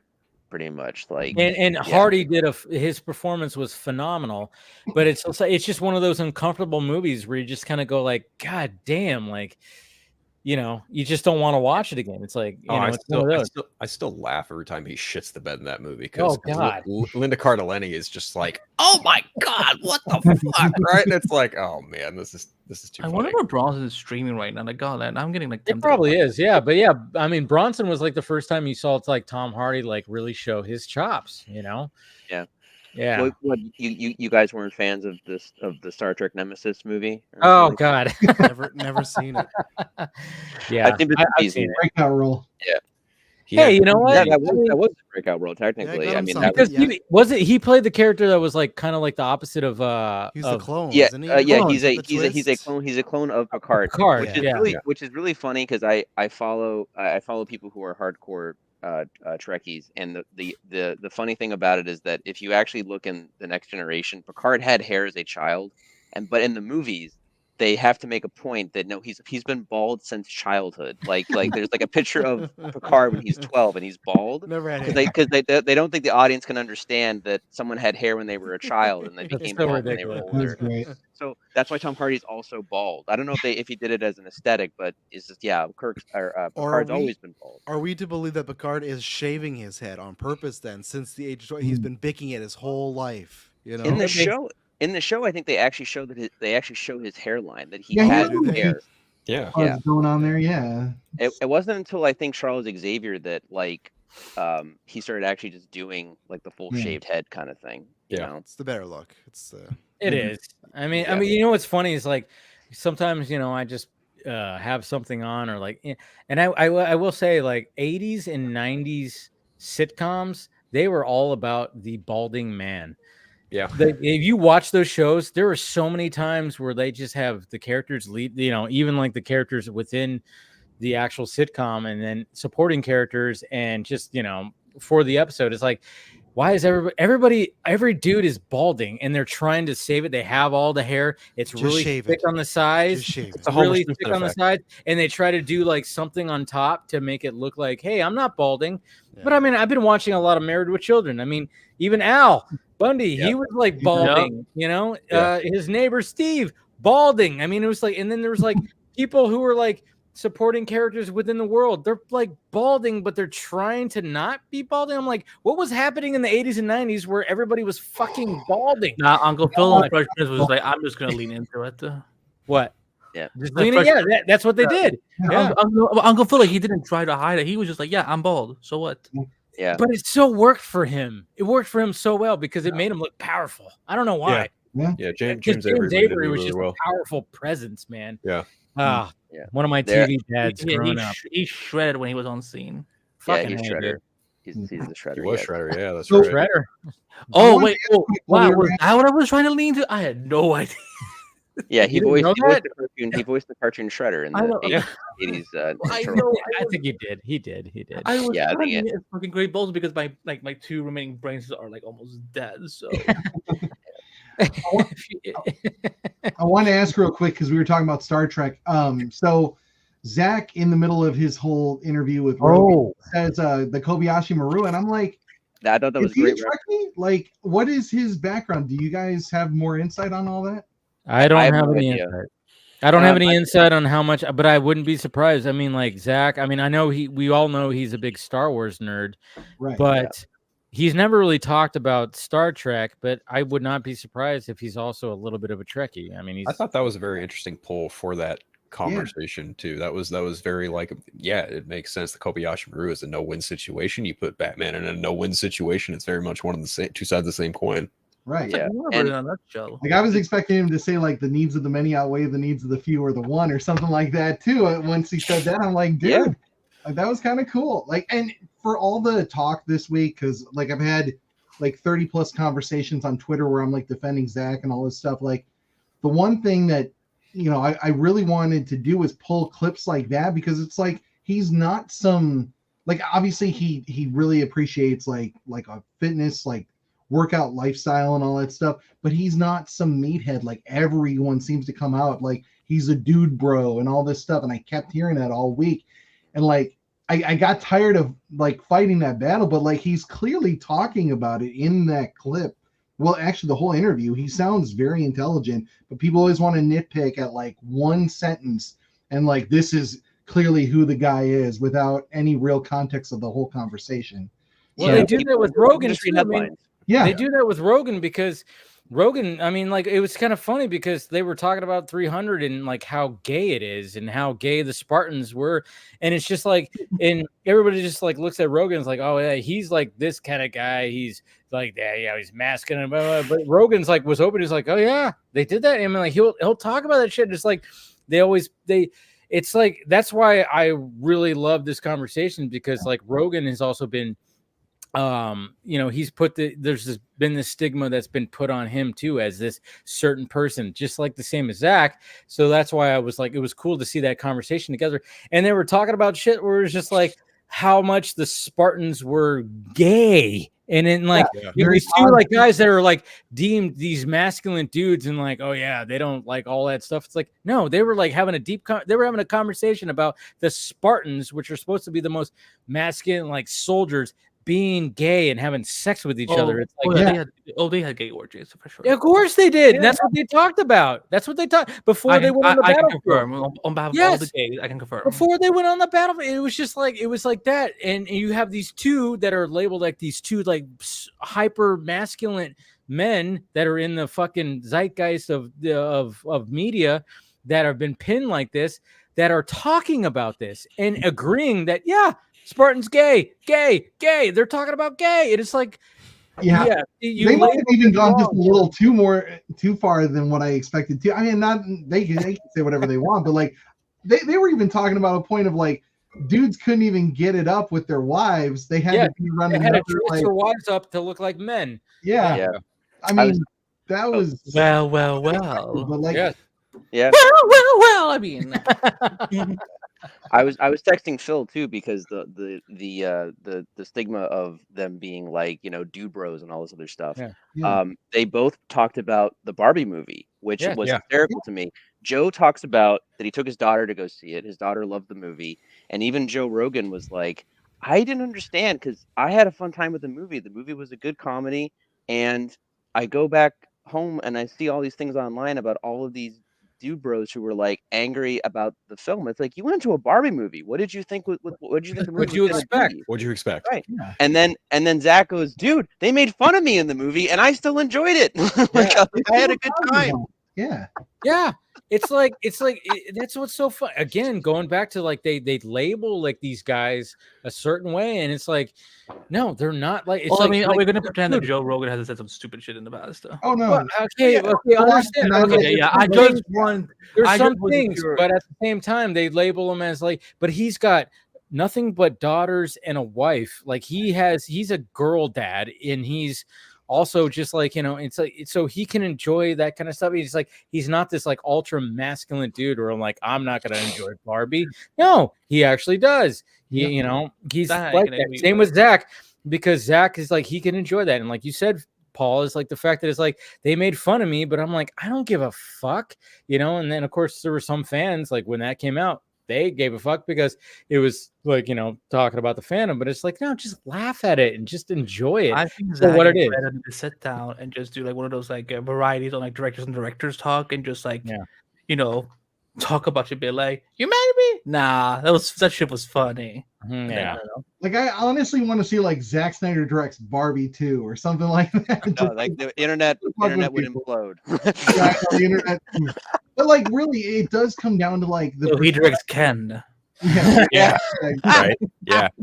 But yeah, like I really feel like it's just Zack. Like I'm not saying that there aren't good or bad directors, but I really feel like the target is on him, and it doesn't really seem justified because like if this was Mick G, if this was fucking Michael Bay or whatever, and did kind of the same output, because I guess you could say tonalistically you could find some similarities in their directorial styles, but like if you put someone like that and had almost the same kind of commentary, I don't think people would be coming at them with like a head on a spike. But you know why that is? The reason they do that is because Zack is willing to push Hollywood away. They get uncomfortable, and that's why they feel that they need to tear him down, because he's actually intellectually challenging them to a point where like they don't know what the fuck they're doing, but they're like, all we know we gotta do is we gotta destroy this man because we're insecure about our own small dicks. So small dick energy. And on top of that, his one, and again, like they bring up obviously his comic book movies and they talk about those things, but a majority of the conversation is still on like Barbie or Rebel Moon or all his other projects. But that's the one concentration that everyone focuses on because they know that's what's going to get clicks. And even that trends higher and gets more attention than Gunn posting about his first still or the filming location on his Superman movie. And it's like, you guys are doing this to yourselves. Like you're hurting your own stuff at that point. So it's like, yeah. Like, you know what's really funny? I have issues sometimes with James Cameron, like the shit he said about Wonder Woman, and like he goes in. What? You say Gunn or Cameron? Cameron. Yeah, James Cameron. James Cameron. Okay. He kind of shit on Wonder Woman at one point and said she wasn't like a good female role model, and like his characters were better. Yeah, shit like that. So I don't really give a lot of, I appreciate The Abyss and T2 and all that stuff, and like he has his movies, but like I think Avatar is completely overrated. Like, I'm not alone. Thank fuck. Yeah, I know. It's just like I go and I see them, and other than the 3D lover that I am, like I don't really give a shit about what's going on my screen. Like I'm glad that he's pushing like innovation, but I don't really find a lot of value in his stuff. So someone pointed out to me, I think it was like a week ago, that he was part of the script for the last Terminator movie, and I'm like, that movie? That's what you want to stand on? And he was Dark Fate, yeah. Yeah, Dark Fate. Like killing John Connor in the beginning, and I'm not really spoiling for anyone at this point, but like there's a lot of shit that he's done wrong too, but like he's not getting the the nerd fandom coming down on him like, oh, I can't believe you killed John Connor, like get this hack out of here, shit like that. And I think it's like that thing, really. I mean, like when it comes to James Cameron, he's done so much to innovate film like throughout the decades. So it's hard to like. I mean, that's the thing. It's like when it came to like The Abyss, Terminator 2. I mean, the first Terminator. I mean, it seems True like Lies. anytime that he like, True Lies. There's been so many times where Titanic, and then of course now the Avatar films, and I think it's just it's one of those things where it's like, oh, you don't touch it, and it is kind of silly because I remember him, like you said, Ryan, it was like the fact that it's like he was promoting Dark Fate, like, oh yeah, this is something, but he also did the same thing to Terminator Genesis. He did, he does that every time. I think they just throw him some money and stuff. Yeah, they throw him some money, and then he just like goes like, oh yeah, this is a good way to approach it. And I'm like. If Arnold is in the movie, yes. He's basically supporting Arnold. He's not supporting the movie because they are friends. You can also throw it at Arnold too for being like, but at the same time, what's sad is like Genesis had potential because of good ideas. Had some good ideas, but they were executed poorly. Yeah. Same thing with Dark Fate. Good ideas executed poorly. Like they should have totally took the approach of just like. The whole movie should have been about Arnold Schwarzenegger's, cyborg trying to live a human life. Yeah. If they would have taken the approach of like that and then getting back into the whole like, oh wait, there's still like this future that might happen, and maybe I should be a part of it. They should have taken that approach, but they always want to do the fucking savior and going back in time and killing the savior kind of approach. They couldn't get away with it. They tried to get away with it when it came to Terminator Salvation.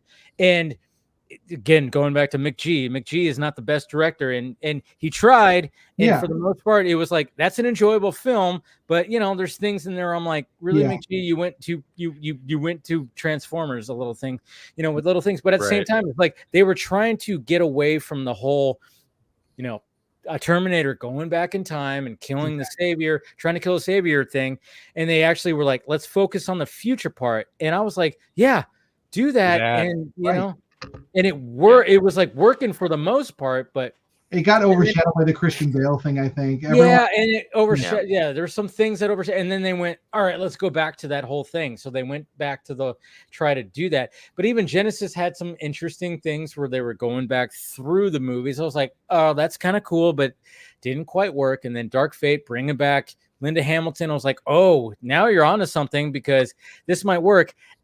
You're doing the same thing that you did before, and it's not working. It's one of the few cases where the trailer was better than the movie. Yeah, you need to do a Terminator Flashpoint and just reboot the whole universe. Right? So Flashpoint just makes me hearing that just makes me cringe. Fuck Flashpoint. The stuff I heard. I love Flash, but I just don't like how it's been like exaggerated to the point. In media.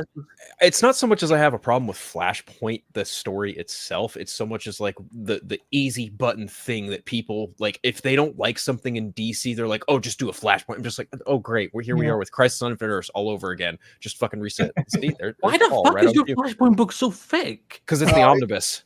Yeah. Oh. Same thing with it's everything involved with the. That's awesome, man. Yeah, because there was all this different stories. The art in that book is fucking phenomenal. Like Andy Kubert fucking rock socks with that book. That was beautiful. Batman stories and does that book does that have that reverse Flashpoint book story that it has? It probably should. I mean, it's got everything related to Flashpoint in it. So if only there was a way we could look it up right now. I mean, no, I'm fucking with you. Okay, I'm just saying.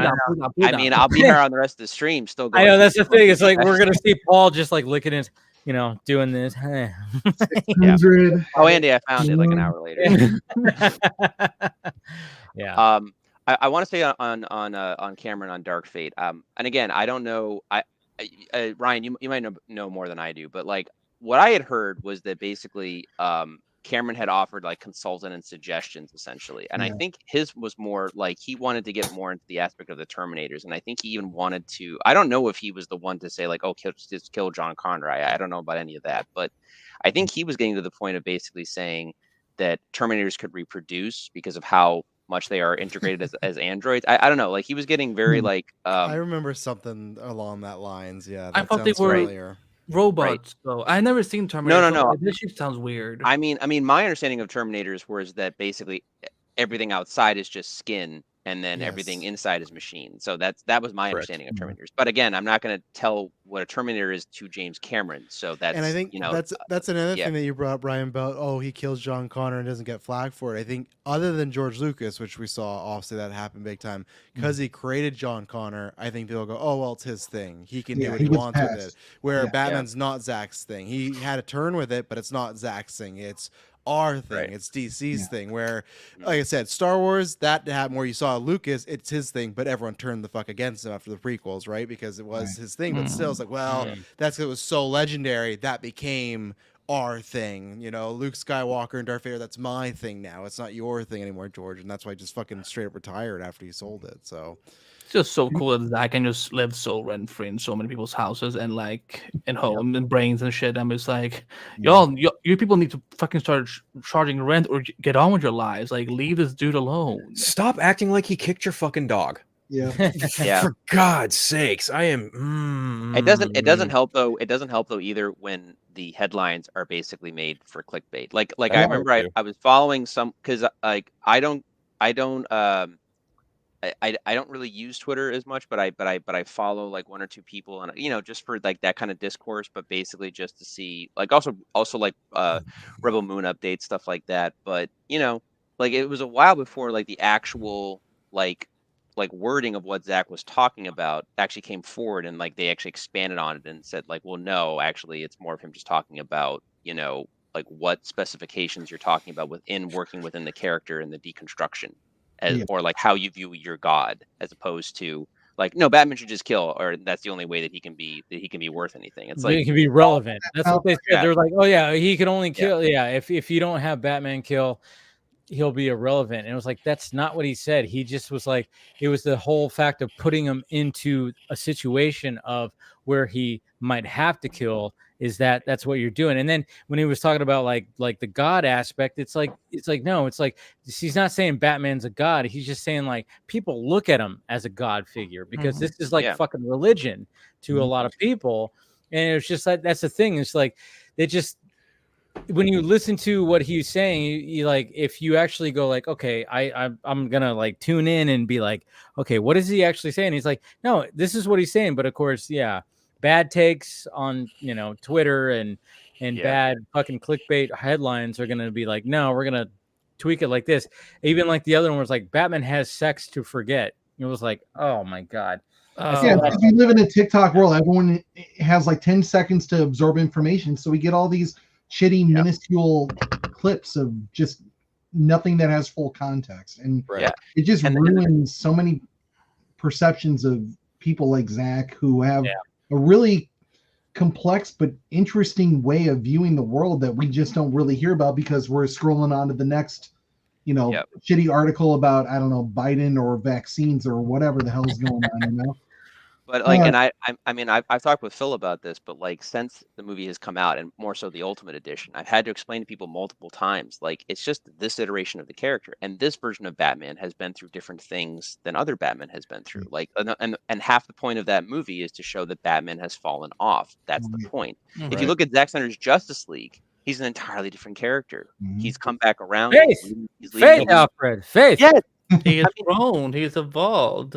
Even on the whole sex thing, like, he clearly is like contemplating a relationship with Wonder Woman of all people, who's about as good as a person as you can have a relationship with, like, in terms of like bouncing back, like that. Even that is like hinted within the movie. So yeah, I know. And the whole like, you know, the headlines are like, you know, Batman has sex to forget. I was like, I've said that in my video that I posted earlier. I was like, no, he didn't say Batman. It was Bruce Wayne does that, because he is a damaged person, and now he's even more damaged 20 years later fighting crime, where he doesn't feel like he's actually making like that much of an impact when it comes to that line where it's like, yeah, you can pull a weed, but one will just grow in its place.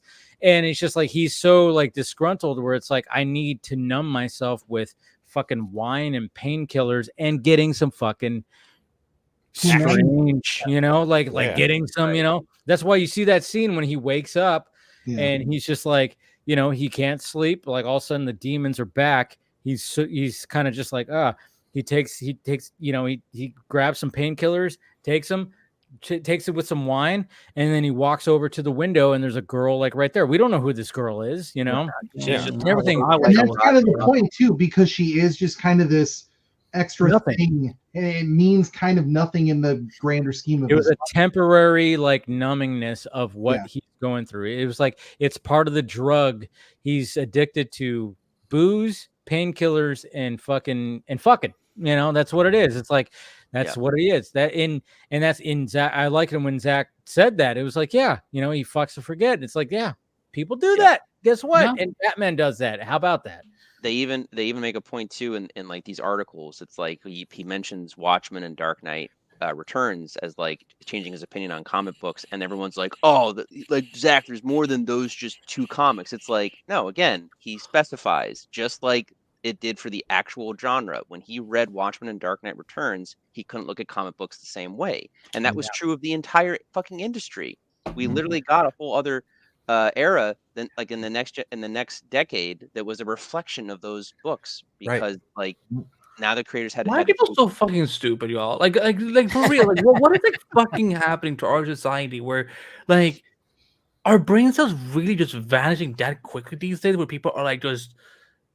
No, not like, you know what's funny? You know what's really funny? Time for it, and that's really the problem. Is we just move on, like I said before, and You know what's really funny is like people want to box in Bruce Wayne and Batman. Oh, he's supposed to be a playboy billionaire, and it's like, what the fuck do you think comes accompanied with that? Like digging into the specifics of that. If he is so traumatized by what happened to him as a child, then as an adult, a playboy, in theory, if they are that traumatized by it, they would, in theory, fuck to forget. And then you hear Zack say that out loud, and people are like, oh, he doesn't understand Batman. No, you don't fucking understand Batman. That's what it boils down to. Just read Batman Ego, a simple story that that shows the whole fucking. Like, watch any Batman live action version where, like, how many, you know, I mean, fuck, that man has like been with so many girls across all these movies and TV shows, like.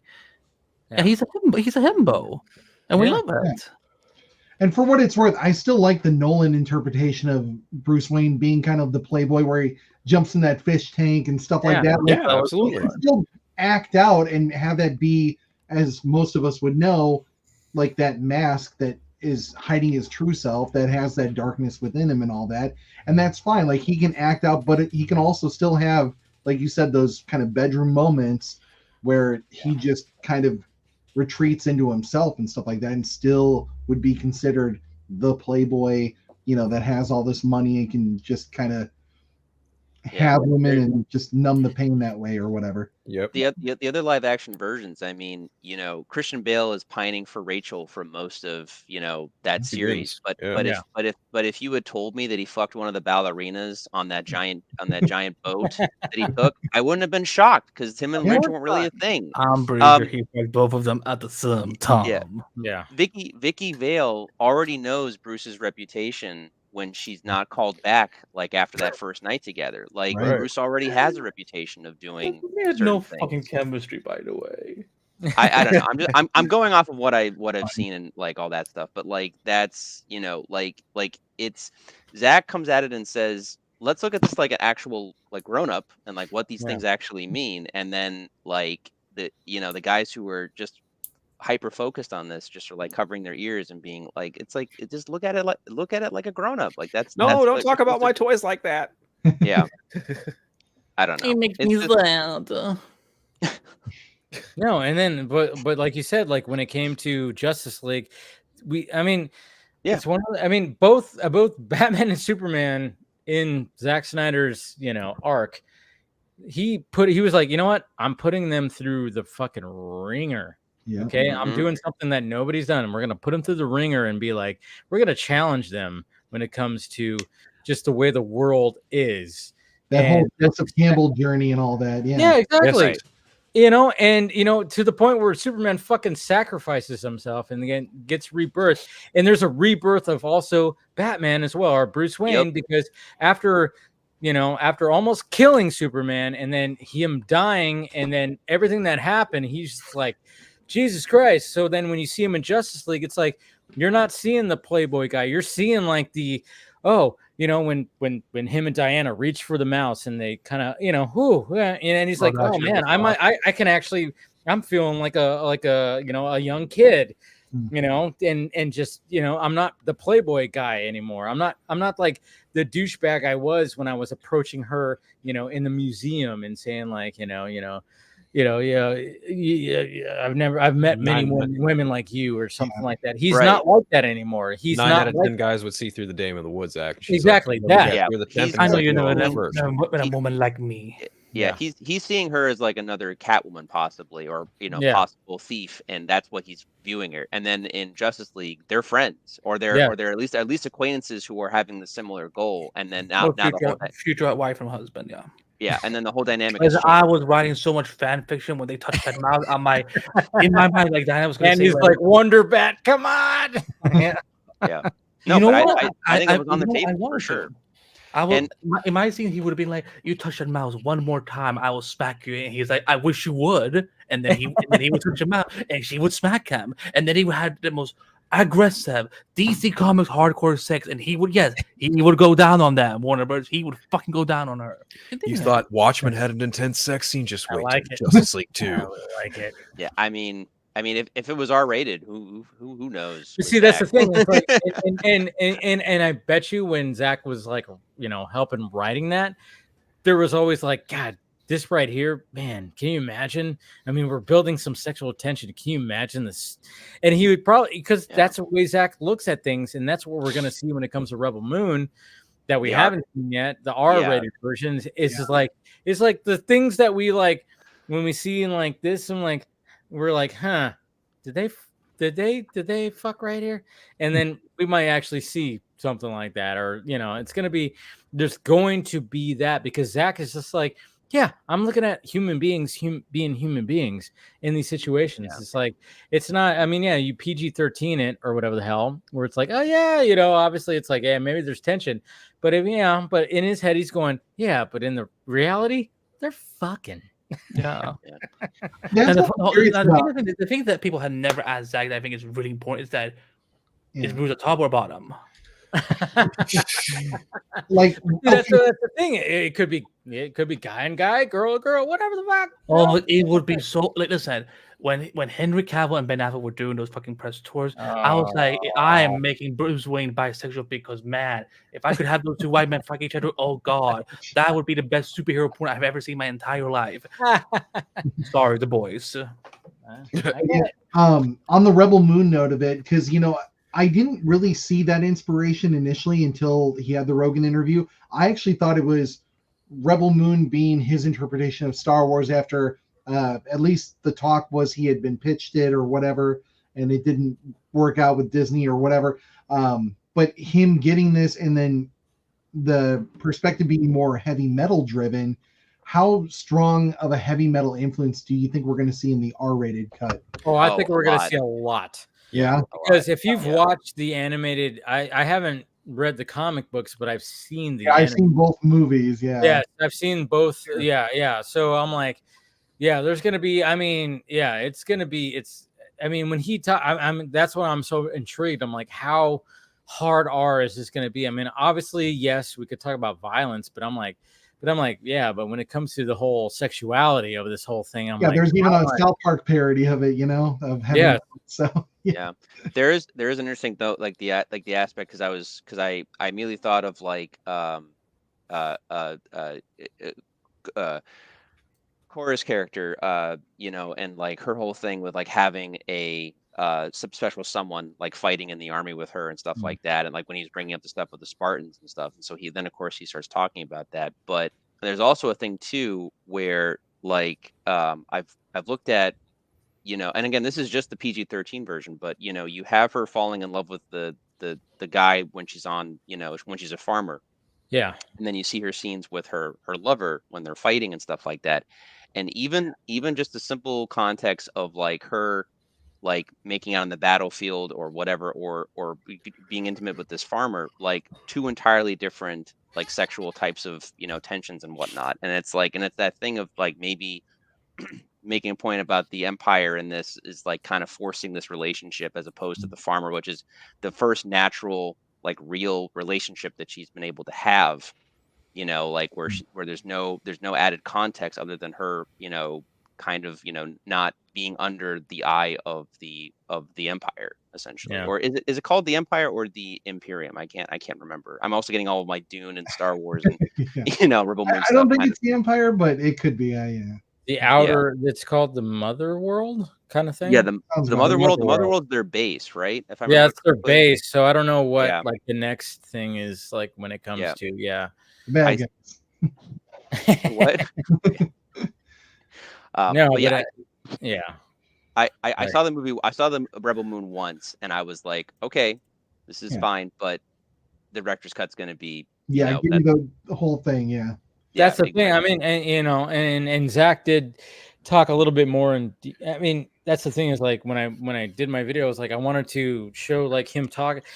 We've heard him talk about it many times, but it just seemed like right here, like he really kind of broke it down to like because he's now synonymous. He almost said synonymous. It's kind of funny because he goes, and then he goes, I'm known for this. And I'm like, just say synonymous, man. That's the word that you're looking for. You were about to say it.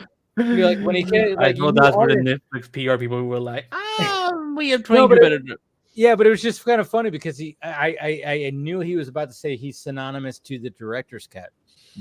But he like pulled back and said like, no, I'm going to say this instead. But it was just kind of funny because it's like, and I liked his whole thing about like, you know, when he shows up and like, this is my movie, and then the studio goes, no, you got to cut it out. And of course, when they talked about Batman versus Superman, where it's like, yeah, we don't like the fact that Batman and Superman are fighting each other.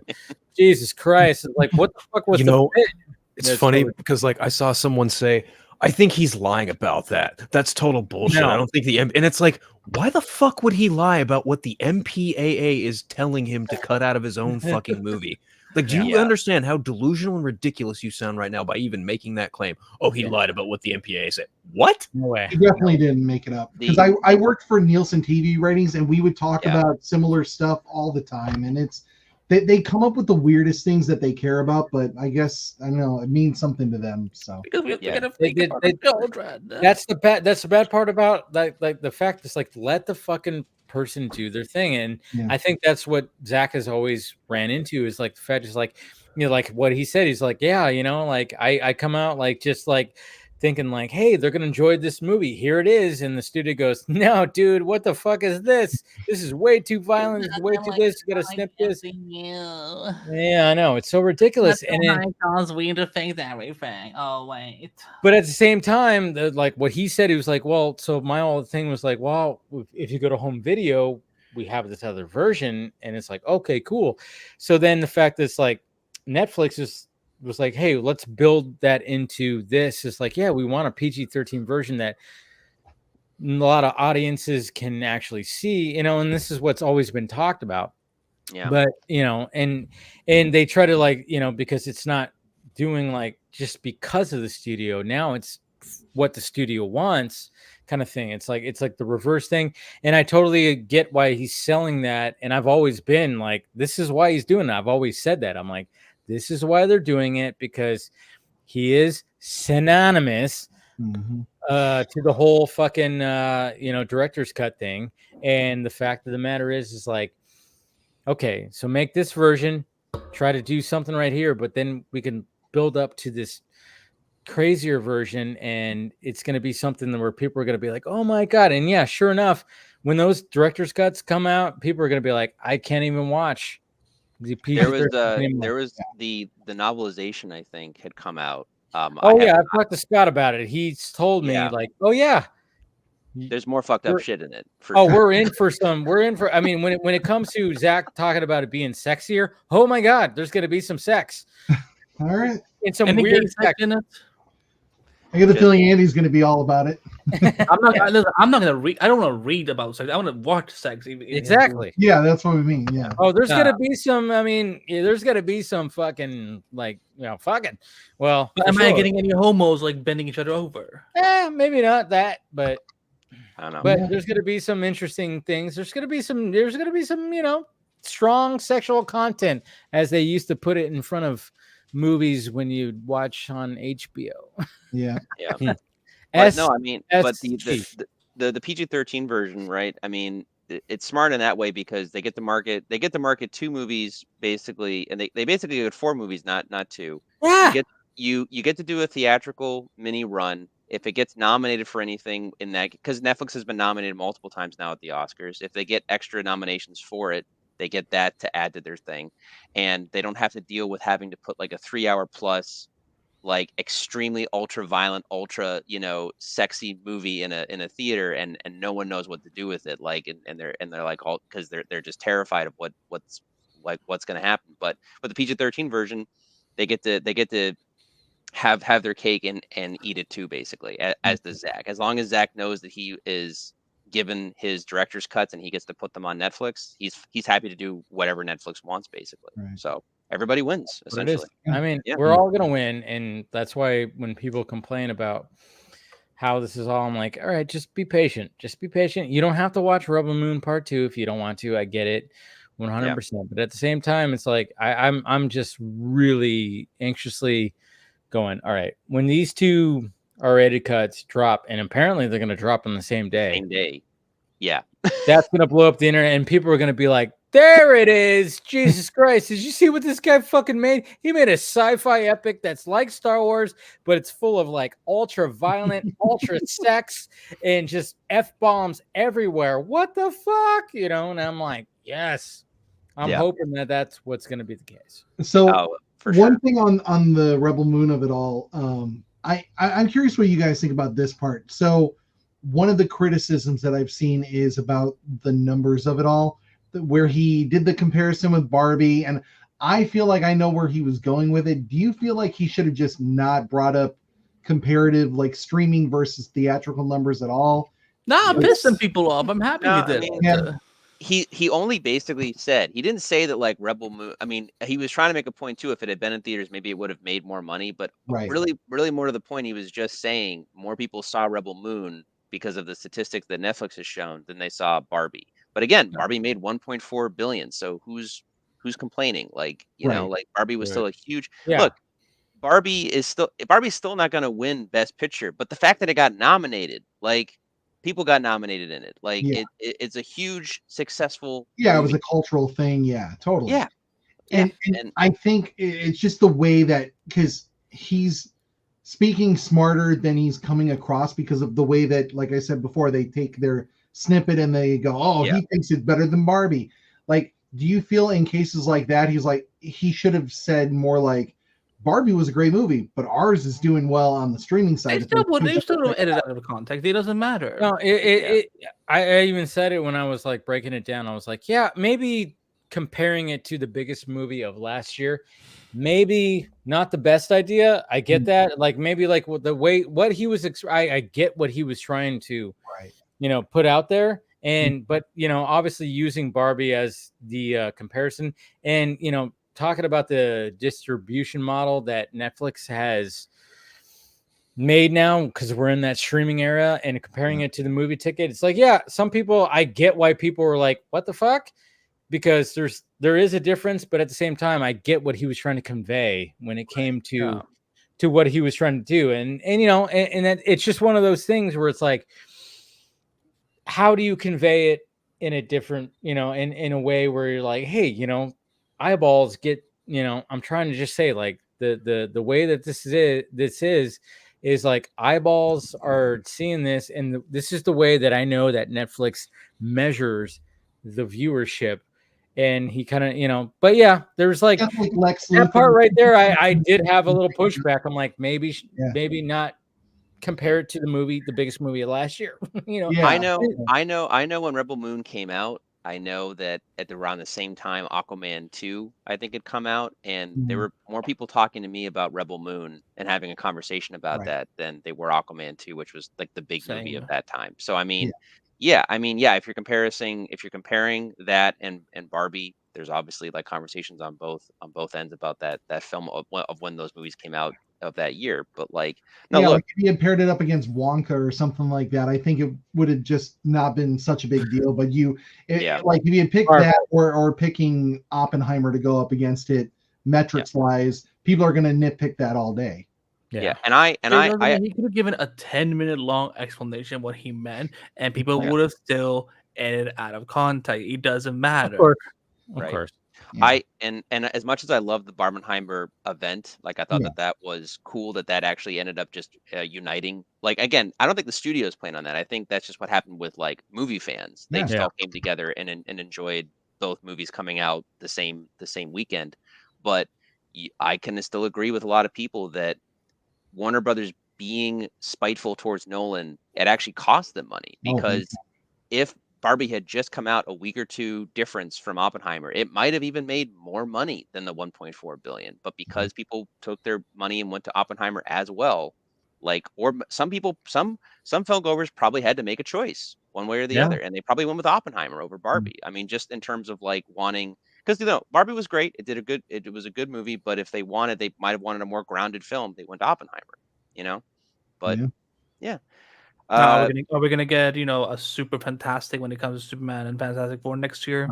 You know, no, well, they're coming out. They're not gonna hit. No, they're date. coming out different. No, I know. No way that Fantastic Four is coming out. Yeah, I don't know about that. If you did, you'd get the comparisons, because we've Super got comparisons since I don't know. I'd say 2012, right? I feel like that was the start of you got Avengers, Super and you got Dark Knight Fantastic. Rises. So I Fantastic think you'll get Superman. it, and I think it'd be interesting to see which one does better because I think Four they both got pros supers. and cons. So. There was a brief period of time where I think that Marvel and Warner Brothers were going back and forth on Civil War and BVS coming It out was, around yeah. the same time. Yeah, Oh, yeah. it was the same Day. week at one point for like a couple weeks, and then they obviously moved it because that wasn't never going to happen. But Yeah. would've You been know a fun what? day. That's one of the things I'm gonna ask. And like, if Zach comes back onto the Vodka stream and be like, what was going on during that whole thing when it came to Civil War, and BVS?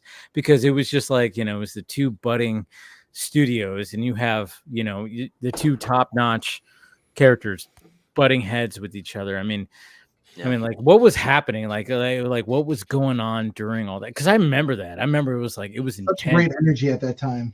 It was there was some great energy that was happening. I'm gonna ask Zach that, like what was going on like with you? I mean, especially talking about all the studio stuff, or and we've even been talking about that when like Chris Ballow's coming out here like a couple of weeks ago talking about, because he's in the industry, and he talks about like how the director is like not really in charge, and there's like the studio, and especially when it comes to studio movies and stuff like that. And Zach got that. He tried to fight back against it. I don't know. It's just, I don't know how much Zach would actually talk about that, but I'm just saying, it's just like what was going on during that moment where it's like, all right, you guys, because BBS had the first, they had the date first, and then all of a sudden Marvel Studios goes, all right, we're gonna do like, we're not gonna do Serpent Society. Yeah. We're gonna do Civil War. It was a good damn title. I'm like, I'm still pissed. But here's the thing. I'm so shocked that we live in a culture where people think Civil War was actually a good movie.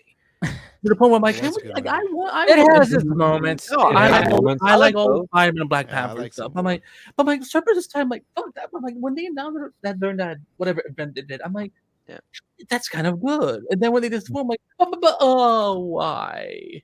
I mean, honestly, just going down to that like whole, I think it was Cap talking to Iron Man, talking about the shield of armor around the Earth and all that stuff, and then the conflict that engages between the two of them in that movie.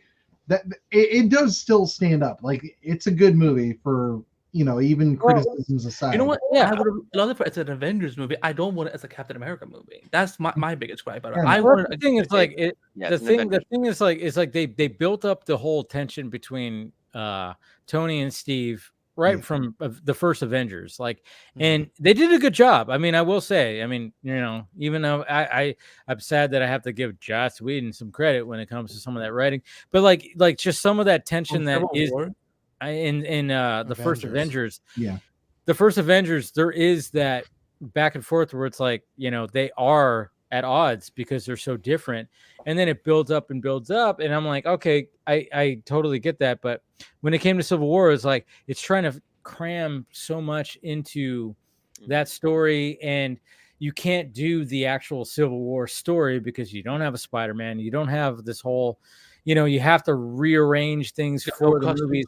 You have no superhero identities. Yeah, exactly. So it's like you have to like Captain America movie. It'd been an Avengers, like 2.5. Yeah, because it's like we all wanted that whole what's going on with Bucky, man. Because we love the whole Bucky thing. Because Winter Soldier is arguably, even Chris Evans says, arguably one of the best MCU movies. Yeah. Oh yeah, it is, and one of the best overall. So establishing that the Bucky and Steve thing, you're trying to put that in here as well as doing the Civil War and Black Panther and Spider-Man and this whole combo between the heroes. Way too much that's where it's like they should have just made that Captain America third movie and then just made Avengers 2.5 like Civil War. But it was like they tried it, but they did their best, and I think the Russo brothers actually did a pretty good job. Yeah. Of balancing as well as they could. It's not perfect by a long stretch. There's like I even watch it. When I watch it, I go, Jesus Christ, this should have been two separate fucking movies. Mm-hmm. But they did a good. I give credit to the Russo brothers.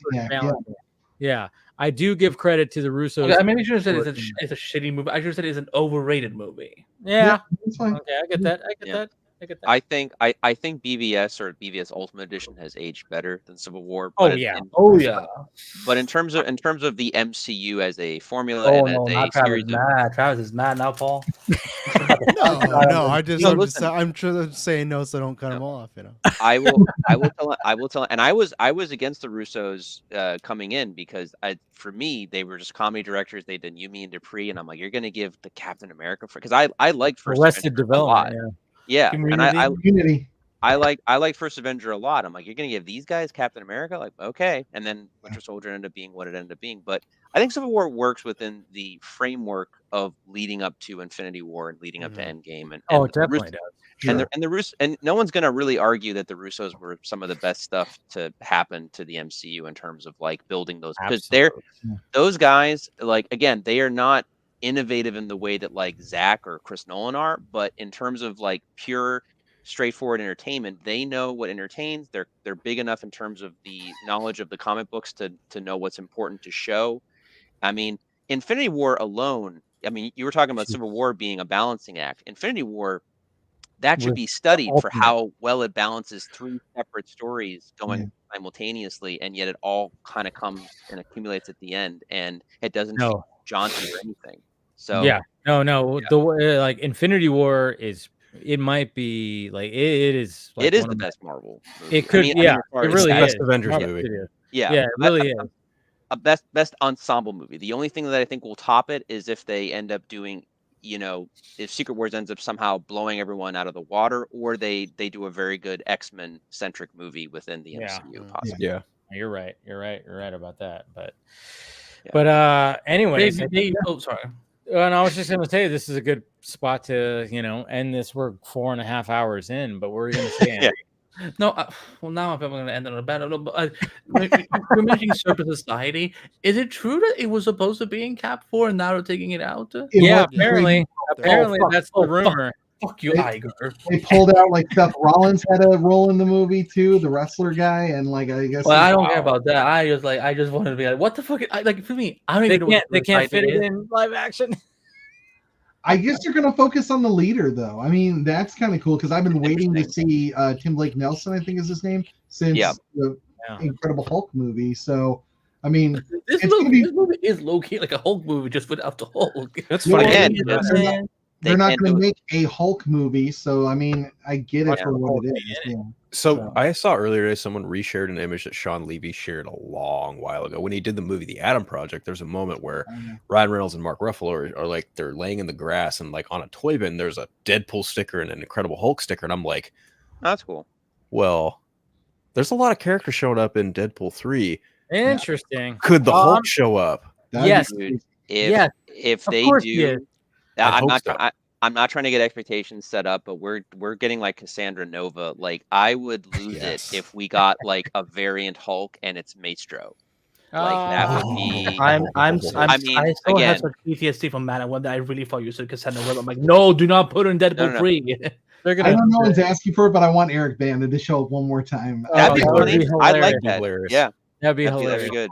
Bring Ed Norton back. I know they didn't get along, but I just bring him back.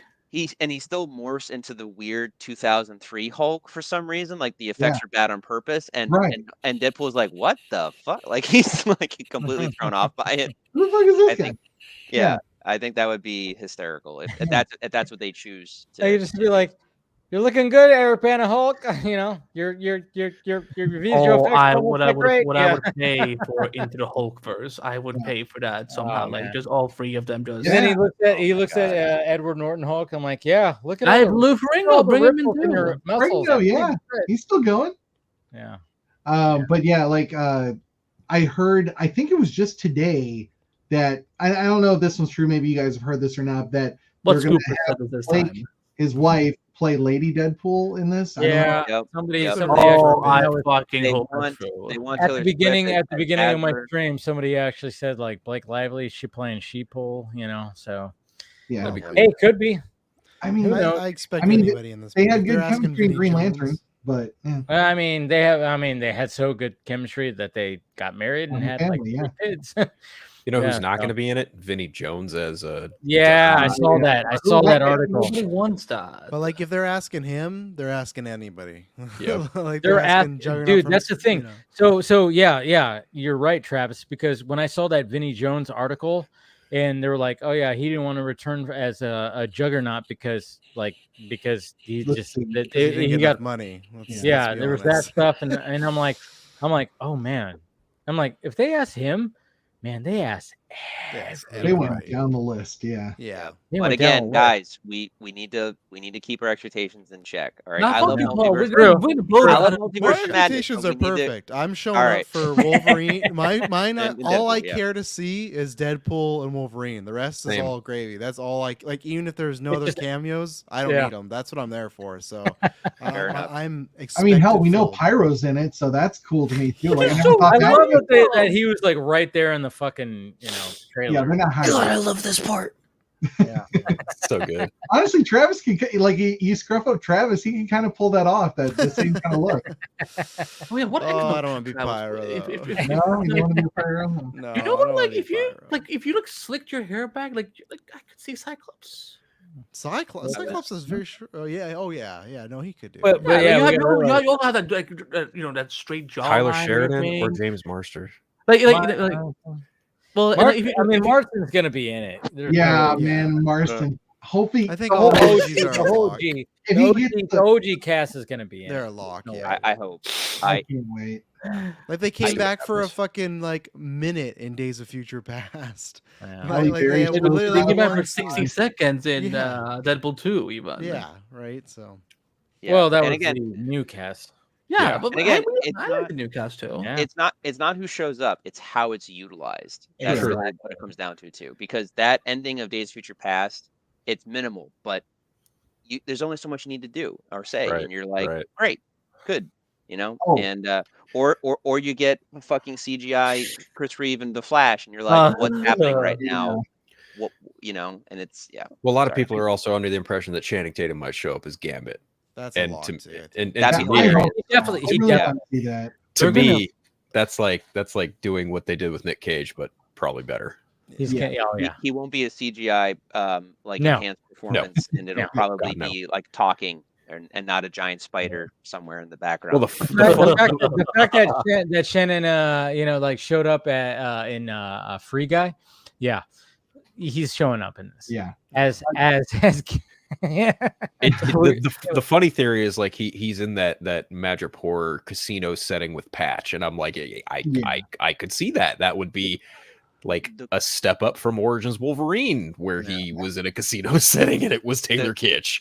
The question is though, is he going to look like a variant of Gambit, or is he going to be in that Jim Lee like animated series costume that we Right. don't know him With the from? trench That- coat, yeah. Right. I'm Purple curious eyes and about that. Paul, to what you said though about Days of Future Past, what's interesting is I don't know if this is true or just rumor, might be more rumor than anything, but like they're saying that like Wolverine in this one is being detained by the TVA because of what he did in Days of Future Past, which like the idea of that just blew my mind. Like I kind of think that route, but do you feel like that hurts those previous films because they were good for what they were? I mean, look, I think regardless, and I think this isn't spoilers, but I think we know that like the Foxman universe, like, and all of their different variants timelines. Well, they're on. Well, it's on the chopping block, or at least within the framework of the movie. Right. I've said to Phil, I've said to Dave, I've said to a lot of people, I'm like, listen, just because the whole point too of Secret Wars is that they're trying to stop incursions. I'm talking from the comics and stuff, but they're trying to stop incursions. They're trying to stop these different things. Timelines are fighting for each other and all this other stuff. Me personally, as a fan, I hope that Days of Future Past isn't too compromised. I like that actual idea of him being held by the TVA because it still happened. That time. Yeah, if they like pull him like Loki, I think that could kind of work, but I don't want it to like be like, fuck that other story. We don't care about that. We're grabbing Ryan is a fan, and I think Hugh Jackman by extension now is a fan as well. Like of like what this look. They said right off the bat when he was announced to come back, they're like, Logan is okay. Logan has happened. This is not affecting that Logan thing at all. you know, but like they made a point because I don't think he wants to step on anyone's toes or hurt anything that gave mean, fans. the only one's told he would be stepping on is Bryan Singer. So yeah, but it's Bryan Yeah, Singer, you can do that all like, day. yeah. Like, That's why I'm like, they're not gonna fine come with out them. and be like, "Oh, we don't want No, to." that's why. That's why I'm okay with them fucking over Days of Future Past. I'm like, you know, so Yeah. it's like, yeah. But Days of Future Past also wasn't makes just one point. Days of Future Past wasn't also just Bryan Singer. He came in because Matthew Vaughn didn't want to direct the sequel. Right. But regardless, that ending gave a lot of fans, like at the time, because we didn't know what was going to happen with Fox and everything, but that was like a full circle moment for a lot of people who had been invested in those movies since 2000. But all I want as a fan personally is I want Deadpool to obviously survive merging with the MCU. I want his girlfriend and maybe some of his close friends to survive as well. Yeah. But the Foxman universe doesn't need to be destroyed technically, because there is a multiverse within the Marvel timelines of I'm talking comics now. But I think it'll be like one of those things that is threatened leading up to Secret Wars that might lead to something else or whatever. But personally, as a fan, I want there to be a shot, or I want there to be a thing where Deadpool looks back and you see through a portal or whatever, and you see that like hyper focus realized like what the Foxman universe could have been had Fox Studios, oh, like the perfect better at their kind of thing. well, sort of like maybe they're all in their like respective comic book. Yeah, like what it should have been the whole time. Right. Yeah. And then the portal closes. At the end of Apocalypse, when they were like, all the X-Men were like in really cool suits. It's like right. But again, that too could even be a joke within Deadpool, because as fans, we know that that's a running gag that they all look perfect, and then the next movie they're back to fucking generic black costumes again, like for some fucking reason. That literally could be a joke in either Secret Wars or Deadpool Wolverine, where that happens, he sees it, and then the portal closes, and then Deadpool just turns to the camera and just goes like, "Well, we all know the next one they'll be back in black costumes again anyway." Like like tried. That'd be great. Yeah. I don't know. I think like because obviously they're trying to tie this into the multiverse sagas. I think for it to for this film to because I don't want to just be like a big cameo porn fest, but get something there has to be something come out of it, because. Just to borrow from my favorite franchise, the CW Arrowverse. No, but like one of the biggest things they did for Crisis leading up to the crossover was they literally had the Arrow season 8 premiere end with Earth 2 being destroyed, the Earth that we had gotten so used to. I think Deadpool 3 needs to end with the Fox universe literally being destroyed somehow, just so that we actually get the impact. Like Deadpool is now stuck on Earth 19999, how many nines are in there, and that way we understand. Oh, there's stakes to this, because this isn't just.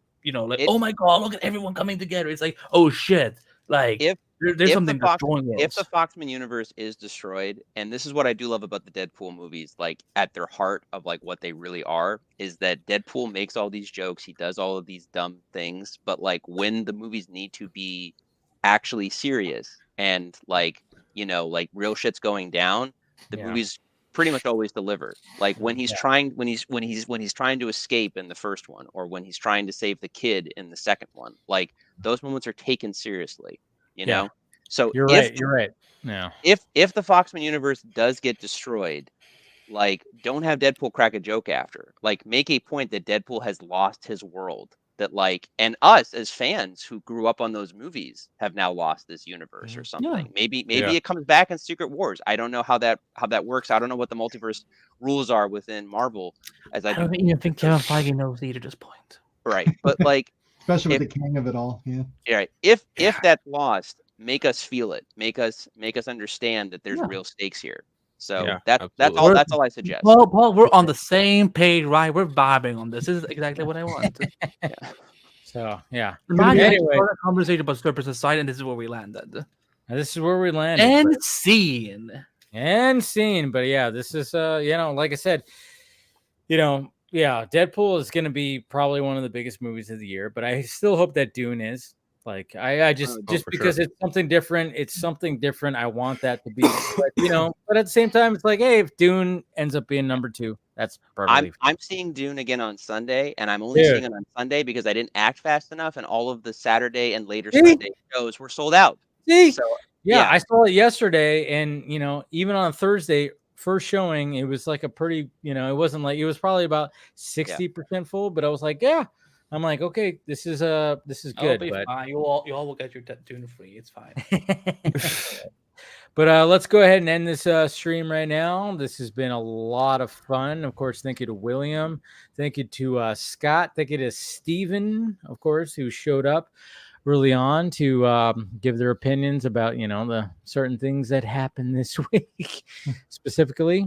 And, thank you guys. And we'll go around the horn and just kind of like plug everything that we have going for ourselves. We'll just go right here, starting with Phil. Well, thank you again for the invite, my friend. It's always a blast to chat with you guys about anything pop culture, Batman killing people, Superman, Fortress of Solitude, Madam Web, all of it. It's all fun multiverse conversation as it is anyway. If anyone wants to follow me, it's just everywhere except X, just at Unfiltered. And you can listen to my podcast, the Eternal Night podcast, which my friend Craig and I actually just dropped an episode regarding Deadpool and Wolverine. We kind of talk about that trailer a little bit. You can catch me on the Four Nerds every Wednesday. And in about a week or so, you'll also catch me in Boston at PAX East. So I'll be doing live updates for that. Nice. Yeah. Looking forward to that. Travis. Stupid X. I always forget that it's called. I just call it Twitter. I still call it Twitter, but I know it is X. But yeah, you can find me on X at Travis B. Snail talking about a bunch of stuff. And next week, I'll probably be talking about here a little bit. But next week, Geek First, we're dropping our first film ever. So we're very excited about that. We started work on that a year ago. So yeah, we're going to be dropping that soon for 4-day rental before we start going to festivals. So we're looking forward to that. And it's going to be a good time. And yeah, always good. Thanks for the invite. It's been a minute since I've been on, so it's good. I apologize. I feel more drowsy today. I did not get much sleep last night, so there's a couple times I was like, "Whoa, I'm fighting the good fight." But it's always fun to be here. So, well, thank you for coming, man. Always great talking to you. All right, and then we got Andy. Well, as always, thank you for having me on. I'm sorry I was late. That's okay. Today was a very busy Friday, but yeah. Add everybody on everything. Check out my stuff at Screenwrite Multiverse Color. But the thing I really want to promote is the Showrunner Whisperer. I promise. It won't be whispering on the podcast. I promise.